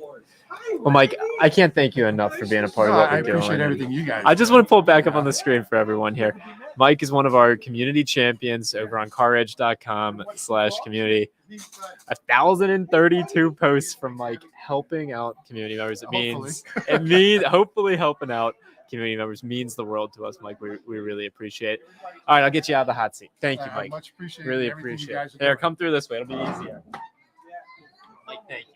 That's okay. There's a dog. Hey, Zach. Randy. Be right back. I'm doing well. Nice to meet you. Nice to meet you. Man, traffic is terrible. Thank you for coming. What's your name?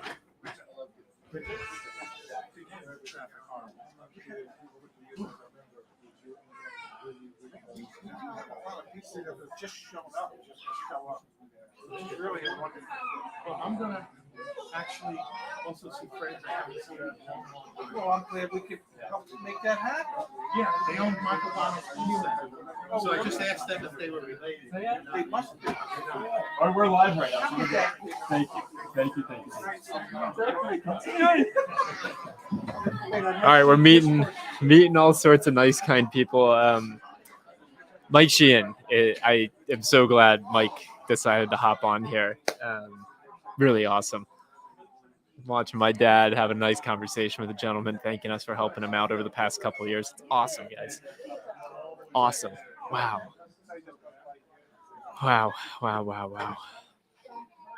This is so cool. So cool. Want to join me? All right, Laura's going to join me for a minute here. The live stream continues. You want to go that side or you want to go this side? All right, she's coming around, folks. She's trying. This table has moved a lot.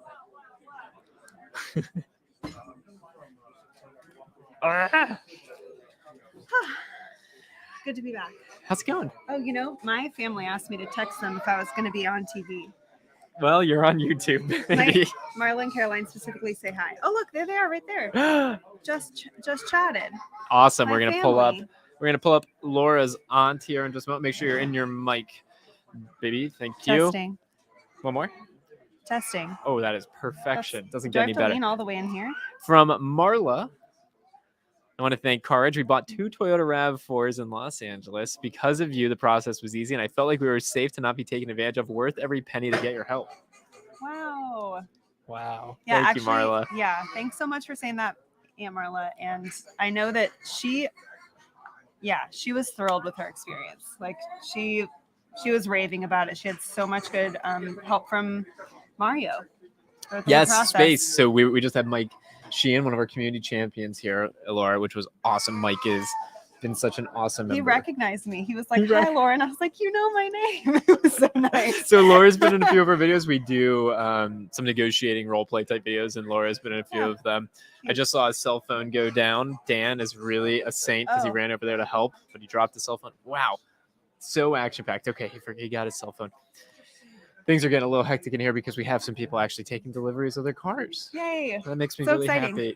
happy to see.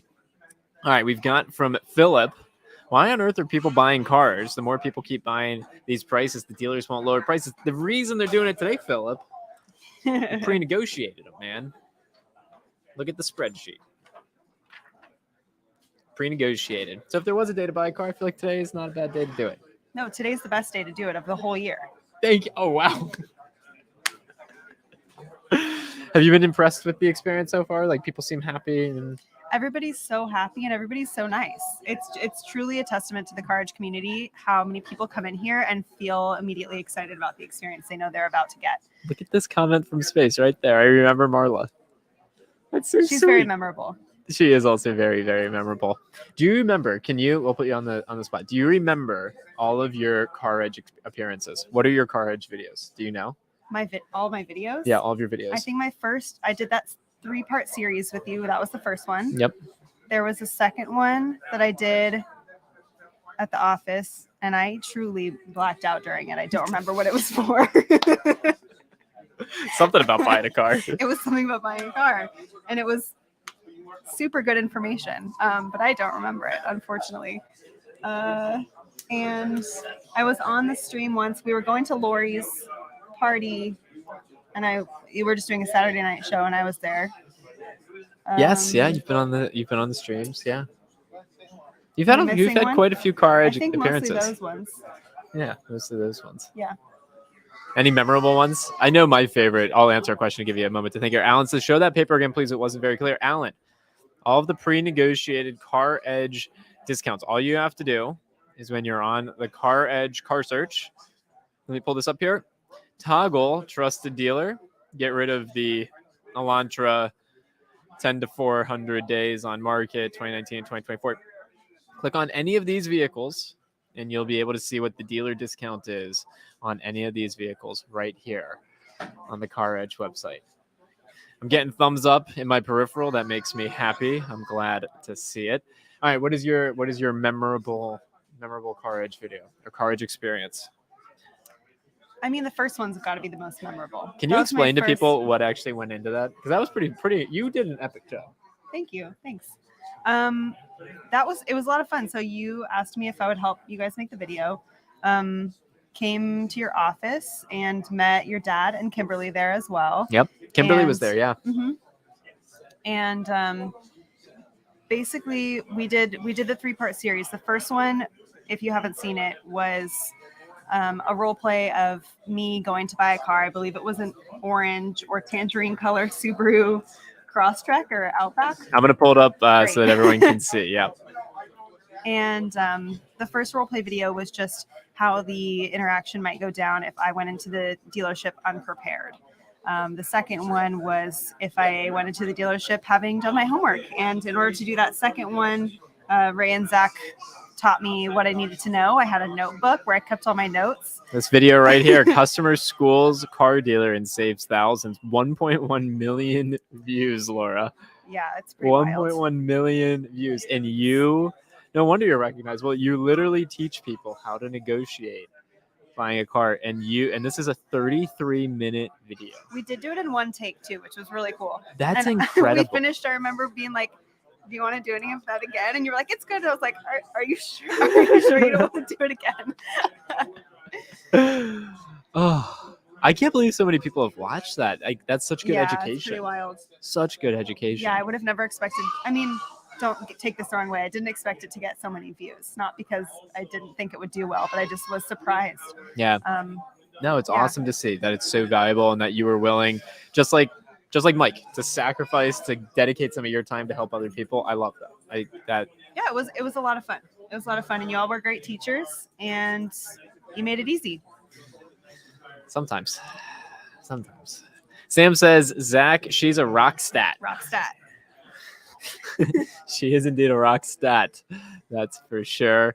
All right, let's see here, Laura. Some people need a car now. Yeah, some people do need a car now. I was just talking to Charlie. He's looking at getting a truck today, and you know what? He needs a car now. Yeah. You saw the discounts. He likes CarEdge. He's in here. I love it. I might eventually be on that list. There's bits and pieces falling off of my car. As we You and speak. me are both close. I don't own a car. Laura owns a 2014 Forester. I feel Red like we're Forester. both kind of close to getting a car. You think we're going to be a 2-car household? I think we are going to be. No. No, I'll just keep driving yours. Yeah. It's way more economical to just Zach drive mostly yours. drives my car whenever he needs to. He doesn't often need to, but when he does, he'll just take mine, and it's totally fine because he does a lot of the maintenance on my car for me now too. Yeah. So from time to time. Very nice. Yeah. I was looking though. They have over at the Subaru dealership, like I think we had like up to, let's double check. We'll look at it right now. We had pretty big discounts on the Outbacks, and my mom used to drive an Outback, and I kind of like the Outback. So the WRX was $2,300 off. That's pretty incredible. I really like my Forester. Isn't that awesome that we were able to? I'm still blown away that they let us do this. That we like could pre-negotiate pricing. I Yeah, find that it's to pretty just cool. be Pretty amazing. Yeah, $2,200 off Mm-hmm. on an Outback. I like Yeah, that. it's I was great. thinking about getting one. It's a lot of money though. I don't feel super It's- comfortable, but Yeah, I don't know. I'm curious what my car would be like for a trade-in. Like, what do Yeah, you think my yeah. trade-in value is? hey, how's it going? Doing well. All right, we're gonna come here and we're gonna give a quick comment from Tim on the used car market. Laura, what's your take on the used car market? I understand used cars to be very expensive. Fantastic. All right, well, I'm bringing in a co-host for you for just one quick moment so I can say Great. hi. Yeah, it's gonna be good. Hey, Phil, you mind hopping on for just one quick second? Perfect. The Phil and Laura show. Amazing. I'll be right back in a couple minutes, okay? Bye. All right, be right back. What's up, Bill? Hello. All right. I'm ready to talk cars. I want to talk Tell about me cars. everything you know. Oh my gosh. Well, that'll last the whole time then. Approximately 6 hours, which I think is how much more time we need to Gosh, be on here. I don't know. I have so much to say. What's going on Where in to even chat? begin? People are recommending different Subaru cars that I might eventually get once I super glue all of Hey. the pieces back onto my car. And you'll probably get a good price for it too. That's what we were I just think. wondering. I I don't think know. you might. I'm curious what the value of my car would be if I were to trade it in. Yeah. Good thing I know a website where I can check that out. Well, we should do that. Do you know how to do it on here? And I actually have go through tried the whole before. process? I'd be worried that I don't know all the specs I need to know to Okay. do it properly, but we Okay. could probably get a general idea. If I even try to do it, I'd probably mess it up, right? I do weirdly like know all of the numbers on my car, all the license plate numbers and stuff. Yeah, I don't know anything about this. I'm probably gonna end up messing it up, so I'm not think- gonna. I think that's fine. I don't know anything about it either. I think he was just switching to this screen, but I don't think it's on right now. And I know how to scroll through the chat and pop messages up. That's all. Okay. There's starred ones, and then oh, here Igor's So- concurring with me about the used car market being overvalued and overpriced on retail. Huh. Perfect. Huh. Well, Subarus are for old people. no. Okay. I mean, that's not necessarily true. Like, I think it's very far from the truth. Very far from the truth, Okay. especially if you're me and you spent 5 years living in Portland, Oregon, where everyone has a Subaru, even children. And if there are anybody on live right now looking to buy a Subaru, Island Subaru right next door to us, we have great deals on those. I don't have We the do. actual discounts on those. I wish I did. They're not in front of us, but they're on the internet. Correct. On CarEdge.com. On CarEdge.com. You can go to and search for Subaru in the Staten Island area, and that'll pull up, and you'll be able to see a great deal that you can get on a Subaru Mhm. for really those young folks out there that are looking to buy. a Yeah, Subaru. here Paul concurs and says a lot of teenagers drive Subarus where you live. They do. Paul maybe is also living in the Pacific Northwest. Okay, there Southern we go. California had a lot of Subarus from I what I think- remember too. I do think there's a lot of Subarus out west. Mhm. I do believe it. Chris says dog commercials are cute. I don't disagree. I That's- don't know where that comment where- came from, but like you're absolutely right. Yeah. Yep. It's a good time to buy a used car, or is it a good time to buy a used car? Can I try this one? Absolutely.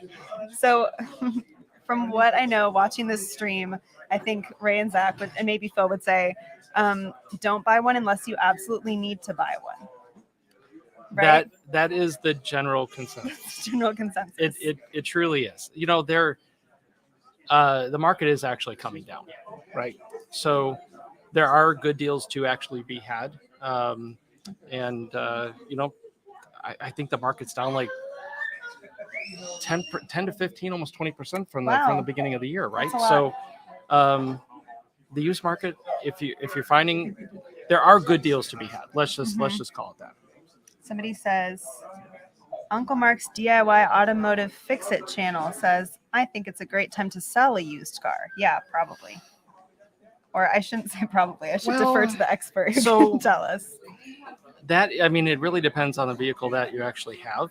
So like if you own, gosh, I'm trying to think of a car that might be overvalued today. That might be overvalued. Yeah. So like a hybrid. Like if you bought a hybrid, you're probably going to you'd probably be able to sell it and get a pretty good, decent value for it, right? A lot of the vehicles actually are not. We have been seeing a trend downward in values for used vehicles overall on the trade values and on the wholesale value. Now, obviously, there are some. It does go up and down every now and then, but generally speaking, it's been kind of down. This person says Hummer. Yeah. I mean, yeah. Yes, if you own a Hummer, you're in good shape. Yeah. If you're one to actually pick up the Tesla truck, the Cybertruck, or the Tesla truck, sorry, not the Cyber. But I was going to say, what's a Cybertruck? Yeah, sorry, I went in a different direction. But yeah, I mean, if you get a Tesla truck, you can pick that up and flip that for a pretty penny. And then now the new Escalade was announced, the Escalade IQ, the EV, $170,000 for a Cadillac Escalade. I'm just curious. If this is too personal of a question, you can decline. What kind of car do you drive, Phil? So currently I have a Cadillac. It's an XT6. How long have you had that car? I've had it now for 5 months. Okay. Oh, so it's relatively new. Brand new. And for those of us watching who don't know what that car is, what is it? Is it a sedan? Is it a? It's a crossover. It's a crossover. It's a 3-year crossover. Okay. Yep. Very cool. And yeah, I got a decent deal on it. Fortunately, I get employee pricing. There you go. That makes sense. Definitely helps out like a lot. There were strong lease incentives on it, and was able to get a 24-month lease on it at a really good deal. Solid. So I was like, yeah, winner. That's very cool. Winner. Yeah, I mean, if there's anyone I would trust to negotiate a car price, it would be you. All right. Yes, Igor, I did. Igor, I've been in so many vehicles. That's a total vibe change since for you. That time. I've been a Cadillac guy most of my life, and I did try the X5, and then I got out of it. That's driving down the street. It's like two totally different people. It's different cars. It totally is. Yeah. And I'm fine with that. Yeah. My dad recently, well, not super recently, but he drives a Toyota Sienna, I believe now, which is like a minivan, right? Yep. Very hard to get. I think he's had it for a few years, so I don't know how hard it was to get when he got it, then, but now you can't. Might have been 3 or 4 years ago, maybe pre-COVID even. I don't remember. But he just gonna... likes the space. He fills it with boxes. He uses it like a pickup truck, but it's a minivan.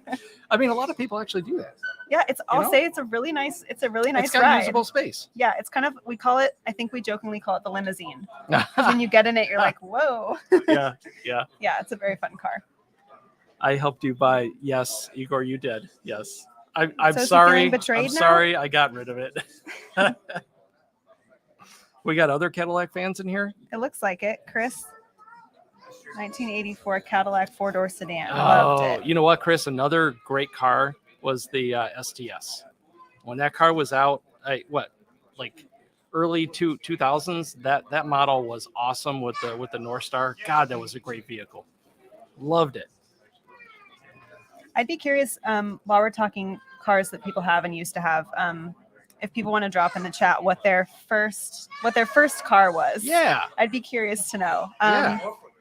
The first car I drove was a hand-me-down car from my uncle. My brother and I shared it in college, and it was a Lexus SUV. Nice. I think. Yeah. Not bad. An RX 330. Not bad. If I remember.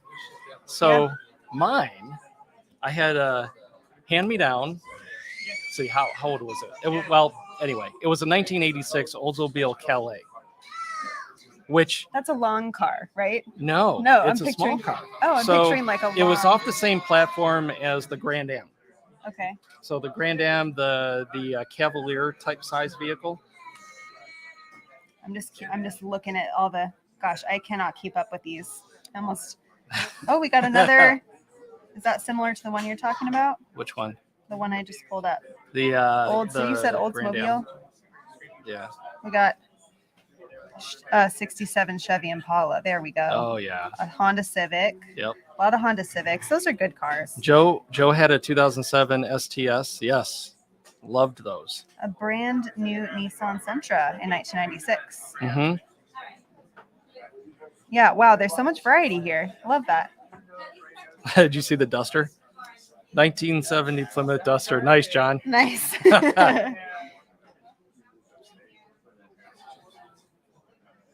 AMC Hornet. What is that Yeah. one? I've never heard of that. Oh wow. I can't keep up with these. What's Here, maybe you what's drive. the trade one? Hold on. Trying to trade in my car, and the dealer is taking out a reconditioning fee of $2,000 from the amount they're offering me. Is this fee? Should I should you negotiate? Yes. So dealerships do this to advertise the car lower than what they actually are looking to get out of the car, so that they have an edge against their competitors. So the reconditioning fee should absolutely be part of the selling price. It should never be itemized separately. So definitely try to negotiate that off. It's an unnecessary fee.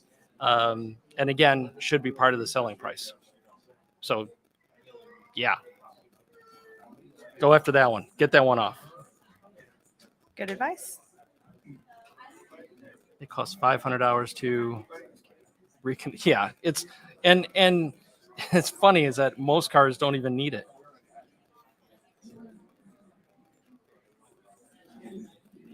I keep wanting to guess like the average age of the person in the chat based on their cars, but you kind of can't. There's so much variety in here. Well, that got brought up with the Subaru, so might as well talk about it, right? True. Everything is negotiable. How much should you spend on a first car that's used? I know Oop, they move so where's- fast. where- It's down there. Or yeah. I got there. it. I got it. Yeah. How much should you spend on a first car? Well, I mean, Alex, that's kind of a loaded question. So It depends. it really right? it really depends, and you really have to look at your budget, right? So ideally you don't want to spend more than 10% of your income Right, towards yeah, Ray was saying that the earlier. cost of a Mhm. vehicle. So if that helps you, that's probably where you should be sticking at. And I guess it would depend on, I think for me, a lot of my car buying decisions are based around my stage of life, Mhm. Yep. And I was thinking very practically about what type of car I wanted to get and how functional it would need to be Absolutely. for X amount of time. Yep. So when I was picking the Forester I have had it since 2016, and I was like, I kind of want something I can take on road trips, throw a Yeah. bunch of stuff in the back of it. I Yeah. want it to last me a long time, so I don't want to have too many miles. The spend on it, is what I'm able to get all that stuff for. It Yeah, kinda right. depends, but I was like, Right. kind of need this car to last a long time. So I was thinking a lot about that. So that's gonna What was I gonna obviously lease? influence Yeah. your decision on really what you should get and how much you should actually be spending for something.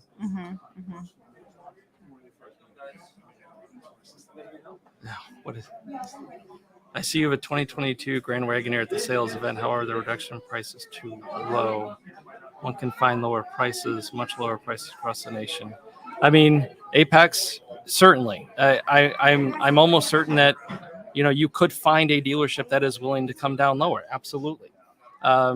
What we're trying to do here is provide a transparent, fair way to come in and buy a vehicle without having to, stress about it, not Yeah. having to deal and do the back and forth, and Yeah, absolutely. and know that you're getting a fair deal. Mhm. That's the intent here. Yeah, a lot of what I know CarEdge is trying to provide today is about the experience that you have when you come into the dealership and the negotiation process, and the fact that you don't have to negotiate and you don't have to worry about getting ripped off. Exactly. All the runaround is just totally eliminated from the situation. So Exactly. I think there's a lot of value to be had in that. Absolutely. Mhm. So can you get a better deal? Maybe. And maybe there's a ton of that car in a different area. Absolutely. But in this Inventory area, levels, yeah, inventory absolutely. levels play a big role in Yep. that too. Absolutely. Absolutely. What else we got? I'm growing more confident with my car advice by the minute. Good job, Although Laura. my experience has not changed. Base car.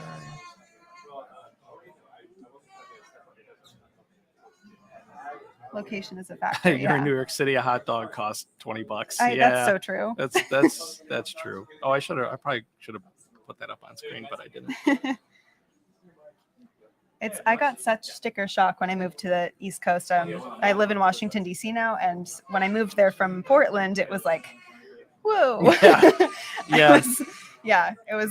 Cars are Yeah. certainly, obviously, as we all know, quite the sticker shock right now, right? I mean, absolutely. Absolutely. It's very tough to find an affordable vehicle now, Yeah. especially on the new side. For sure. And I think a big part of this process, I mean, aside from all of the amazing work that y'all do helping people find the right deals and helping people negotiate and things like that, is just helping them set expectations for what's appropriate for what they need. Absolutely. Because going into the dealership with unrealistic expectations, you're not going to walk out of there happy. No. Nope. Oh, Igor thinks you should be put on payroll. Say it louder for the people. No, I'm kidding. Awesome.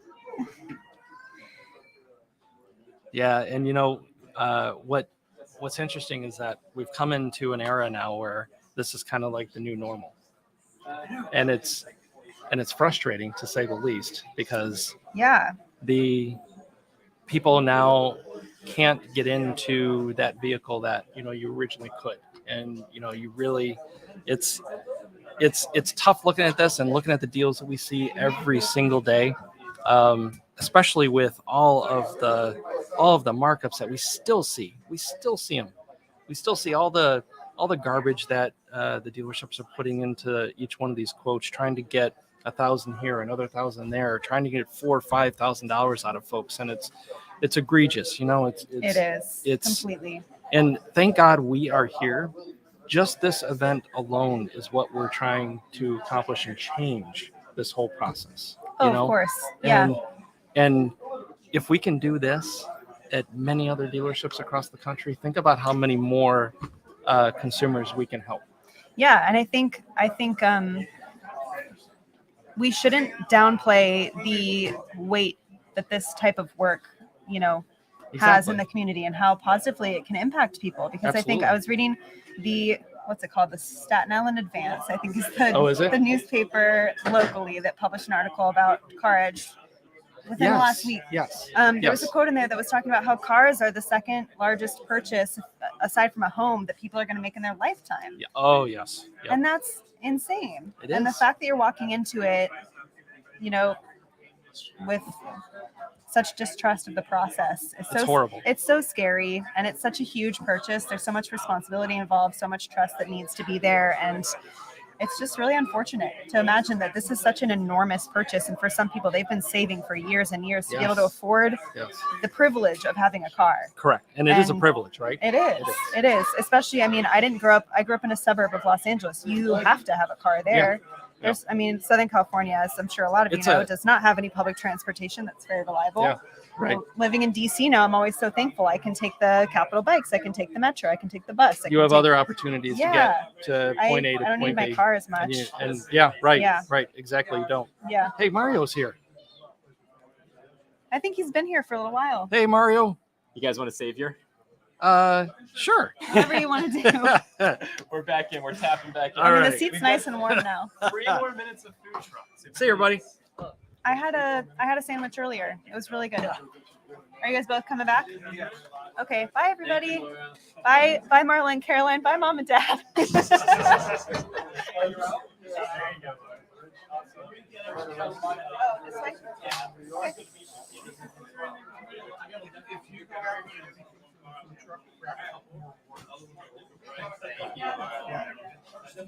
Please. Charlie's good. David's good. Everybody's good. Thank you, guys. You guys should start a podcast. You know what? That's what people were saying in the chat. Yeah.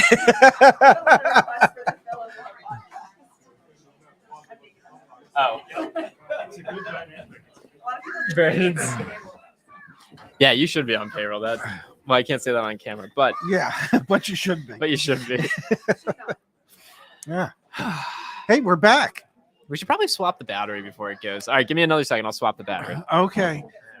And while Zach's swapping batteries, I'll do my best to chat it up till we lose. Well, I'll even chat it up after we lose the video.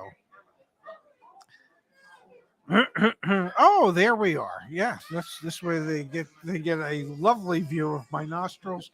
Yeah.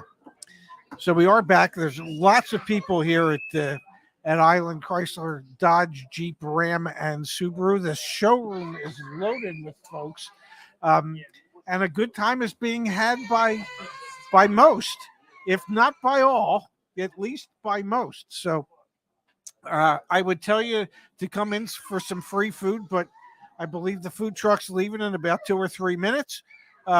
So hey, yeah, sorry you missed it. Yeah, hurry before I say sorry you missed it. Pretty sure you missed it. But the food was good. The company's been good here. We've met a lot of nice people. A lot of our community members have showed up today. It's just really been a lot of fun so far. Yeah. All right. Okay, we're almost back, ladies and gentlemen, to our virtual camera. There All right, we are. Pops, how's it going? Oh my God! I don't know about you. Do we have a count on sales? Can we get a count on sales? How many sales have there been today? I have no idea. I have absolutely no clue. I know there's been a poop ton of people in the store. Is this more than normal in a store? Like this level of activity? I'm going to tilt the camera a little bit. I would say that it is. I don't know what their normal, Saturday is like, but I would think this store is. I've seen a lot more activity in this store than I was used to seeing a lot of Saturdays at the mini store. So I'm excited to see this many people. Maybe it was the food truck. Maybe it was us. Maybe it was a combination. Both. Maybe it was both. All right, let's go back to what we started Yeah. today's show about, Dad, which is Yes. saving money, buying a car comes down to being educated, empowered, and informed. Out the door price, known for rebates and incentives. I was just talking to Charlie. He's Yeah. right behind us. He's working Yes. on a car deal. Yes. Charlie's one of our community members. He was showing me the CarEdge price, and he was saying, hey, I get the dealer discount and the incentives, right? I'm That like, is yeah. correct. When you ask for the out the door price, it'll show the dealer discount and it'll show any applicable incentives. There you go. And he was saying, okay, great. I asked for the out the door price. Perfect. That's how you save. It doesn't sound like a lot, but the moment you show up and you say, hey, I'm interested in the Ram 1500, what's the best price? Yes. That's when you're setting yourself up for failure. Yeah, that's different than saying, what's my out the door price with my pre-negotiated selling price plus my incentives. Yep, exactly. Yeah. All right, here we go. We've got from all things Rocket. We need CarEdge. Ray Unplugged, where Ray can stay unfiltered and rant and say whatever he wants. Well, He was just off camera a moment ago, and he was doing exactly that. I was. No, you were the same normal Pops that we know and love. I was just sharing stories again. Absolutely. Doing what I. All right, I'm getting pulled off camera one final time. Oh, I'm sure it's not one final time. Yeah. This will happen often. Yeah. Because we're busy selling cars. So Zach got pulled away for a moment, and I will do my best to keep you entertained until he gets back. But I will tell you that, having done this for 43 years, the store is rocking. There are people everywhere. The salespeople are all busy. Sales managers are all busy. Finance managers are busy. There's just like an electric atmosphere in the dealership. So yeah, it's pretty exciting. It really, really is. And I believe Zach is making his way back. And he is back. We've got a community member coming in, taking delivery in just a few minutes. And so we had to make sure everything was all set and squared away. So we've got community members coming in. We got to make sure they're all good to go so they can actually get in and out. Yeah. in under 60 minutes. Although we've Yes. seen some folks here, sadly, for much longer than 60 minutes. But like we said, we're learning. We might make mistakes today. We've certainly made mistakes today. And we will do what we always do. And we'll do which our is best not to make those same mistakes moving forward. get better Yeah. as a result of it. Yes. How long are we actually going to be on for? Well, the dealership's open another 4 hours. We cannot do. Johnny wants to know, are we still doing a 7 p.m. live show? No. No, Johnny. No, Johnny. Johnny, you know, I very rarely get talked out, but I am talked out today, brother. Okay. No, I Yeah. don't think so. Yeah. I don't Yeah. think so. I don't think we're going to go on at 7. Leonard How's says, today's video doing? run over to Brooklyn. So it's a great video. I think it's doing great. Brandon, who's actually here with us, he did an awesome job Yes. editing that, which we really appreciate as always. Don't and Zach look like Daytona 500 announcers on. Yeah, we do. Yeah. Yeah, we do. Yeah, I suppose. There we go. I can't say that I've ever watched the Daytona 500, so I don't know what the announcers look like on camera. But Likewise. yeah, I just plugged that battery into charge, so it's going to be pretty low, but it should work. Behind the scenes, Yes. things are going on. Things are going on. Have there been any car sales? Yes, there have absolutely been car sales. yes. Absolutely. All right. You know what? I think we should call it. I think we should call it straight. We've done 4 hours, Dad. Oh, come on, man. You want to go longer? Yeah, come on. Let's go to 3. What are we going to say for the next 55 minutes? We'll find out. Yeah, we'll find out. We'll just, whatever it is we say, we say. Whatever it is we say, we say. People getting- have questions. We'll answer them. I'm getting booed off the stage. All right. We'll go back to the UAW strike. Yeah. Do you think that dealers may still have these markups in order to shore up supply for the looming UAW strike? I don't think so. No, because it costs them money to have the car sit on the lot. Although, many dealers don't seem to care. What's up, Jerry? Oh, who we? Jerry, Oh, Jerry. one of our card coaches back at Yeah. CarEdge. Thanks for being here, Jerry. Yes, Jerry. Thank you so much. No, I don't.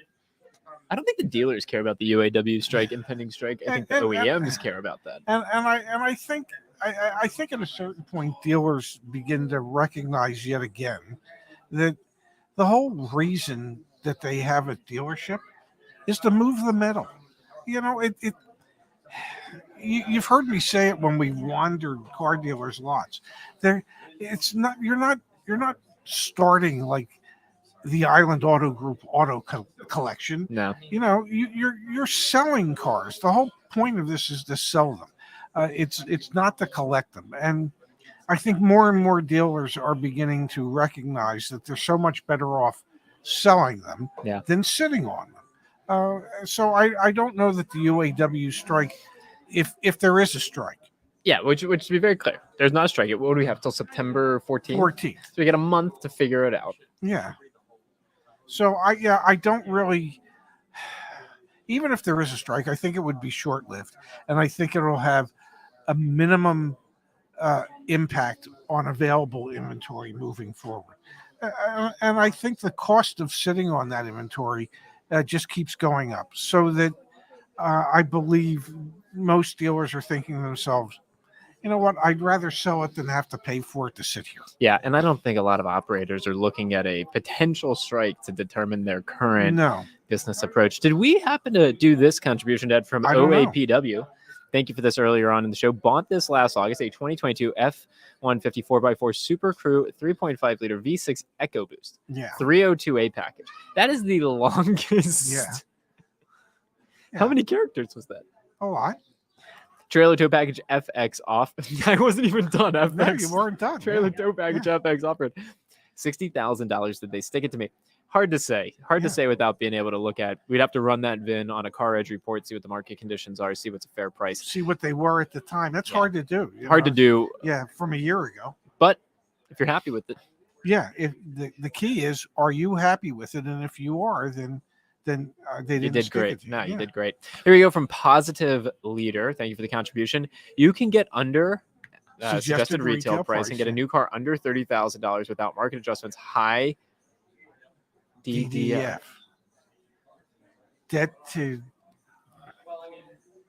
I don't know Debt what to- the yeah. It took over 6 dealerships, 2 months of working emails. They are out there. That being said, I agree with this. I agree that if you like Chevy Trax is an under $30,000 vehicle. I'm trying to think.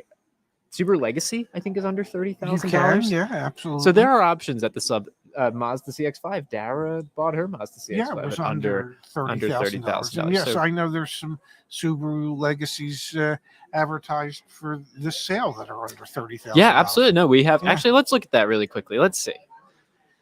We're on CarEdge.com. We've toggled our trusted dealer down here, and I'm going to sort this down not by nearest. I'm going to sort by price.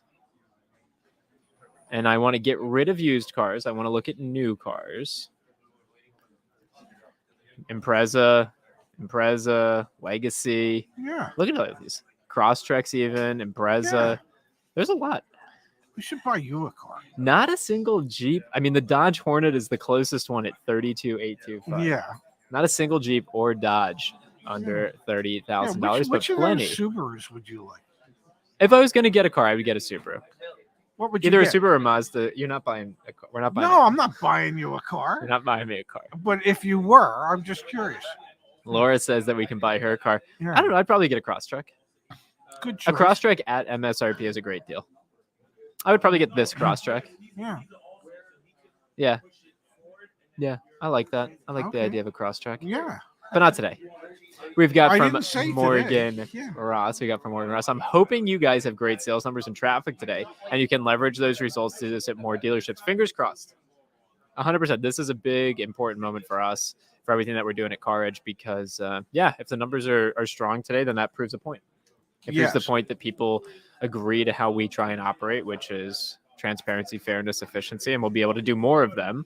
And we'll be able to And- get more people willing to. And I think so far Participate. so good. We've had a Yep. lot of people here, a lot of activity, good energy within the dealership. Yes. So Absolutely. Fly Chomper Fly says, like Morgan, we are behind you. We want this to work. Thank you. Thank you. So when we do the next Yeah. one, when we're at a different place in the United States, you got to come out. You got to say hi. It's the only way to demonstrate and show, hey, people are aligned with us. They agree.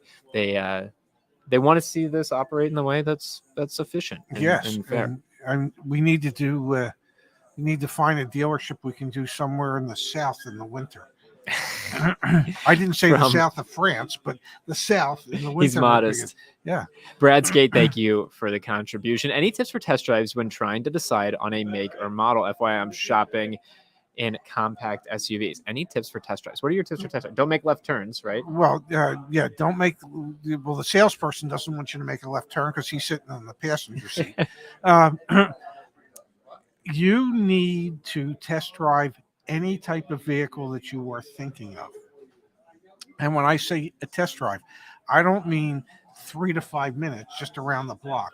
I mean, take it out on city streets, take it out onto the freeway, get a real sense of the vehicle because, well, once you own it, you own it. Do like a hard brake on it too, right? Yeah, but warn the Warn the salesperson when you're salesperson, about to do that.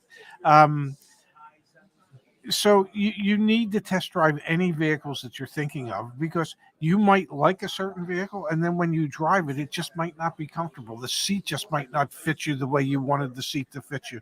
There's just something about it that's not right for you. So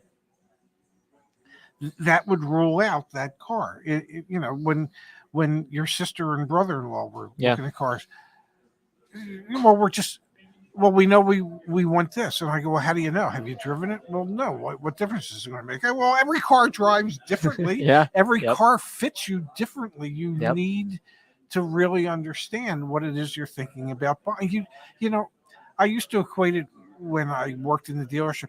You wouldn't buy a $100 pair of shoes without trying them on. Well, maybe you would. Nice because- meeting you. because you get to send them back if they don't fit properly. But typically you wouldn't buy a $100 pair of shoes without trying them. How are you going to buy a $30,000, $40,000, $50,000 car without trying it on, without test driving? I mean, how can you do that? So you need to test drive. You always need to test drive. All right, I'm getting pulled off screen one more time. Here you go, Pops. We need him again. I can talk to you guys. I'll be right back. From Scott's Reviews, Pops. Give me one sec. Scott's Reviews. Thank you, Scott's Reviews. Discuss buying out a lease after first month payment. I can only get federal rebate on a lease.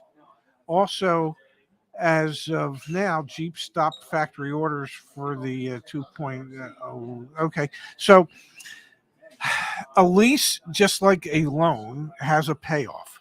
Now, typically, the way a payoff works on a lease, it's the residual value plus any remaining payments, because they're going to get their payments, less a little bit of interest because you're paying it off early.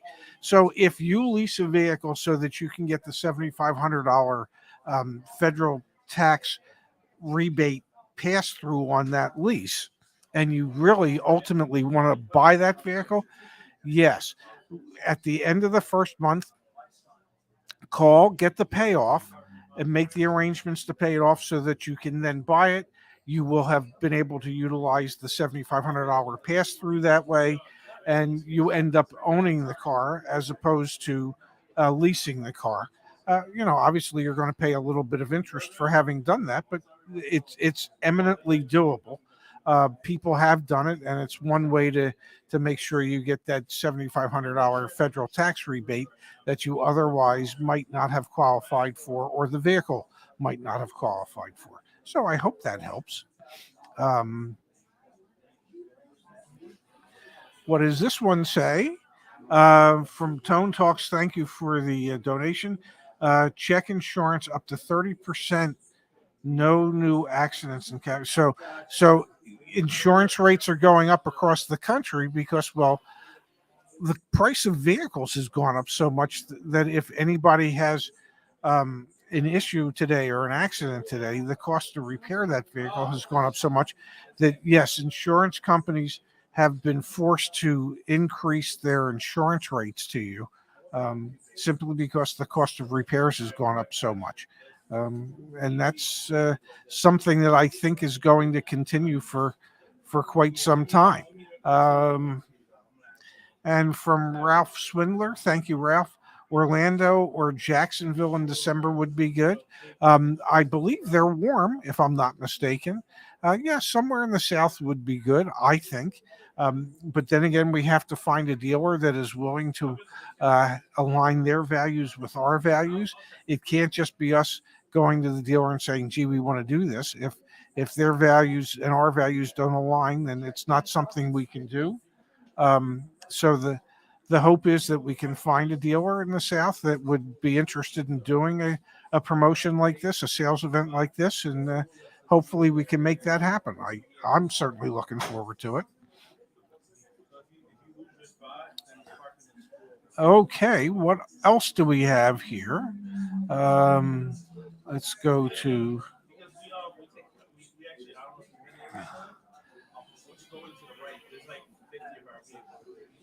Okay.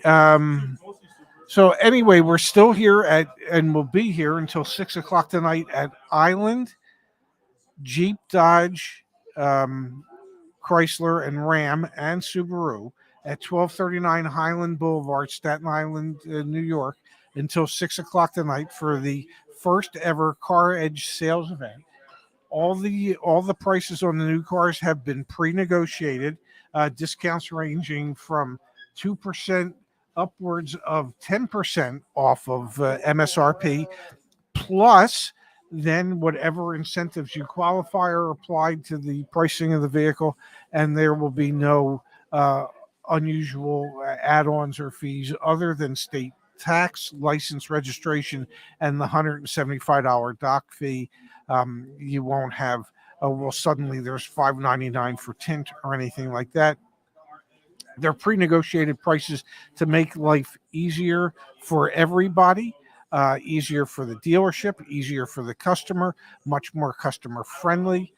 Because, truth be told, nobody needs it to be hard. The staff doesn't need it to be hard. You as the customer don't need it to be hard. So we're trying to help foster a concept for dealers where they just realize it's much better to make it as easy as possible as opposed to as hard as possible. So that's where we're at here. Let me pull this up real quick. Ray, why is Jeep giving the $10,000 discounts only on leases, because in many cases, the manufacturers decided they want to lease the vehicle so that they can come back in 3 years, whether it be to help enhance used car inventories in 3 years' time, or whether to enhance the opportunity to sell that customer that's in a lease a new vehicle 3 years from now. So oftentimes manufacturers will set up incentives so that they are more lease friendly than purchase friendly, just to be able to bring back a customer sooner rather than later.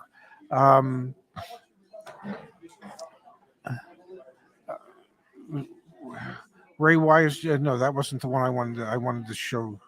I don't know what I wanted to show. What do you think about buying a lemon buyback? It's only has 4,000 miles on it.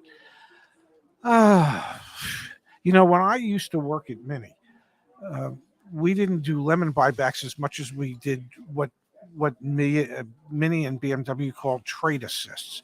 And what a trade assist was that a vehicle that had an issue, some kind of service issue that wasn't able to be corrected, and it was just cheaper and easier on behalf of the manufacturer to help trade that customer out of that car and put them into a brand new car at no cost to the customer, thus giving the dealership extra time, or the manufacturer extra time, to have a specialized tech take a look at it to figure out what the issue is.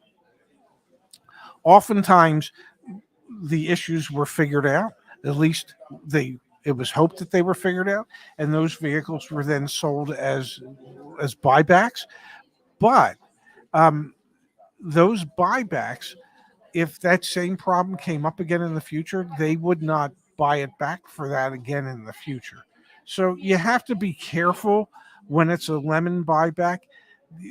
Obviously the manufacturer and the dealer feel as if they have the issue solved, but that isn't always the case. So just be careful with that. That would be my suggestion. Sometimes it works, sometimes it doesn't. Let's see here. Ray, as part of the event and future events, you should make Zach buy a car. Start with the Crosstrek he was talking about. Well, perhaps Zach should buy a car for a multitude of reasons, because I think at a certain point he needs one. But I will also say this, that he and Laura live in the city in Washington, D.C., and they only have one parking space, and Laura does have a car. So, if you're living in a metropolitan area with really excellent public transportation and limited parking, it's hard for a couple to have two vehicles. But I believe at a certain point, Zach's going to have to break down and get another vehicle. We'll see what happens. Somebody will sell him a car. I don't know who it'll be. Let's see. What's this question here? Ray, what was your favorite vehicle that you owned? I think my absolute favorite vehicle that I owned was, we had a Mini Roadster. It was a 2-seat Roadster convertible, which I absolutely loved. Yeah, Brandon's almost right. Which I absolutely loved. It was a car that I bought. I think in the spring of Zach's senior year in high school, and the car had I think 6,500 miles on it by the time Zach went off to college, and I think out of that 6,500 miles, I might have put 200 or 300 miles on it. Zach liked it. His girlfriend at the time liked it. They took that damn car everywhere. Yeah, we did. And it was just a fun car to drive. It was fun. It handled well. I loved the fact that it was a convertible. I loved feeling the wind rustling through what was left of my hair. It was just great. Let's try and bring in a special guest. We might need to put headphones. We should be okay. Let's try this first. Okay. Brandon, if you're okay, give me a thumbs up on your end. Awesome, man. Appreciate it. I'm going to add Brandon in 3, 2, 1. Hey, Brandon, can you hear us? What's up? I can hear you. Yep. Can you hear me? All right. Yeah, we can hear I you. can hear Brandon. All right, Brandon, you're actually playing out into the speaker, no headphones. So watch what you say, man. Don't get us in any trouble here, okay? Oh yeah, that's me. I'm the one that's going to say something bad. Quick question to those that are on with the stream. Please let us know how the audio is in the chat. Any feedback or anything, we'll switch it around, but it doesn't seem like we're in a bad place. Brandon, happy Saturday. How the heck are you? Good. All right, big question. How many cars have you sold? We have no idea. We have no idea. You have no idea. There's no calendar. There's no It's- bell. yeah. There's no little digital board. Man, there's just a little bit. I mean, you can kind of see it behind us. There's like a little bit of chaos going on, which is, I think, what's normal for a car dealership. We will get a tally by the end of the day. We'll share that over on social media. Look, can I ask Brandon a question? You can do whatever you want. How many cars have you sold today? They've sold, I think, 4 or 5 today. And you didn't go into work today? I went in to try to build a something for my son, a little car that we just got him, and the axle rod threads were jacked up, so I got to cuss at this toy today and not finish it. So, yeah, I did go into the shop, but that's the reason I went into the shop. I'm sorry that you were not able to build the toy with your son. Can I pull something up on the screen, Brandon? Because I know you and I were chatting in advance of us doing this event. I really, really admire the business Brandon has built, his dealership and everything like that. And so I was telling him what we were trying to do, and he was giving us words of encouragement. And look at this from Sharon Williams, Dad, who is in here. I'm looking over there. Sharon was working with John, one of the sales managers earlier today. Brandon, look at this. Hi, Zach and Ray. My name is Sharon. It was a pleasure meeting you guys today. Big fan of yours. My experience was unforgettable. It was quick and painless. Shout out to Isaiah and John. I am so happy. Well, I guess there's one car that we sold. That's one. One. Yeah, let's add that to the tally. No, come on. We know that there are others. There are others. Didn't David just leave? Oh, yeah, David did. David did just leave. Yeah. He picked up his car. You're Yeah, in the Jeep dealership right now, right? We've been here all day. Come on. I didn't know if you were in the Jeep or the Subaru. Yeah, we've been in the Jeep dealership all day. Brandon, you would get a kick out of it, man, to see how car dealerships are structured here in New York. Like, Dad, let me ask you, have you ever been in a tighter footprint car dealership? And by tight footprint, I mean just like not a lot of real estate, not a lot of space. Well, no, but I've worked at dealerships that haven't had a lot of space, but not quite as limited as what we see here.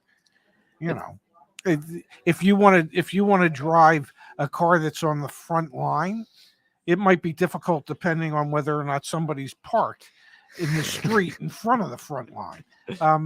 You're dealing with, when you're in a major metropolitan area, tight spaces. Yeah, you can almost guarantee that you should probably give every customer dent and ding on their purchase, because more than likely you're going to put a dent or a ding in their car when you're trying to get it out of their parking space to take it and get it cleaned for delivery. So I went to a dealership in Charlotte last week, and they could only fit like maybe 20 vehicles on their lot to actually display. But down the road, they had an exterior lot where they had like, it had to be 500-600 cars sitting there. So I mean, they had storage; it was no problem, but they just couldn't store the cars at their actual dealership. Well, they have what 3 or 4 lots around here where they store their inventory. Oh yeah. No, and I think at this CDJR dealership, they've got 200 to 300 cars in inventory right now. I don't physically see where you could have 2 to 3. So I think it's just what you're describing, Brandon, down the street, up the street, wherever the heck it is. Yeah. But Brandon, let's get an update from you. The best place for them is in somebody else's driveway. That's right. That's why we need a tally. We need to see these 100 cars that have already been sold today. We really do. But Brandon, let's get an update on your end. How are things going? Enjoying all the videos that we see on the Car Questions Answer channel. For those of you that don't know, you can see the letters in Brandon's background, CQA. That stands for Car Questions Answered. Brandon has a great channel over there. We encourage you to check it out. He does live streams as well as videos a couple times a week, 2-3 times a week. So please go check it out. But Brandon, how are things going with you, the channel? What things are you seeing in the industry? All that fun stuff. Good. At auctions, we're seeing repos continue to tick up. That's no secret. I mean, you can see that in the data. Prices, as much as Ray wants to argue with me, wholesale prices are coming down. But retail prices aren't. Well, I mean, we've got some things coming up that I probably shouldn't talk about while you're in a Jeep dealership. That maybe Well, there's a then reason don't. why. Yeah. Anyway, so I mean, I feel like a lot of dealers are still being stubborn, and just because wholesale prices are down, does not mean that retail prices have to come down. Now, but with used car dealers, you know that they're on floor plans, and if they're continuing to try to keep this inventory that they pay too much for and shoot the moon on it, then at some point they have to start lowering prices. But you are seeing retail. I mean, it's not coming down as much as you want it to come down, Ray, but the prices are absolutely coming down. It's just very slowly, very slowly, very slowly. You know, we pulled up some interesting research from IC Cars the other day, Brandon, and it was incredible. It was talking about the share of $10,000 or under used cars has dropped by 98% over the past pre-pandemic to currently. And that's the line of the types of vehicles that you saw at your dealership under $10,000. A 98% decline in under $10,000 vehicles. And at the same time, there was a 470% increase in over $70,000 used cars available on the market. I wonder if we're all, at the end of the day, the three of us, we're all each going to be kind of right about our steakhouse dinner bet, because depending on which segment of the market you look at, you're going to see different trends. So are you suggesting we're going to get 3 checks? No, stop. Yeah, stop moving the goalposts. That was not the bet. The bet was either, okay, at this moment in time, prices are either higher or they're lower. This is a binary thing. And since then, prices have dropped about 10%. So unless they go up by 11% in the next month and a half, I think, then I'm right. So. They don't go up by 11%. He's right. Yeah, no, I hear you loud and clear. But for the feeling of it, Ray is right. For the overall feeling of the market, obviously they went up 43 whatever percent, and they've dropped 11%. That's nothing. So they're not going to go back down to where they were. It's not going to happen. There's not enough inventory. And so with that sense, the feeling of the market of prices not coming down, Ray is right with the feeling. The actual data, though, it shows that prices are coming down. It's just not anywhere close to as fast as anyone wants. I go back, I reference the housing market all the time. The 2008 crash, it was called a crash in the housing market. And that still took 3 years for the prices to bottom. I mean, even with something that's categorized as a crash, the housing prices slowly went down. It's just because sellers have to catch up with the market, and they're not going to want to just dump as soon as that happens. He's leaving me again. That's why he brought me in, so he can just again. It's Dave. It's Dave again. It's okay. We're saying. Sorry, we didn't get a chance to get on. We just appreciate you getting a car. That's Dave. Say hi to Dave, Brandon. Hey, Dave. Yeah, he. Just so you know, he's a big fan of yours, Brandon. Awesome. I'm a big fan of Dave's. As well, you should be, Dan. Yeah. You know, I just to echo what you're saying. Yes, car retail prices are coming down or have come down. It just, for most people, it just doesn't feel like it has. And it's not going to. Yeah. And I think it's because, you know, people want to see it come down like 40, 50%. And that's not realistic. So, yeah, probably in the long run, you're right and I'm wrong. But either way, it still feels like the market is incredibly inflated. And it's incredibly inflated because there's still an incredible shortage of vehicles. So here's the thing too, Ray. We get to December and we have some problems with production getting out, however that may work out. But then you hit tax time again in February and March, and we might be right back to where we're spiking back to all-time highs, especially on these used cars. So that is an absolute scenario that it could happen. Wow, you saying that kind of shocks me, but also is very logical. Wait, run it back. What happened this year for used cars? We had a huge tax season spike. Yes. Because had there a- was no, actually- it what happened wasn't a before that tax though? season spike. Yeah, go It- back it- to last fall and then December. We saw that downtrend, right? And then it Yes. spiked back up because of tax season. And now we're continuing that downtrend that we started back in last fall after all the rate hikes went through and then the demand got soaked up. And then you have this just vacuum of the sucking of used cars out of the system again because of tax time. And now downtrend, and it's going to continue through the end of this year. And then we'll hit another spike unless we have production problems. And that's the big unknown right now is production problems towards the end of this year. That's what we can't predict. And there could be production problems at the end of this year because, well, there could be for the big three in the United States a potential strike, and then also we've seen the Asian automakers, Hyundai, Kia, with the exception of Nissan, Toyota, they've struggled to have enough inventory. I mean, you do it on your channel down in your area, Brandon. We go to the dealership. There's no Hondas. There's just no Hondas, and their sales were up. What was it, 56%? 50-something%. So if you're Honda and you still are struggling to produce cars, people then aren't going to be able to find a $30,000 Honda or $25,000 Honda. So then they're going to look for that used car. You're making a really good point, Brandon, that everything that goes down could go right back up. That's concerning. Yeah, because inventory is so low, I mean, this market could be volatile, very volatile. Wow. Yeah, I think you could be onto something. Yeah, and it will be volatile for a while. Yeah. And I've been saying it that I think it's going to be like this for the remainder of the decade. Now, I guess we all got job security. I was about to say that's job security for us, right? and I've got whether the we have ultimate job hedge put security on or if not, I mean, if the car market explodes, then my dealership won't do well, but my YouTube channel will do well. Car market does well, then my car lot will do well, and the YouTube channel will go well. There we go. This is a practical hedging strategy for Brandon from Car Questions Answered.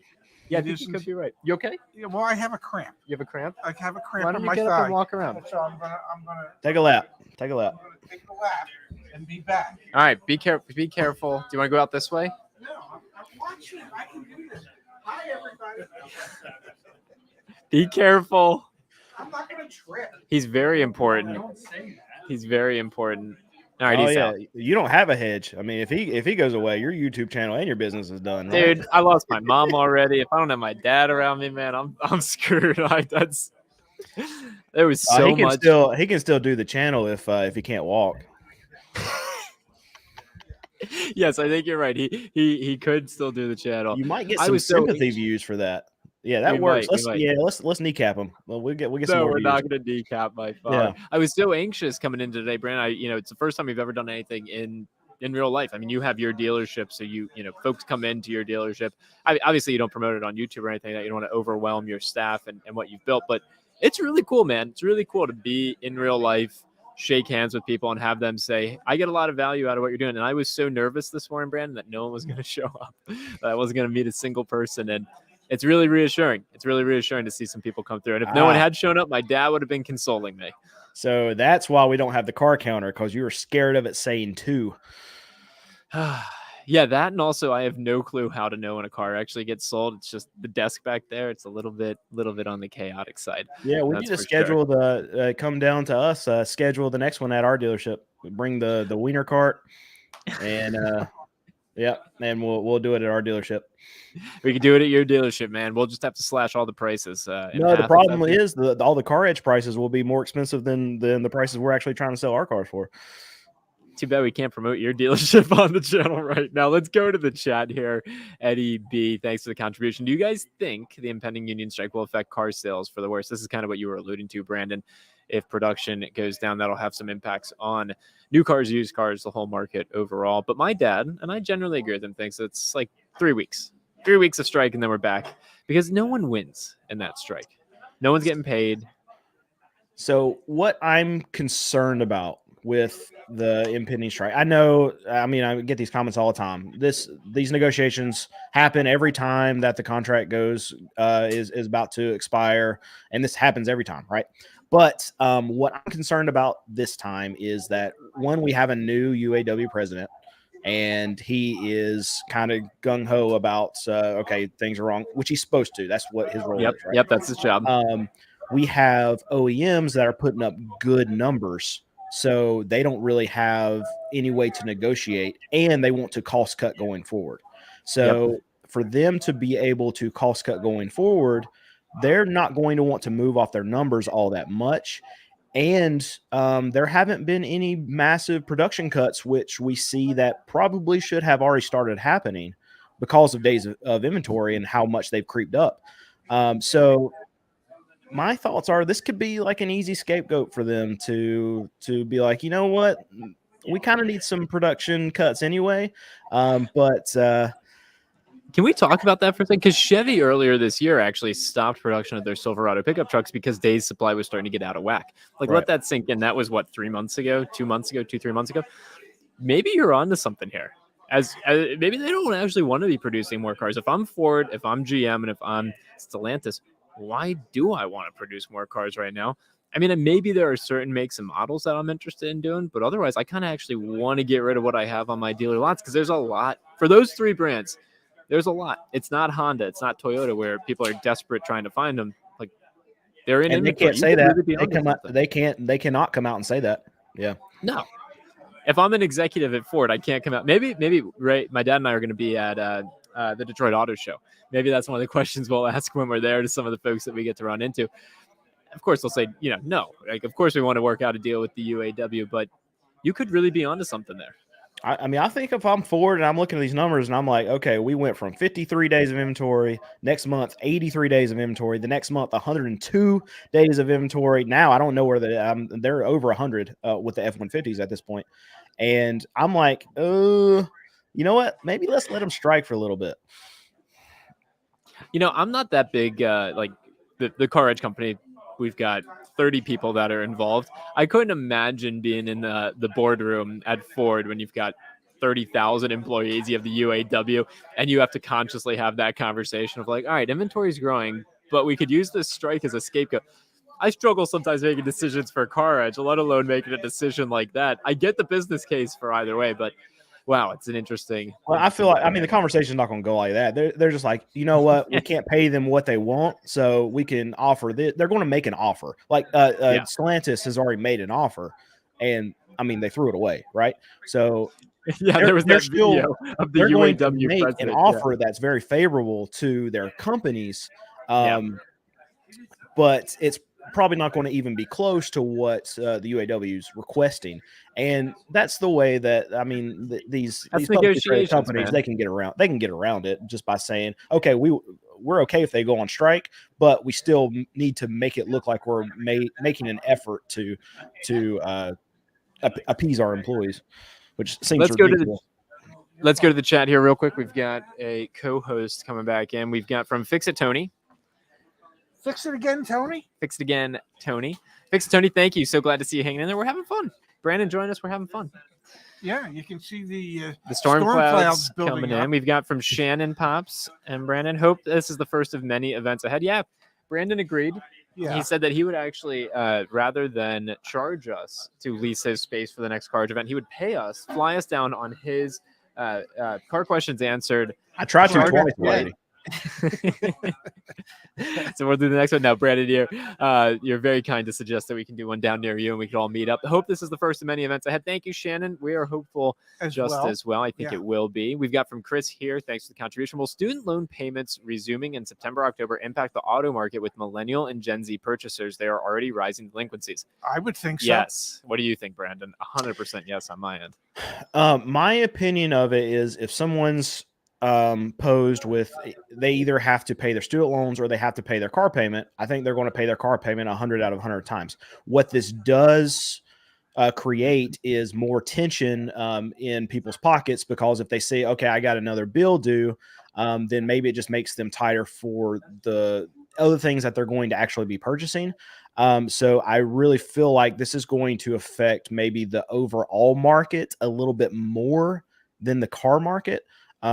But I really think people are more inclined to just keep not paying those student loan debts. And what the X factor here is how quickly these student loan payments are they're actually going to be start garnishing wages, taking actual action to get this money from people. I think that's more of the X factor than the choice of people paying their payments versus their student loan payments versus the bills they were already paying to begin with. And it'll also take a little bit of time for those, once they stop paying their student loan payments in the future. It'll take some time before that gets reported and reflected on their credit reports. Probably 3 or 4 months before that happens. And then whatever those people might want to buy in the future is going to become virtually impossible with open student loan debt, because at that point, nobody will lend them money again. Yeah. That aspect of it, to me, is the more material piece. I think you're going to continue to see rising delinquencies. We already see it amongst 18 to 39-year-olds. And that's going to be the cohort that's most severely impacted by student loan repayments. That group going out to still purchase an auto or something like that? No, they're out. They're just out. They're just no longer in the market. Here we go. We've got from James. Thank you for the contribution. Will Tesla be affected by the UAW strike? I don't believe it's a UAW shop. No, I don't think so at all. Yeah. So, some of the benefits of a Tesla type model are that you don't have all the legacy infrastructure, period. Just all of it. You don't have the legacy infrastructure. It's expensive to rebuild things, but you don't have it. And UAW is part of it. From Scott's reviews here, thank you for the contribution. I tried to buy a Jeep Gas Wrangler yesterday, and Jeep has stopped taking factory orders on 2.0 automatics. Ask the folks behind you if that's true. Okay, Scott, I will ask one of the Mike's on the internet site, so we'll ask one of the sales managers when they're nearby. Speaking of asking them questions, have you guys released actual prices? Is that something that you've shown? Because I haven't. I'd be curious. 100%. I'll actually cue it up with this. We had Bees Landscaping saying, in New Jersey, looking for a Ram 1500 2023 new, still markup. Why? We are seeing markups on Rams still, and it boggles our mind. If you go on the CarEdge website and you click on Trusted Dealer, this will show you all of our pre-negotiated prices. For example, on Imprezas, we didn't get them to discount anything. On here you go, another Impreza. It's at MSRP. And they've already got 2024 models too. They do. But let's do the Ram 1500s. I remember when we were. Charlie just closed his deal. Fantastic. Because we were working to them on the Ram 1500s, Brandon, and they wanted to do 6% off of MSRP. And I said, guys, let's do 10. Let's do 10% off of MSRP. Plus, there's a $4,000 incentive from Ram right now. So you should not be paying over sticker price on a Ram 1500, even if you're in New Jersey. We're in the freaking tri-state area, where it's probably one of the most, outside of, it's tri-state, Florida. Those are probably the two hardest markets. This is one of the toughest markets because, well, it's a New York market, and there's just a certain confrontational style that's expected to go on in this particular market, and it does go on. And people grow up knowing that buying a car ain't going to be easy here. Yeah. But my point being, there's 10% off plus $4,000 from the manufacturer. There's incentive to sell them. The real point is that the dealership can ask whatever they want. Yeah. The reason they're asking over MSRP, you've explained this to me so many times, and it still doesn't quite get through my skull, is because they expect someone to come in, and then when that customer feels like they won by negotiating down to just MSRP, they feel like they got a great deal because they saved $10,000, when in reality, they're spending 10% more than they need to. They're spending exactly. Yeah. Were you guys able to set like doc fees or any kind of add-ons or anything like that? Yeah, there's no add-ons whatsoever, with the exception of the doc fee. It's $175, which I think is regulated here in the state of New York. It might be. I don't know. Yeah, I think it's regulated. But they're at Island Auto Group, it's $175, and then tax, title, registration. That's it. That's it. Hard stop. And so what's been nice today is, I was telling my dad this story this morning. Sharon, whose comment came in earlier, she got her out-the-door quote. Pre-negotiated price was there, which was good. I see someone pointing at us, which is exciting. So I think we're about to meet someone. Sharon came in and she saw the title or the tire tax, and she was like, "It's $2.50 a tire." And she was like, "Zach, what is this? It wasn't listed out." And I was like, I asked the sales manager, I said, John, is the tire tax taxable or is it not taxed? And he said, no, it's not taxed. And I said, Sharon, I grabbed Justice on our team, Brandon. He's wearing his hat that says if it's taxable, it's negotiable. Okay, it's not taxed. It's one of the fee. You can't negotiate on it. It is what it is. What is what $2 a tire? You said $2 a tire. Yes. Oh, Zach, you should just be covering that on every deal then. What was that? Today, Zach's going to cover that on every deal. Well, here, you and Brandon go for a quick second. I'm going to introduce myself really quick. Okay. Be right back. Maybe I'll even have you guys. Brandon's like, I'm just enjoying my Saturday. I don't care. The only thing I'm missing is a bourbon. So are you gonna show up for our 7 o'clock show? You're doing a 7 o'clock tonight? No. Oh, yeah. So what time did you guys get started today? 10 o'clock. We started the live stream. We've been here. Zach's been here since I guess about 7:45. I got here about 8:45. We started the live stream at 10. How long are you going for? Well, we were going to go the whole flipping day till 6 when they close, but it's not often that I'm talked out, Brandon. Yeah, I get it. Yeah. But I'm pretty close to talked out. So what time do they close? They close at 6. They close at 6. All right. Yes. Well, and Zach wanted to call it quits at 2 on the live stream. I said, let's go till 3. So okay, we're gonna try. Yeah, we're gonna do another 10 or 11 minutes, and then I think that's enough of a live stream for one day. I'm just but right now there's 1,059 people with us. Okay, and that number's been from the upper sixes to the around 1,100 on and off all day long. How many are in here right now? 1,069. Okay, people, put it in the chat right now. Why are you here? Why are you here? Yeah, well, that would be the same question, and a lot of the people have been with us the whole time, which for those people, I really feel sorry for them that you don't have anything better to do over these last 5 hours. Honestly, I wish you guys were within like a 5-hour radius doing this thing, because I would have been there all day too. This seems my hope is that we have an opportunity to sometime come down and do something in your area, and honestly, I'd like for us to be able to come down to your area because we need to get down there. We were supposed to get down there, and I'd still like to get down there. Yeah, we got to buy a car from an auction for under $1,000 and drive it back to Zach's house. Would people watch that? Because I would. We are not. They'll watch it on my channel because I know how to edit. We are not doing that. You're taking shots at us, Brandon, on our teams here, man. Brandon does all our editing. He's really good at it.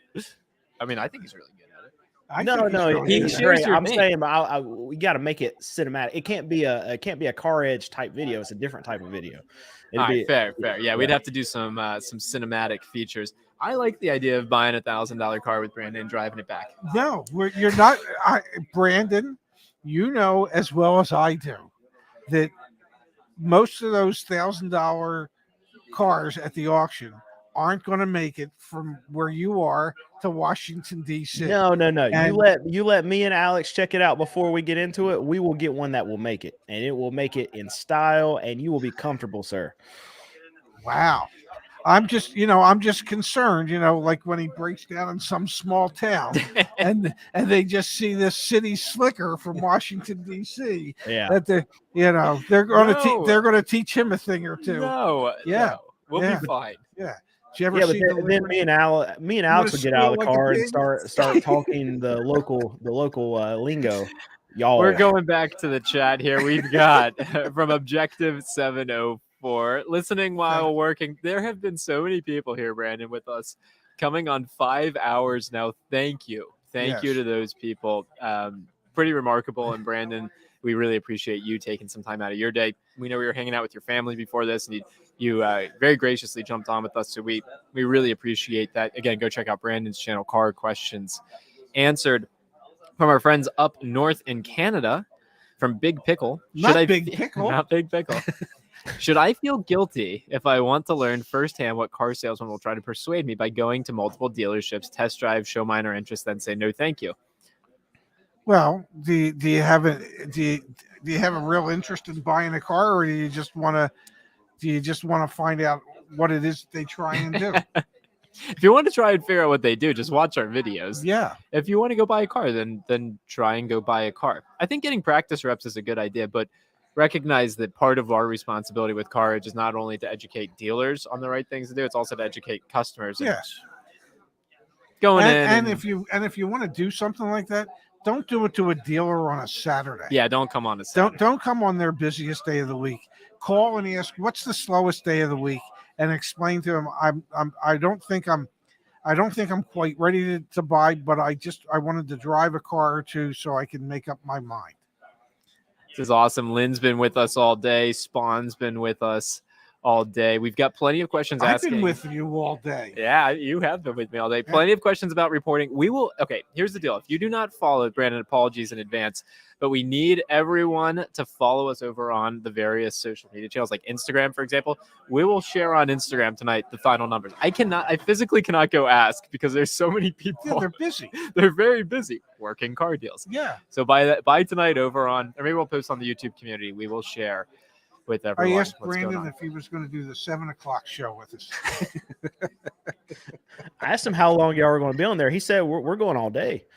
No, I thought we could do 8 hours. That's insane. 8 hours is very difficult. 8 hours is very difficult. That night that you guys were supposed to come down, 2 weeks ago, 3 weeks ago, whatever it was. 3 weeks ago. Me and 4 weeks Kristen ago. did a 3-hour live stream that night from like. Did you? Really? It was like 9 to 12 or 9:30 to 12:30 or something like that. Yeah, I was so sick after doing that. It was terrible. Yeah. 3 hours, man. Yeah. Wow. Yeah. The longest we'd ever done was maybe 2 hours. Yeah. Which many people would say was 2 hours too much. I mean, we kept like 1,000 people, and questions kept going. And it's when you're just opening. Okay, just ask me questions. It's hard to cut it off when people just keep throwing in questions. It's so fun. We've talked about this, Brand. Doing live shows is the best part of what we've been able. I mean, I'll speak for us, but I think it's Brandon's sentiment as well. Yeah, we recognize how fortunate we are with what we have with our YouTube channels. This is an incredible platform, and so we don't take that for granted in any moment. And the thing that we really appreciate is when we can do live shows and we can interact with people. And what's really cool about today, Brandon, and I encourage you to think about this, is doing a live show with your community members, standing by your side, coming on the show with you. It kind of took it to the next level. It's like you really feel connected. You really feel like a community, which is pretty damn cool. It's really cool. Yeah, we have had the opportunity today to actually meet so many members of the community that made it a point to come over here to say hello, just to say hello, just to thank us for doing what we do. That it's really been quite touching. CarEdge, car question answered, joint meetup before the end of the year. Oh, I'd love to do that. I'll tell you. So outside of a car auction, I get recognized at every car auction I go to now. But because that's who's watching our stuff, right? But outside of that, I've literally been recognized one time, and that was in a grocery store. Since I've been doing this. Wow, Brandon. Well, I think if we had a meetup, you would have a lot of people that would recognize you because they'd be all your friends, man. Your videos. I remember when we first met. I think I emailed you. Didn't I email you? Yeah, you emailed me on a Tuesday, and I was doing the show the next day. Yeah, you were. Yeah, I emailed you on a Tuesday. You joined us on our channel the next day I went to. And I emailed you because so many of our community members shared your video with me that I watched it. One of your original walking around a dealership lot, I think. Maybe you were at the auction. No, that wasn't it. That was the one I was calling out YouTubers for saying that people were saying that everyone on YouTube said it was going to be a crash. I was like, no, there's not going to be any crash. There's not any inventory. All these YouTubers, they're stupid. Yeah, that's right. I actually blocked that out of my memory because I was one of those YouTubers. But I was like, we gotta get to know this guy, and it's been awesome, awesome ever since. All right, here we go. We've got from Chef Dwayne. I'm on a plane from Dallas. Will you guys still be there when I get there? Sure. Sure, we'll be somewhere in Staten Island. Come join us at the hotel bar, Chef Dwayne. And let me tell you, that bar was bumping last night. We've got happy birthday, Peter. happy birthday, Peter. We've got from Brian Weber, excuse me. If you can do marathon and Ironman, etc., you can do 8 hours. That's fair, Brian. Yeah. Thank you. Very fair. Very, very, And very you don't fair. even have to worry about the bears sneaking up behind you. Anthony, thank you for the contribution. 2020 F-150 Limited, $54,000 for 60,000 miles. Wow. Before we even read the rest of this, that is so expensive. 60,000 miles for a pickup truck. That's too much. That's so much money. 2023 Tacoma TRD off-road, $44,000. Which one is a good deal? Well, I would say the Tacoma is a much better deal than the F-150. It's got, I don't know, 60,000 less miles on it to start with. So you can get a brand new 23 F-150 Limited right now. I think in the 70s, like 72, 73,000. I mean, 60,000 miles at 54K. That's crazy. And the new, I was gonna say it's better to go through. It's better just not buy a Ford. Just don't buy it. Well, there is that. Yeah. There's definitely that. It's better not to buy a Ford. Again, they lead the league in recalls. We've Yes. been preaching to people, if you can afford to buy new instead of used, because the used prices are still high, and the new ones, as we all know, come with the manufacturer warranty. And we don't even talk about it on this channel, Dad, or Brandon. I like new car quality is a little suspect. So while it's under the manufacturer warranty, you don't have to worry about paying for anything. That's kind of nice. Exactly. Well, if you buy a $2,000 car, then if it breaks, you just throw it away and buy another one. Yeah. I'm trying to convince my dad that we should do exactly that. Doug says, and thank you, Doug, for the contribution. What you're doing is great. Knowledge is power, confidence is power, and you give us both. Try and stop getting ripped off. Absolutely. That's what we're here for.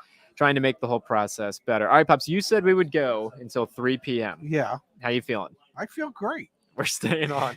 I had my Coke. I'm ready to rock and roll for another. Okay. Hey, all right. Look up a price for me. I want to hear one. right. I want to see Jeep Grand Cherokee prices. That's what I want to see. You want to see the 4xe, or do you want to see the? No, I don't want that junk. Let's see the real ones.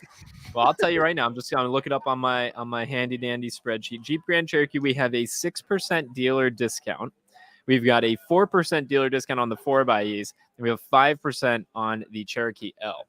Now, let's see what those price points are when you actually start to look at them. And we've got these things loaded up with lease incentives for the New York area. So that's why the prices are going to look a lot lower. We're currently sorting this from price lowest to highest. Yes. Let's just scroll down to the bottom of the first page. I like that. Let's see here. 4x. Okay, here's one that's not a 4xe. Go up to the top left. I thought I saw a. Never mind. Do this one. There's a limited. Okay. Let's go to the limited. Yeah. We've got a Laredo, altitude. Oh no. Yeah, the Laredo. Do the top left. Top left. 38,000. There's your price breakdown. Dealer discount $2,635, and incentives depends on your region, things like that. Lease or finance, but potentially another $2,500. That is great. A similar Jeep to this that is at my local Jeep dealership that I've been checking out. They're MSRP, and then they're plus like $5,000 in add-ons, and then plus like another $5,000 in market adjustment. So wow, yeah. Can we wait that much difference? Can we harp on that for a second?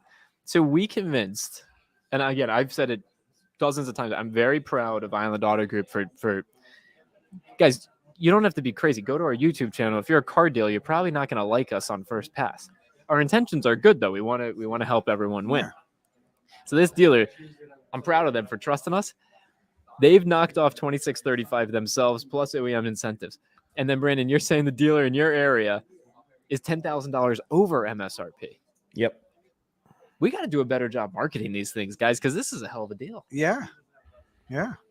Wow. But I mean, I could see the way that they're looking at maybe this dealer that you're at right now at 38,000. I don't know what their actual invoice price is, but I mean, maybe they're making $3,000 on this Jeep, whereas the other dealer's making what, 15 grand almost. So what they're saying is, okay, I've only got to sell one of these compared to this other dealer's got to sell 5 of them. So you've been talking about that, Dad. Yeah. The business. That's what they're thinking about. Yep. Yeah. Ah, man, it's absolutely wild. I do want to pull up while we're looking at the Grand Cherokees, though, because I think it's worth, no offense to Jeep, but holy cow, did their prices go up like crazy. So we're currently sorted from price lowest. Let's now do it by price highest. I mean, MSRP on this Summit Reserve is $82,620. And it's a 4xe. So if you lease it, you get the $7,500 tax incentive.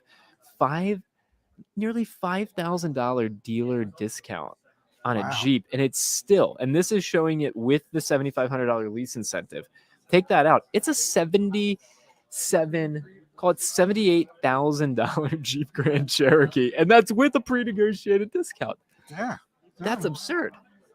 Yeah, So what I love about this is you actually break it down. And so if you go to any other dealership, even if they're offering the same kind of deal, they're not popping that $7,500 off on their website. They're showing you a price of $82,000. And then when you're going in there and you're sitting down at the sales desk, the salesperson comes up and says, okay, I've got good news and I've got better news.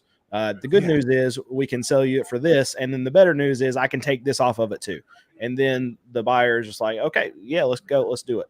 But I mean, it's just so frustrating that's the way that the market works and how these dealerships market their pricing. But obviously we see this is a much better way, but it's not good enough for a lot of these dealers because obviously they can make more money the other way. David, who was in here, who finally got out in his, it took him a couple hours here, which was disappointing. We wanted to be quicker, but the reason he ended up coming to the sales event, Brandon, is because he went to another dealer before, and he got his $9,000 discount, and on the OTD it showed $9,000 discount. And I asked him, I was like, "Can you ask your salesperson at whatever that dealership is to break out what if that is the dealer discount versus what is rebates?" Because I said, David, I've got $9,000 discount from manufacturer incentives that we're offering you plus the dealer discount. He's like, oh, so you're saying I've actually got like $12,000 or $13,000 discount? I'm like, yes. So go ask, because it shows up on the line item Hey, we're gonna have this price, and then a lot of dealers just use the factory incentive to lower the selling price of the car. Meanwhile, they've never taken a dime off of MSRP, off of their margin. And what we're doing is we're having them reduce their margin in the vehicle, plus give the people the incentives. One way is a more legitimate way of doing it, and the other way is, you're getting all this discount. It just happens to be coming from the manufacturer. It's not costing the dealership a dime to give it to you. Yeah, It's and what a lot of these dealers don't realize too is that you can get more people in the door the better your prices are online. So if you show your actual price, what you'll take online, I know obviously I'm small scale and we have cheaper cars, but the cheaper our prices are able to be, the more people we get in our door. And even if they're not buying the thing that they're coming to look at, they got there because they like the price of it, so they'll buy something else. And then sadly that goes a little bit too far, and that's where you get to the deceptive pricing on used cars and things like that. Yeah, it really can, unfortunately, from time to time be a big shame. We've got here from Anthony S. We appreciate the contribution. Anthony, my God, you're up to almost $20, my friend. Be careful. And there might have been some earlier. I'm not sure. Thank you for the contribution, Anthony. I have 3 kids and my wife. Looking for good trucks, reliable. Never bought new at all. So any advice, good trucks out there? I'm leaving you and Brandon to this one. Well, a minute ago, you wanted to know about the Tacoma, if that was a decent price. There are a lot of good trucks out there. I think but a lot of them are overpriced today. The Tacoma is probably too small if he's got 3 kids.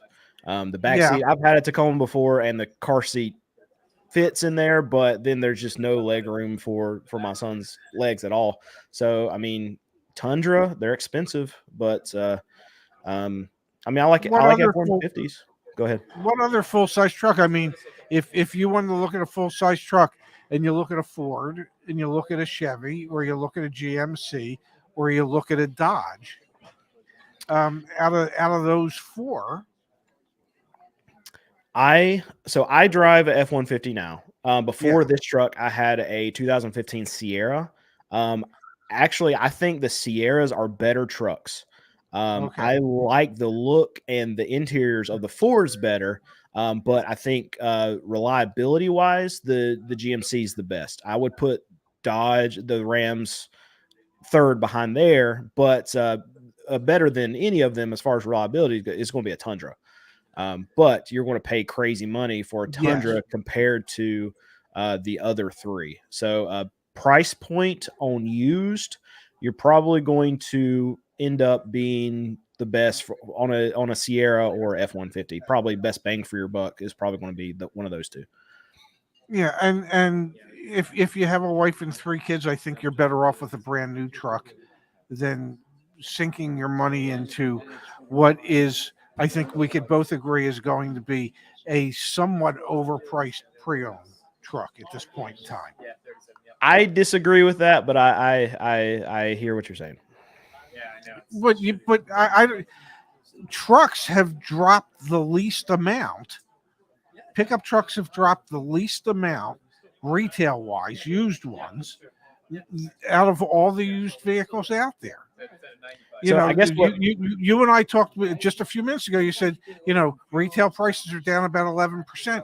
Retail used car prices or used truck prices are only down 3.8%. So my thing would be, okay, if you're looking at a new truck right now, I mean, you even saw like the cheapest Dodge you can get is, and that's the cheapest trucks that you can buy right now, is $40,000. So if you have $40,000 cash, yes, buy new.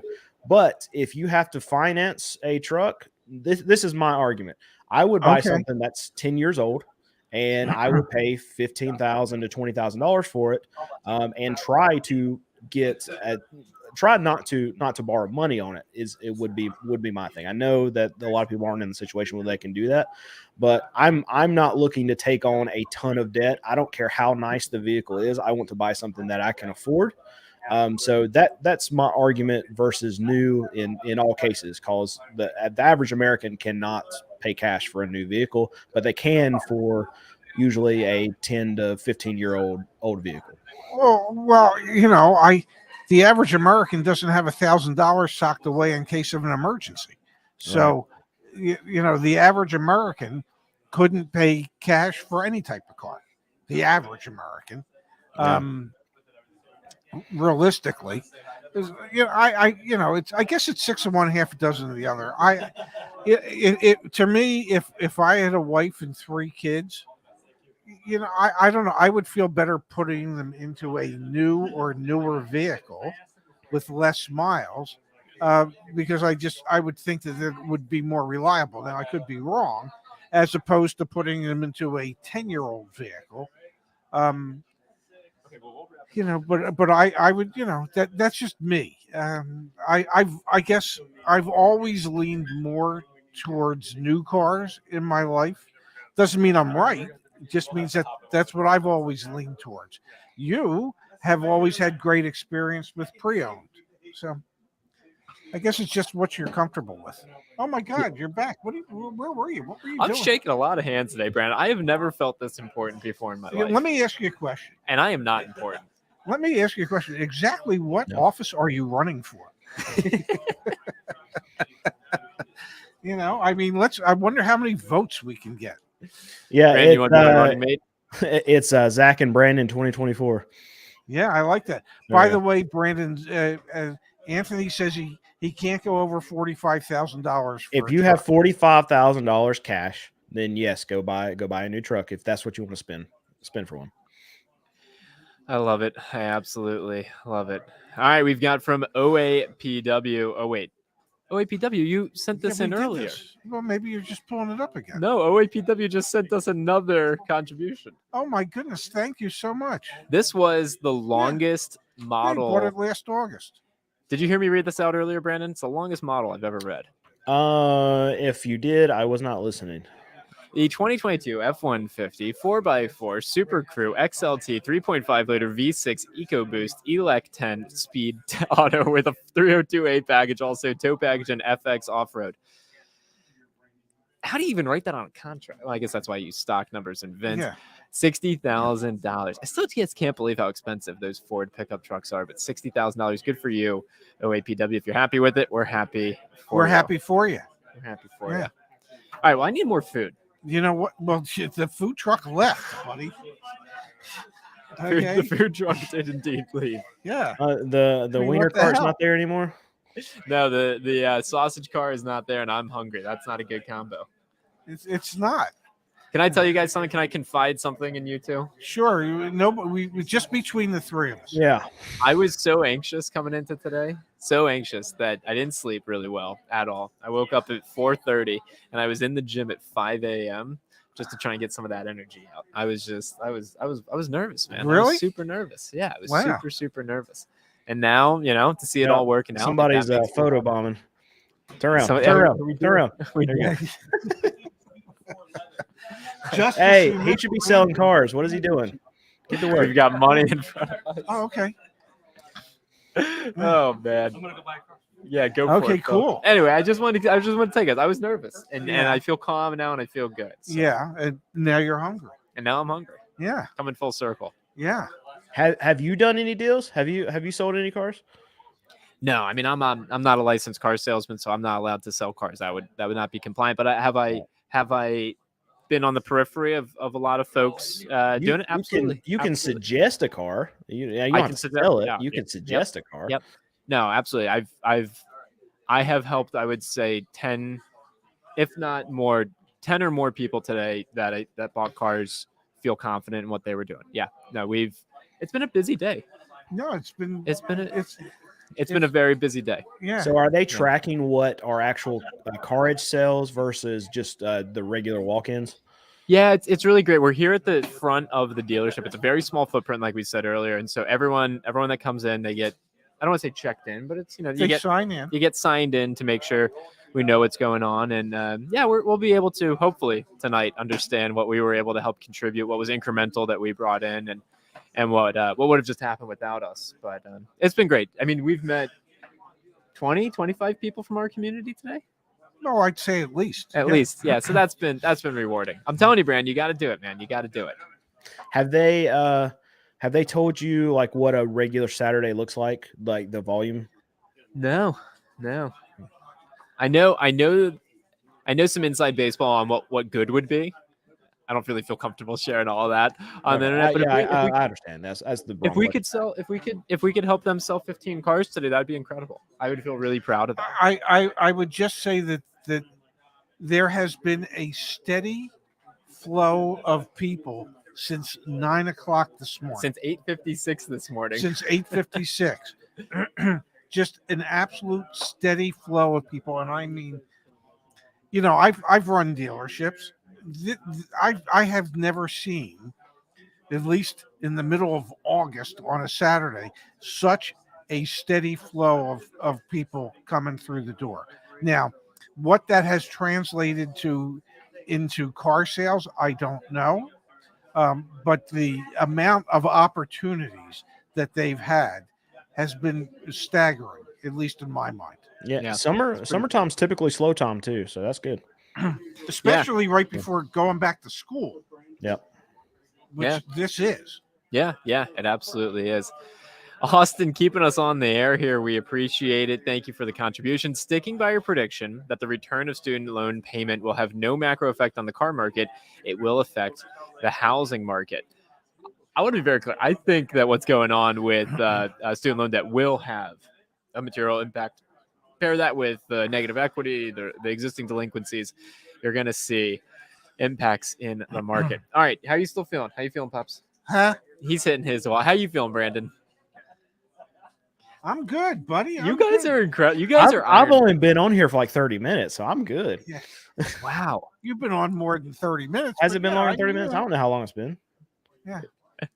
Time flies, but I tell you, I love being on a live stream. I feel like I can say whatever I want to say, and You I don't have to can. worry about editing it later. It's so nice. Yeah. For sure. Brandon, have you ever done events like this? Not in a dealership, obviously, but like for your dealership, have you put on events or like, have we ever you- had a wiener wagon at our dealership? No. We have you cheap have prices all the time, so we don't have to do events. People just buy our cars. do you have a popcorn machine at your dealership? We try to Oh get my this God. is going to sound really, really bad business sense, but I'm trying to get people in and out as fast as possible. I want them to test drive the car, feel comfortable in it, whatever. My salespeople don't really even help them until they get back from the test drive. Because Gotcha. I mean, we literally throw the keys at them, fill out the paperwork, say go, take it to your mechanic, whatever. Figure out if you want to buy it. We don't want to push you on anything. You decide. And then they come back and say, okay, we'll take it, or they come in and try to negotiate or whatever. At that point, that's when we say, I mean, obviously, no, we're not going to negotiate most times.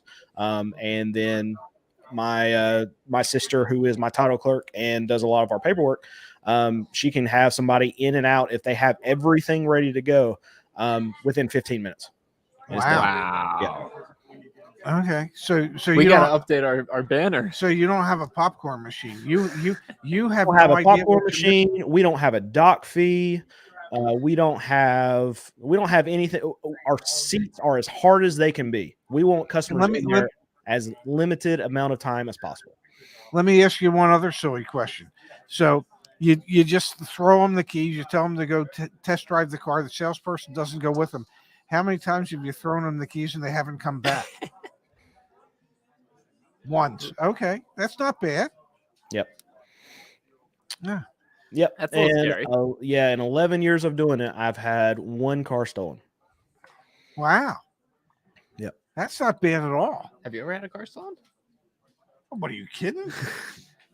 Yeah. People aren't coming to our dealership to steal a 2005 Nissan Altima with 200,000 miles on it. Yeah. If they're going to do a crime because they're going to get the same amount of time for that 2005 Altima as they're going to get for a 2023 Acura. So why would they come steal my Altima? They're going to go steal the Acura, right? Yeah. When I worked at Acura North Scottsdale in the Penske complex, we lost, between all the dealerships up there, I don't know, we probably lost at least 12 cars a year, where somebody would be walking around a lot and there were keys in a car, and somebody, and there's always cars moving because there were 10 dealerships on the campus. Wow. And so you didn't think anything of it when you saw somebody driving a car. Well, sometimes people would find a car with keys in it, jump in it, and drive and leave. And they didn't work for us. They didn't do anything. So yeah, we used to. I remember I'm making eye contact with someone, so I'm gonna go say hi really quick. I'll be right back on the show. But just because you make eye contact, oh my goodness gracious, he's something. Isn't he something else? Yeah, Ray. What would you do if I wasn't here? What were you doing before? Well, like I did before, I would do a monologue until my son gets back. That's what I would do. Yeah. I have to wave. Yeah, but that's what I would do. Yeah, as Chef Dwayne says, Zach is so popular. He is, and the reason is because he's so much better looking than I am. You know what I'm saying? Yeah, see, I saw a question for me. I can answer it. Wayne Wallace, I can say the answer is yes. That is what was the question? No, don't even put it up on the screen. I'll just answer it because I don't want to let people know what that is. But yes, the answer is yes. That's a big problem. Okay. Yes. Okay. So there's even more people coming. There are so many people here, Brandon. It sounds very loud in there. Well, that's just the staff hanging out behind us. Okay. They The staff is that what we're well, what do you want me to call you? Can you hand me that walkie-talkie on the table?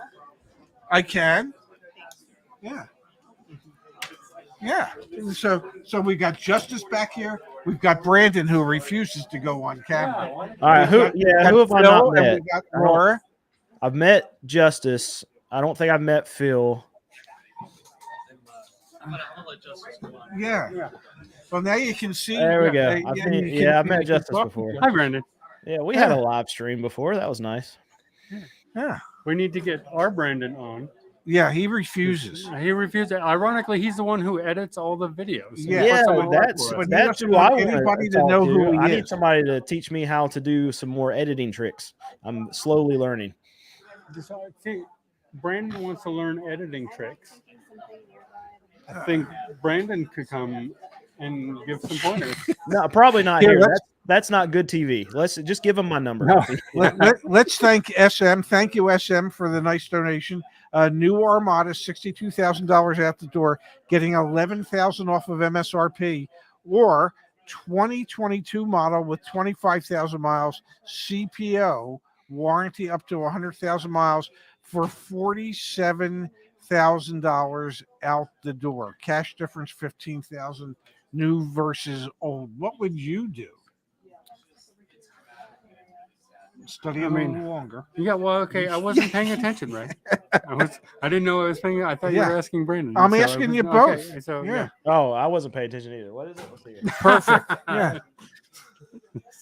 I think I would go with the 2022 honestly. Yeah, I think I The would. tw- I the think in this. 25,000 mile- Yeah, I this think in case. this case, I for Yeah. $15,000, I think that's a significant enough savings on the 2022 for the miles, and the fact that now make sure it is a legitimate Nissan certified Yeah. pre-owned warranty and not one of those aftermarket certified pre-owned warranties. And if it is the legitimate Nissan one, I think the pre-owned one makes the most sense.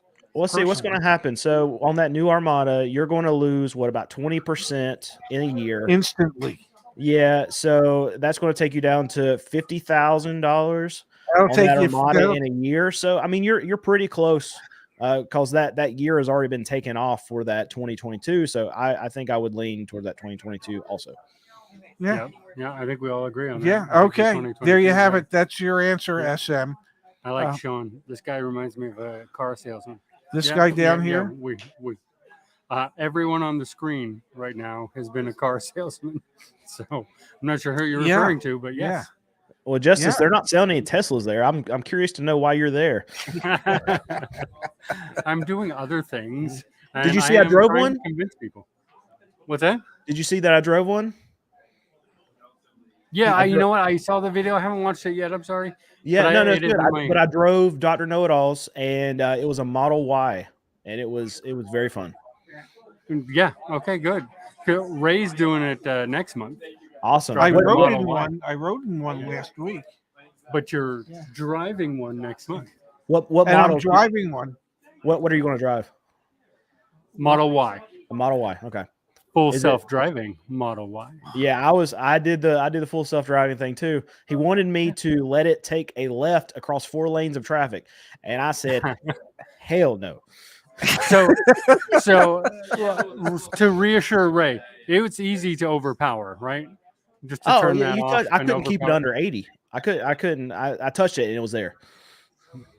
Yeah. I mean, to overpower the full self-driving.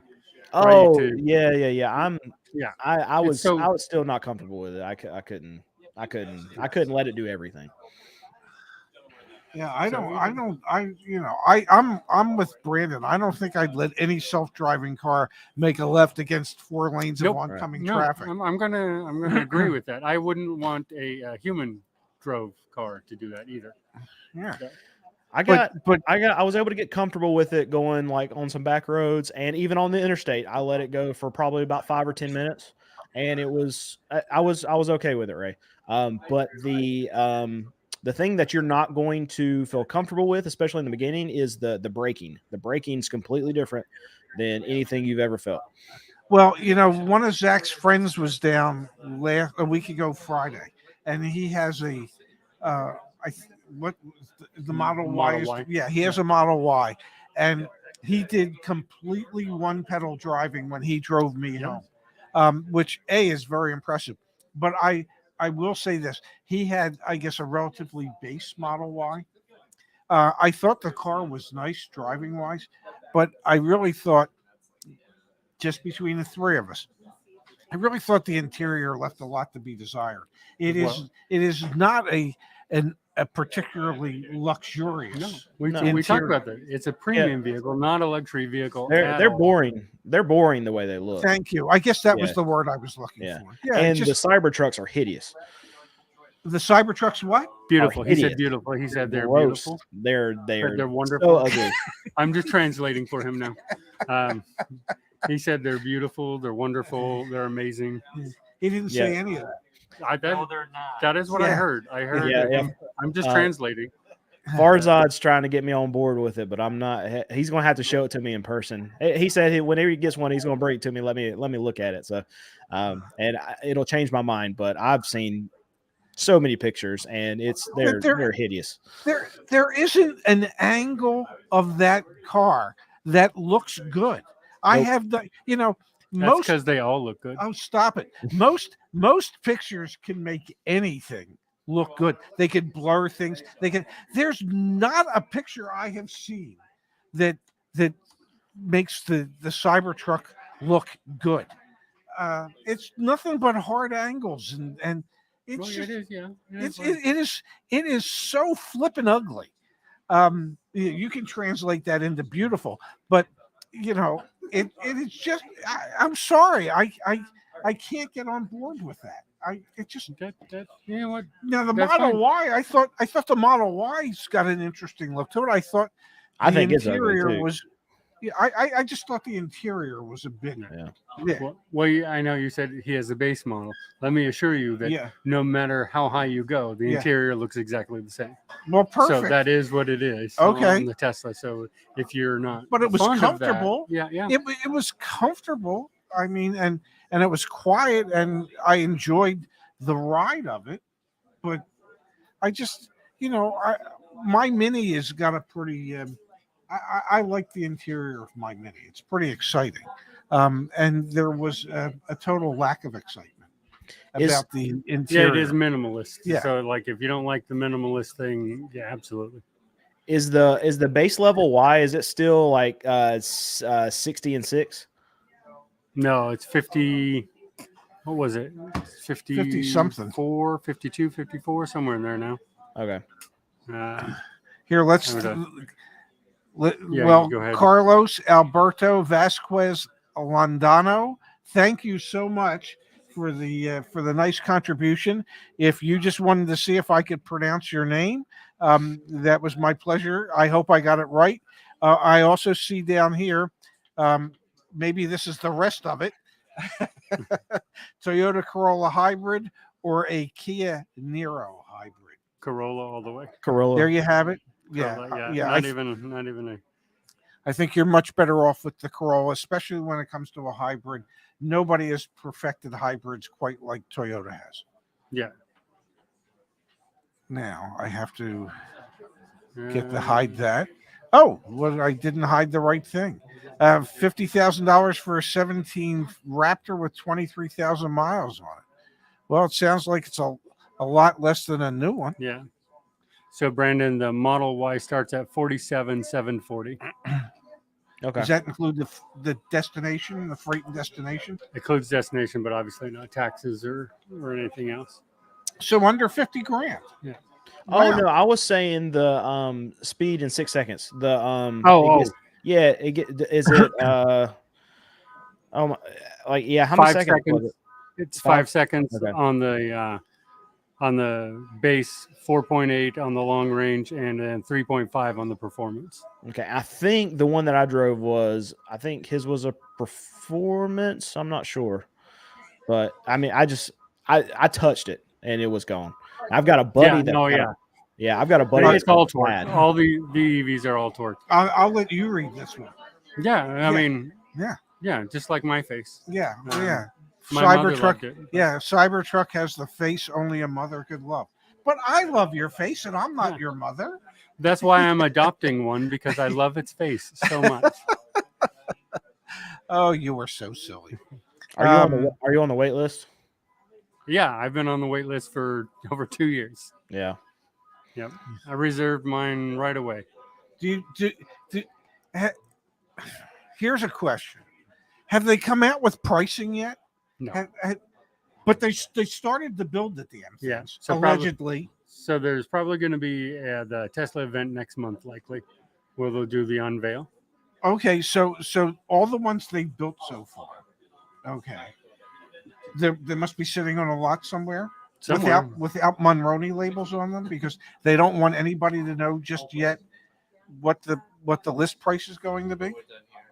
I've never seen a Tesla with a Monroney label. Now that you mention it, Well, they have to have a Monroney. but they don't have a dealership. No, Doesn't matter. They get ordered and then they get bought. Yeah, I It don't think. doesn't matter. It's a vehicle. It's a new car. Yeah, It's but it's not being displayed to the public. why they have showrooms? Yeah, but not to where you can go and pick up Yeah, a new car. the vehicles at the They have showroom are for sale. showrooms. Yeah, What? The vehicles on the showroom, they're not for sale. yeah. So I don't think I've never seen a Monroney label for a Tesla. No, and I never thought about it until you just said it. And like, I go to the dealership all the time because I charge up at one. Yeah. I've never seen a Monroney. Ray, label. it's not a car, it's not a vehicle, it's a space machine. It's a space-time continuum. There you go. Yep. Yeah. Wow. So you mean to tell me because they don't have dealerships per se in the traditional sense that the federal law that states that a window sticker or Monroney label has to be placed on any vehicle, any new vehicle for sale. Well, they're for sale. Does but not to the public anywhere. Bullshit. That's not, whether you order it or not, it's for sale. but does that sold law it. say that the dealer must display and not that a vehicle for sale must have owned? Because if it says that a dealership must display it, Tesla's not a dealership. That's right. It's the OEM. They're the OEM. So I don't. Yeah, I'm just. We have to look into this. We have to look up. I know Yeah. Igor says that they don't have them too, but I don't. I've never seen one. I don't. think If they that's do, right? if that's the case and they don't have to have them, it's probably because the law states that a dealer must display it. Okay, so in other words, if that's the case, then Rivian wouldn't have a Monroney Correct. label. I've never seen one. on a Lucid Rivian. wouldn't have Correct. a Monroney label. Yeah, Polestar, same way. No, Lucid has dealerships. Lucid does have. No, I don't. So they're building a Lucid service or experience center near me. Yeah. Right down the street from the Tesla in Rockland, California, and I've gone in there, and they do have Monroney stickers in their windows. I have seen them there. From Igor, Ray, it doesn't apply to Tesla because Tesla is not a car company; it's a tech company. I mean, I think there's some arguments to be made on both sides of that. Yeah, But I would think it's got four wheels and a motor of some kind. Yeah, but Lucid, I've seen a Lucid Monroney. He says Polestar, but I think you can go to a Polestar and Yeah, buy well, one. Polestar has dealerships. Yeah. Oh, Polestar. So you can Okay, I buy did not one. know. I know they had Yeah. a factory in South Carolina, but I didn't know Yeah. if they actually had a dealership. No, they have dealerships. Okay. Yeah, because I think Mario went and bought his from the dealership. So Okay. that makes sense. Now I do like we talking about the Teslas being kind of bland and boring. I think the Polestars look great. Like they look like they're. I mean they're a lot of their parts are out of Volvo, right? Yes. Yeah. Yeah. They actually look really good. I don't know if they're if their cars are any good or not, but I have seen them and they look awesome. They are. I like the look of the Polestar a lot too. I agree. Well, I'm just blown away by that. Yeah, I never thought of it till you brought that up. Yeah. I never. I never mean, crossed my mind. I just assumed, that every vehicle would have, but if you don't have dealers, and I guess if the only way you can buy it is online and the price is listed online, but you would just think that you would want a Monroney label because it tells you everything that's in the car. Yeah, but that's what the ad does. I mean, look, you buy everything online with Tesla, right, Brandon? Yeah. So you already know everything on it because it's all online. It's the only way you can buy it is online. Therefore, Does it have a VIN number? Yeah. Why? Federal regulation. I mean, if you don't have to have a damn label, why do you need a VIN number? Just for the insurance company in the state? Well, yeah. Well, Yeah. to be able to track the vehicle, I guess. You still Okay. you still got to have that to have it on the road, right? Wow. Wow. That just blows me away. Yeah, I really never thought about it. Yeah. Nor did I think about the fact that Lucid did have them in the window, and that I've never seen one on a Tesla. Yeah. And how much do you think Lucid sales have increased since they lowered their price $12,000? See, what's $12,000 of way too much? Yeah, that like if it was 175,000, and suddenly you were on the fence because you said you were thinking to yourself when you looked and drove this Lucid, you said to yourself, "My God, if it was only 163,000, I might actually buy this thing." I mean, yeah, that was did you really think that Lucid buyers, the 1,400 that are out there every quarter, that $12,000 is going to move them to buy a car? No, yeah, and 84 months. They have you can get the Lucid for 84 months car loan too. Oh my goodness! Because that's the only way you can afford to buy it. Right? Yeah, that's crazy. Well, if you have to finance your Lucid, you can't afford to buy it. Yeah, I said that too. So they have the lease. Like I get all the emails because Yes. I signed up, of course, and I got the lease one. Yeah, you told me it was a 987 or something. Yeah, 987 with like $6,700 down, and I'm like, but like what? What are you gonna do? Yeah, that's like crazy. Gosh, did you see? So I'm looking at Steve-O's one? comment here. Which Do one? Teslas have OBD ports? I've never. I looked. would assume that the ones that are, I know in North Carolina, like if the car's over, I want to say 3 years old, you have to get it inspected. So I don't know if EV sales are exempt from having emissions, and for you to do emissions, you have to plug it up through the OBD2 port. So that is a I good don't know. question. I don't know the answer to that. In North Carolina, California does not require emissions on EVs. Well, wait. So I what, don't know what kind how of that- emissions does an Yeah. EV have? Yeah, Isn't but the whole point of an EV that it's zero but like emissions? you guys have more inspections in New Jersey than just emissions, right? Don't you guys have? Well, we like have you got to check safety out the and wind. sa- Yeah, well, yeah. like We in don't- Pennsylvania, Yeah. if you own a car, I don't know if it's yearly or every 2 years, you have to take your car in for a Pennsylvania state inspection, Yeah. which is a safety inspection. And in California, we don't have that. That's because So I don't you do need anything safe to mine. cars in California. You hardly have any cars on the road at all. Why Yeah, should yeah, they be no. safe Well, when you have so few They're cars? they're mostly driving themselves these days anyway. So, Ah, so it's fine. It's and fine. they're zero emission vans. Yeah, that's right. That's a good question. And somehow, with only one person in them, they're also high occupancy vehicles, even if there's only one person. Stop it. How does that qualify for a high occupancy vehicle with one person in it? And if you really wanted to have fun, you just put a blow up doll in it and set it for autopilot. I would never, and certainly have never done that before. Why not? Think of the fun you can have. All the fun you can have Greg with is the blow-up saying doll. no inspections of any kind in Florida. Yeah, that's why you see all the cars stacked up on the side of the interstate in Florida. How can Isn't that because of hurricanes too?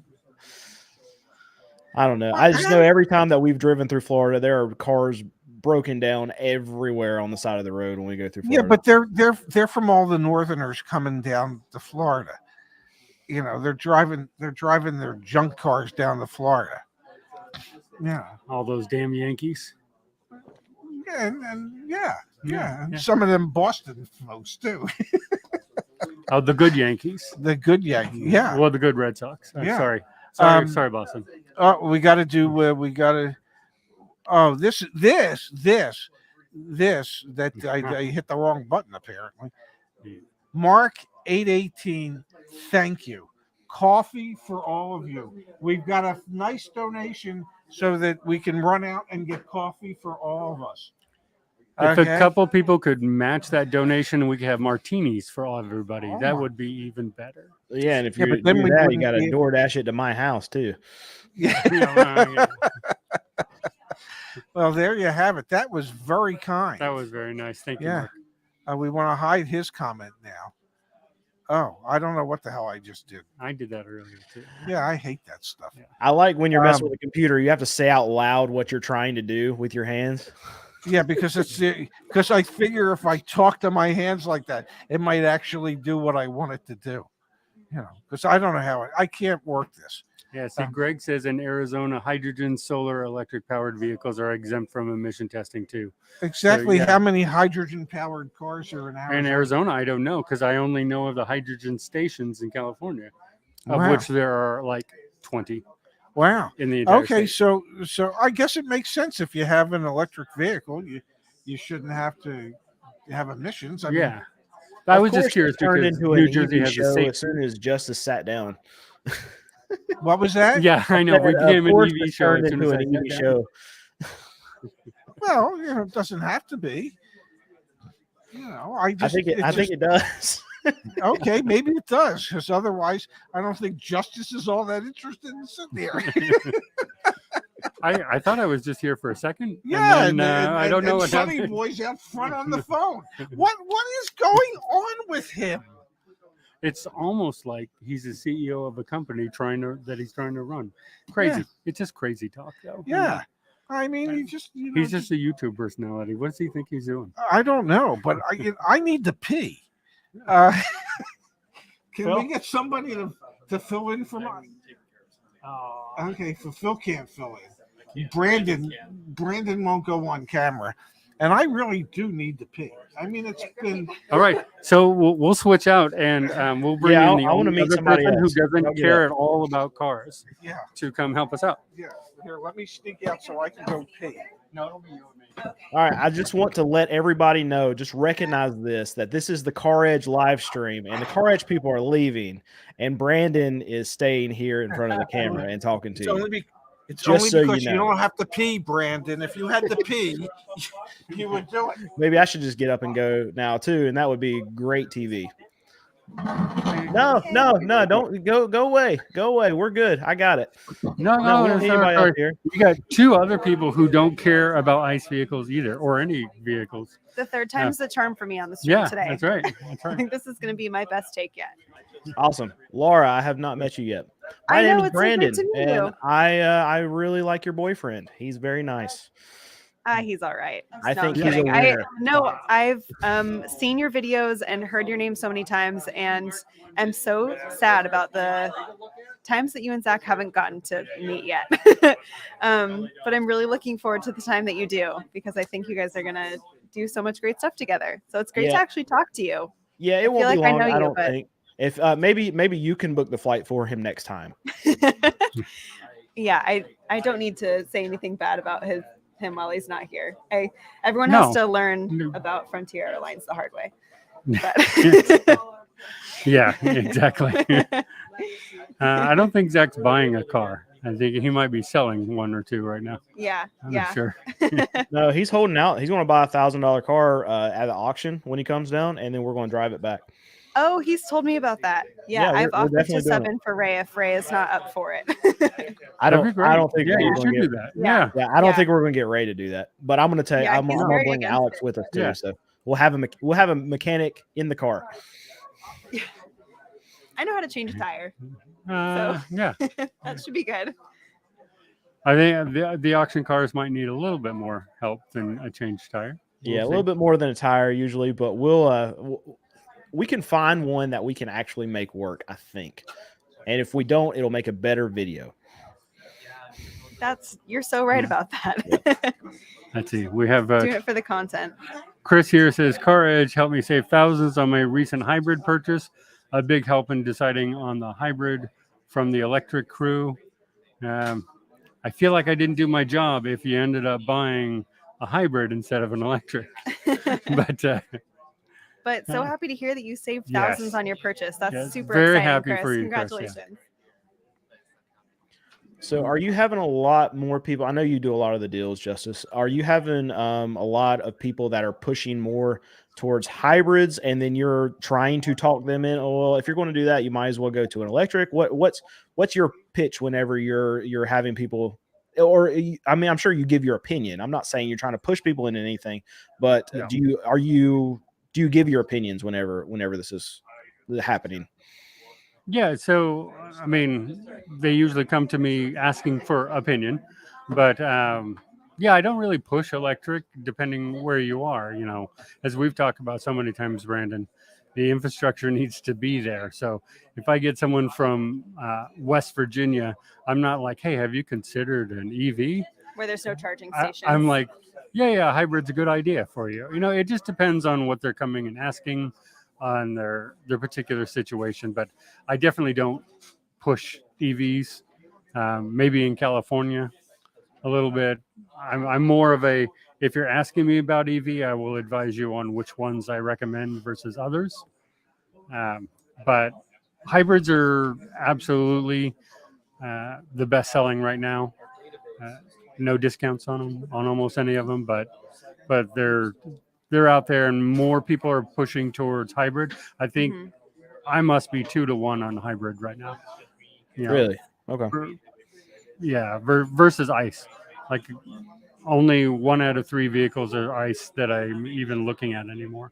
Wow. So I will say, coming from the used side and seeing these cars that are like 10 years old, I don't know how much the technology has changed in the hybrids, but the hybrids used, if they're 100 plus 150,000 miles, you stay away from them. From my world is back then, absolutely. Like the new batteries and all that tech is so much better. But for the years that you deal with, absolutely, that would be. Look, I don't want to sound like Ray, but come on, I'm trying to get back to this other comment, and I can't work this. Oh, there it is. Oh, it's backwards, right? Yeah, it is. That's right. I set mine the other way. Mine's the other way too. Yeah. Okay. So we have Ralph. Sorry that this turned into an EV show for all those who don't care about EVs, or even worse, the people who hate them. Sorry, man.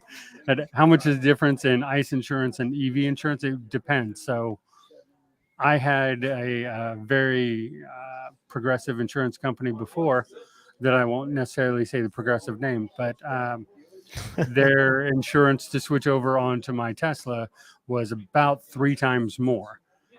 Then I switched to Tesla insurance, and I save $20 a year on my insurance. Wow. So definitely look at shopping outside of your current insurance. If you're switching from ICE to an EV, you may not be best staying with the company you're at.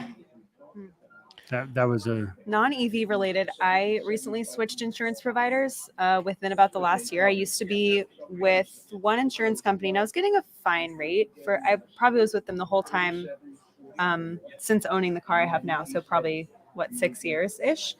And then Zach was like, okay, we have this insurance portal on the CarEdge website. He was like, why don't you just check what's there? And they were able to get me a better rate. So I switched insurance through the CarEdge website, and it was a really great experience.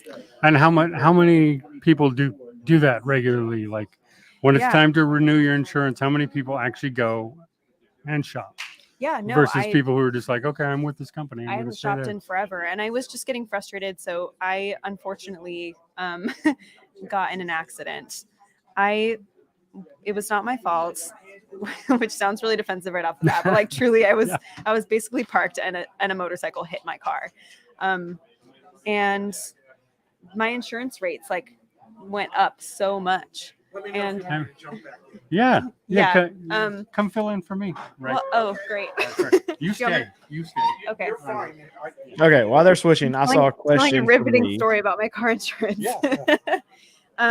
Anyway, it was just really frustrating because I was with the same company for a really long time, and I assumed I had a really good rate. And then they raised my rate so much when I got in an accident, even though it wasn't my fault.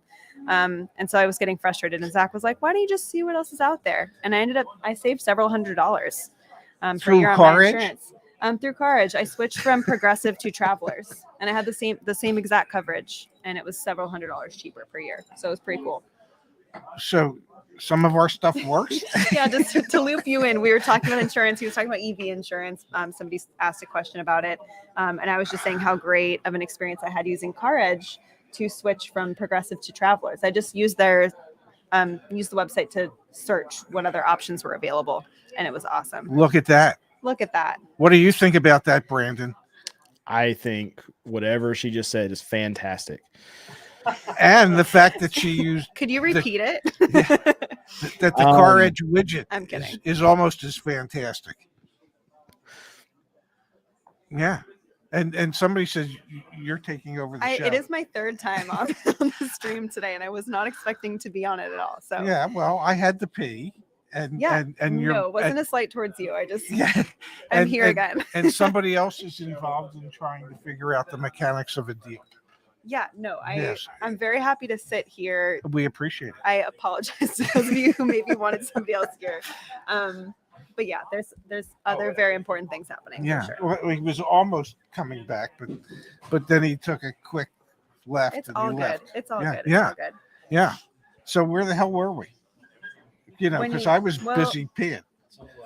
We weren't anywhere. You and Justice were here before Yeah. I came and sat down. Okay, And so I don't know what you were talking about. Brandon, I what's the I did see a question for me. I can answer it, so we break this Oh. awkward silence. So someone asked if I buy cars from the public, and I'll say that no, typically we do not, mainly because I'm a used car dealer. So if we have to buy something, we basically have to rip someone off from the public to be able to buy something that we can actually make money on. That's another reason why we don't take trade-ins at my dealership either, because we literally go into it when someone says, hey, can I trade in my car to you?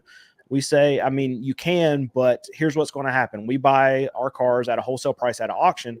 And for us to offer you that same amount that we would pay at an auction, we're basically ripping you off, and you would be able to get more money if you sell it yourself to another individual. And in a lot of cases, get $500,000 more. So that's why we don't like to take trade-ins. We don't like to buy from the public, because we have to pay less than what your car is actually worth to actually buy it. So, and there you go. and I assume that most of your customers are okay with that. Yep, they like to hear that answer. Some of them still say, you know what, I just want to get rid of it. I don't want to deal with it. So what would you give us? And we're like, okay, well, we think that we can sell this car for $3,500, so we need to be in it around $2,000 in case we got to put a little bit of money into it so we can resell it. And some people will be like, yeah, you know what, it's worth the extra $1,000 for us losing the $1,000 on it to not have to deal with the hassle. But it's very, very rare. I would say over a course of a whole year, we might buy maybe 10 cars from the public or trade in 10 cars. And we're selling anywhere from 60 to 80 cars a month. So we don't take trade-ins. Is Apparently, really, yes. Yeah. Oh, from Jim Webster. Thank you, Jim. Yes, you should both be very proud of your hard work. Excellent strategy. So, I I can't couldn't agree more. Yeah, I was going to say I can't speak for Brandon, but I know that we're really proud of what we're trying to do, and without speaking for Brandon, but speaking on behalf of CarEdge about Brandon, we feel very strongly about Brandon and the way he chooses to operate his business, which is why we like to do shows like this with him, because he seems to have a real quality, a customer friendly quality about him that we 100%. appreciate. Yeah. Yeah. 100%. Yeah. Thank you. Well, of course. And What do you Kevin, expect? you are correct. Brandon does look like he needs a beer. Brandon always looks like he needs a beer.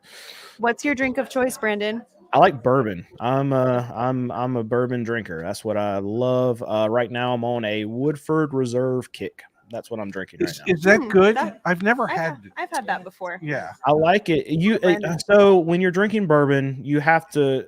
It's an acquired taste because it's a little bit stronger. There's a stronger flavor, I think, than just like your Crown whiskey or something like that. Especially if you're getting some kind of like Kentucky bourbon. But once you get that acquired taste, it's really good and it's really smooth, and I like bourbon a lot.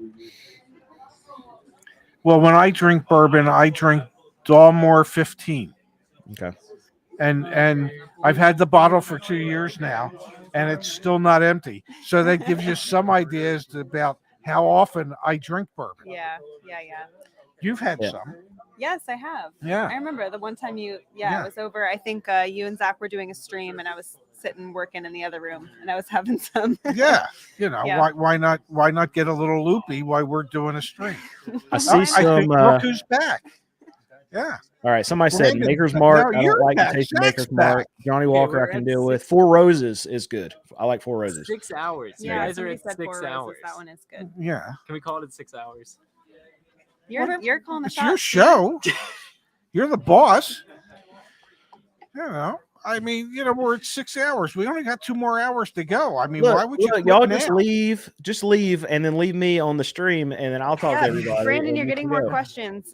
Where is your lot located? It's from in North David? Carolina. Done. And that's about as detailed as he'll get because he's already too busy.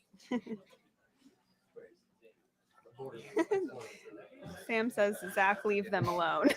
And he did. He left. Yeah. I don't know, but I don't know that you want to do 2 more hours. Is that what we're doing? Is that what he just said? Well, we were originally going to go from 10 to 6. Yeah, that's right. And it's only a couple minutes to 4, and I'm thinking, it's only yeah. 2 more hours. I'm along for the ride at this point. Yeah. I haven't been sitting here as long as y'all have. So Well, I was upstairs drawing. Well, I was doing some I drawing just feel upstairs. I just feel much better because between the bottles of water and the Coke, it finally got to me, and I hydrate or dehydrate, as I would say. What was that? Hydrate or dehydrate. Yeah. Well, I was hydrating, and I feel and then I relieved myself, and I feel much better now. Excellent. What would you like to talk about, Brandon? I want to know what Zach's doing. Is he just going around like schmoozing with people, or is he actually working, or is he right there rubbing someone's back? There you go. He's working. He's working super hard, and he's tapping me out. Okay. Yeah. Apparently, he's coming back. I'll be back a 4th time later. No, I don't know. Thank you. Nice to meet you, Brandon. Yeah. Oh yeah, nice to meet you too. Okay, Zach's back.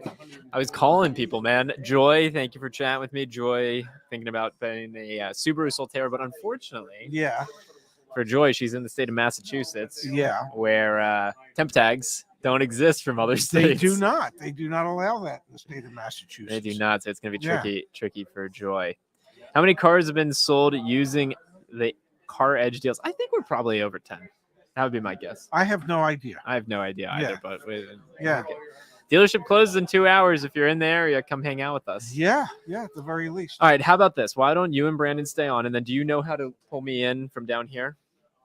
I'll go with my phone and I'll go do some outside shots and I'll show you guys what's going on here. Does that sound good? Sure. You know what I mean? Yeah, I know how to add you to the stream. You think this is my first time? I will be very surprised if this works. Oh no, this is going to work. I feel like you might have a videographer. Yeah, right here. this will absolutely this will. I did this earlier, Brandon. Zach should take a 10-minute nap. What do you think about that?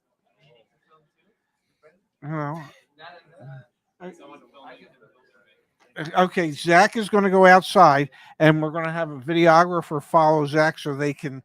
He's got a videographer. Zach. Yeah, of oh course. my goodness, y'all are huge. You know who my videographer is? Yeah, you. It's me. Yeah.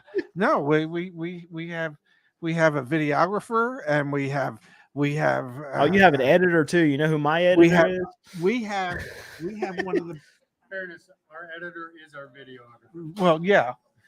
And okay, but our editor is a little bit better. Yeah. Our editor named Brandon is one of the best editors you could ever hope to have. Oh, we're adding Zach to the live stream. There you are, Zach. You're on the stream. Can you guys hear me? Yeah. We can indeed. I think you should do a man on the street report, but I don't see any men on the street. We've got a sale on this thing. Mm-hmm. Look at Brandon. Look how tiny this is. All the Brandons. This is like it right here, and I'll sneak behind. This is the Subaru dealership right here. Can you try and speak into the microphone? The Subaru dealership's over here. Okay, cool. We'll follow you. Please take us to Subaru. Now it's looking like one of my videos. Yeah. Why, do you have a guy following behind you? Yes, usually my wife is the guy that's following behind me. Here we are at Subaru. Perhaps Zach will take a look at one of those cross tracks, and we can get him into a new cross track. Okay. Oh, we're going inside.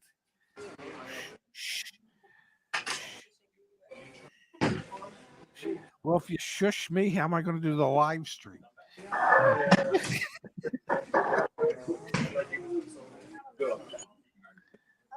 Oh my goodness. Okay, please watch your step. I actually want to see That's a heavy door. It's a heavy door. Okay. All right, Look so at there you all go. the Subarus. That is the full extent of the dealership. It's a small footprint, really small footprint. Speak into the microphone. Small footprint. That's a Solterra. Yeah. Please, someone buy a Solterra.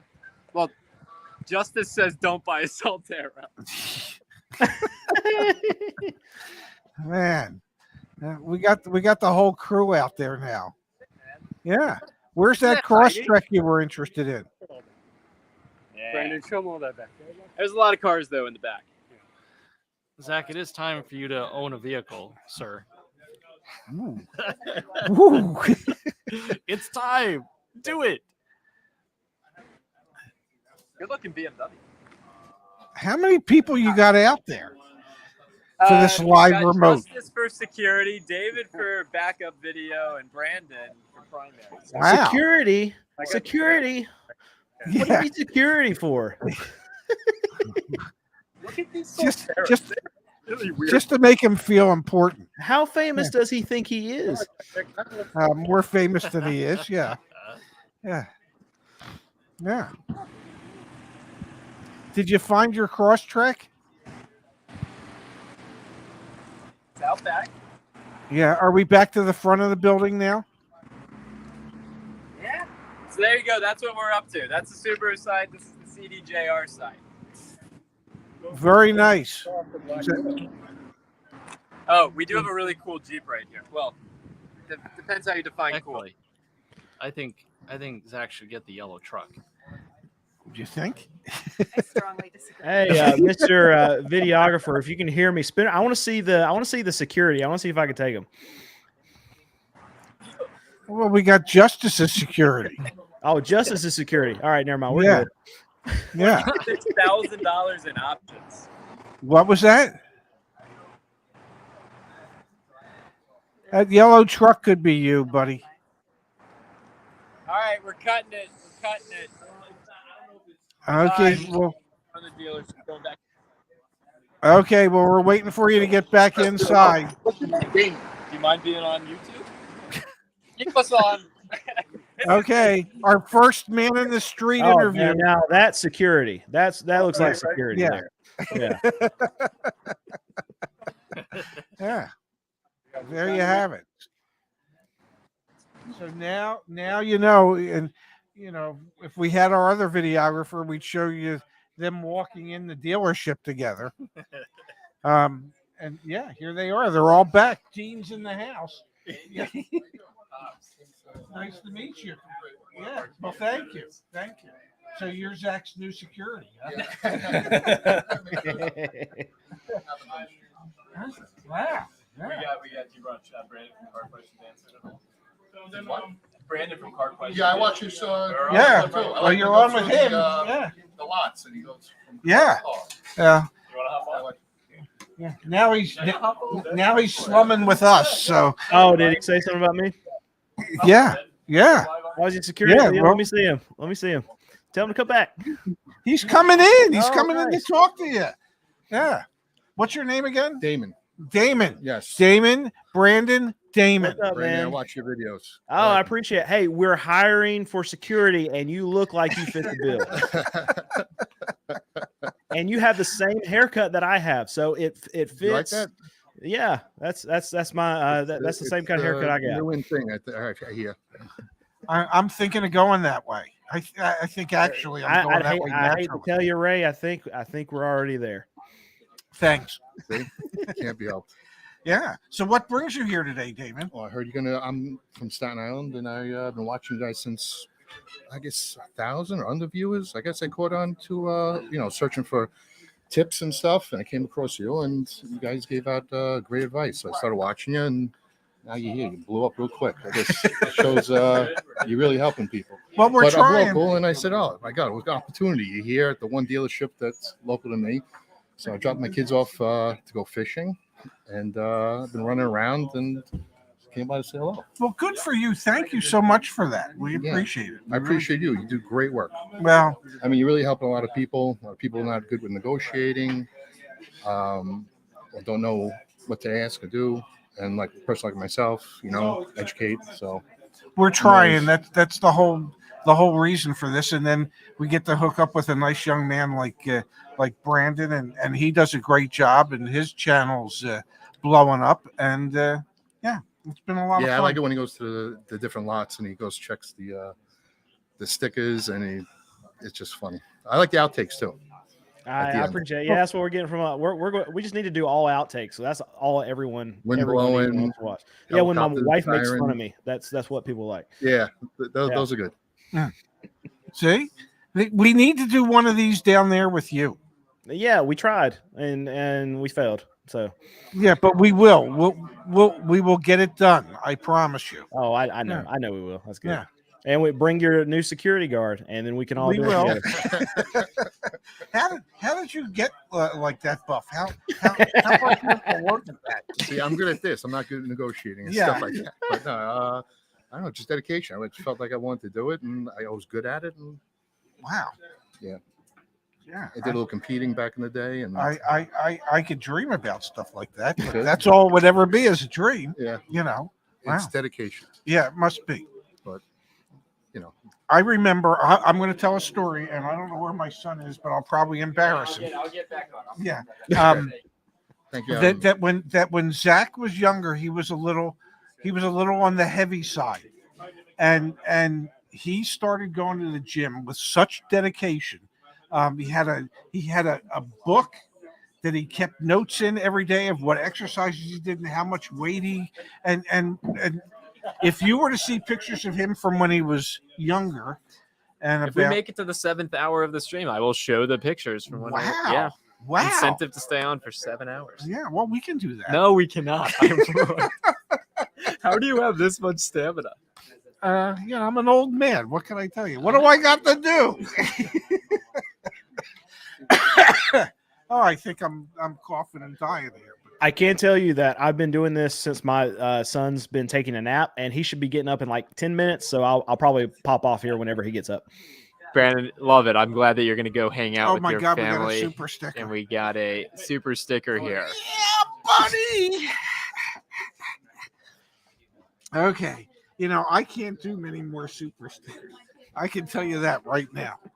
I don't really think I can talk too much longer, to be honest with you. Yeah, my throat hurts. My throat hurts. Yeah.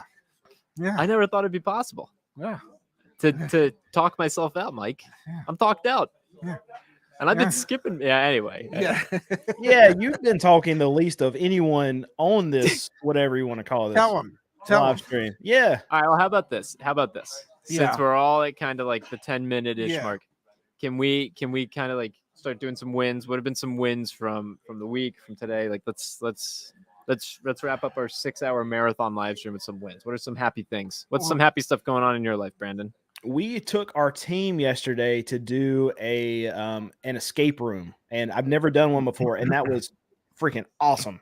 And it was, a cool little team building thing. And we had so much fun doing one of them that we immediately did a second one right after. We weren't expecting to do that, but it was really fun, and the team really liked it, and it was a good team building experience for you guys. If you ever get together and are able to do something like that, it's fun. Escape room. How would you feel about an escape room, Pops?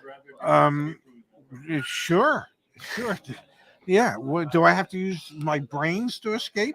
What was a win from your week, Dad? What's made you proud and feeling good this week? Well, I actually was able to go 5.5 hours without having to pee. Okay.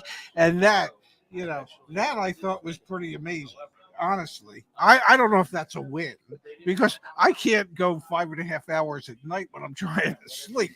But and the other win, the real win is just being up here, we lost battery on the camera. But they can hear me. Yes, they can hear you. Being up here and meeting so many community members and so many people who have found so much value in what it is that we try and do, that that's my win. That it's just, people feel moved enough to come in, to meet us, to share with us their feelings about us and their positive feelings. And that's a huge win. Yeah, it is a huge win, especially because a lot of what works on YouTube is a lot of negativity. Yes. And so to see all the positivity today has been really awesome. We had a thoughtful contribution from Brian come in. We really appreciate. Thank you, Brian, for that. My win would be seeing the team together and helping so many people here today. I really feel like we got a bunch of A players at CarEdge. And Brandon, I don't know if you and I talked about this recently, but there's 32 of us at CarEdge now. Yeah, and I put my application in. I have not heard back yet. Well, HR is a little busy. Yeah, they've been on a live stream all day. But it's a growing team and it's a growing movement. And I feel like we have A players. I feel like we have people who really buy into the mission, who are committed, and I'm really proud of that. I'm feeling very proud of that. Let's end on one final super sticker here from Fly Chomper Fly. Brandon, any movement from you? Nothing? No, he's good. Brandon's good. Pops his super sticker and off the screen. Yeah, I'm done. just stick that proverbial fork in me right now because I am flipping done. We will share how successful today was over on or not. Yeah, we'll let you guys know what happened over on Instagram. Follow us at CarEdge, and maybe we'll post on the YouTube community as well. So stay tuned for that. Brandon, go enjoy your Saturday with your son and your wife. Thank you for spending some time with us. It was a lot more fun because of it. Thank you. Thank you, Brandon. Fun. Yeah. I hope you guys did great, and I hope you make some more sales to the end of the day. Yeah, go get to work. The last 2 hours of the day are always the most profitable. So go get it done. Absolutely. Be well, Brandon. Thanks so much. See you, everyone. Talk to you later. Bye-bye, everybody.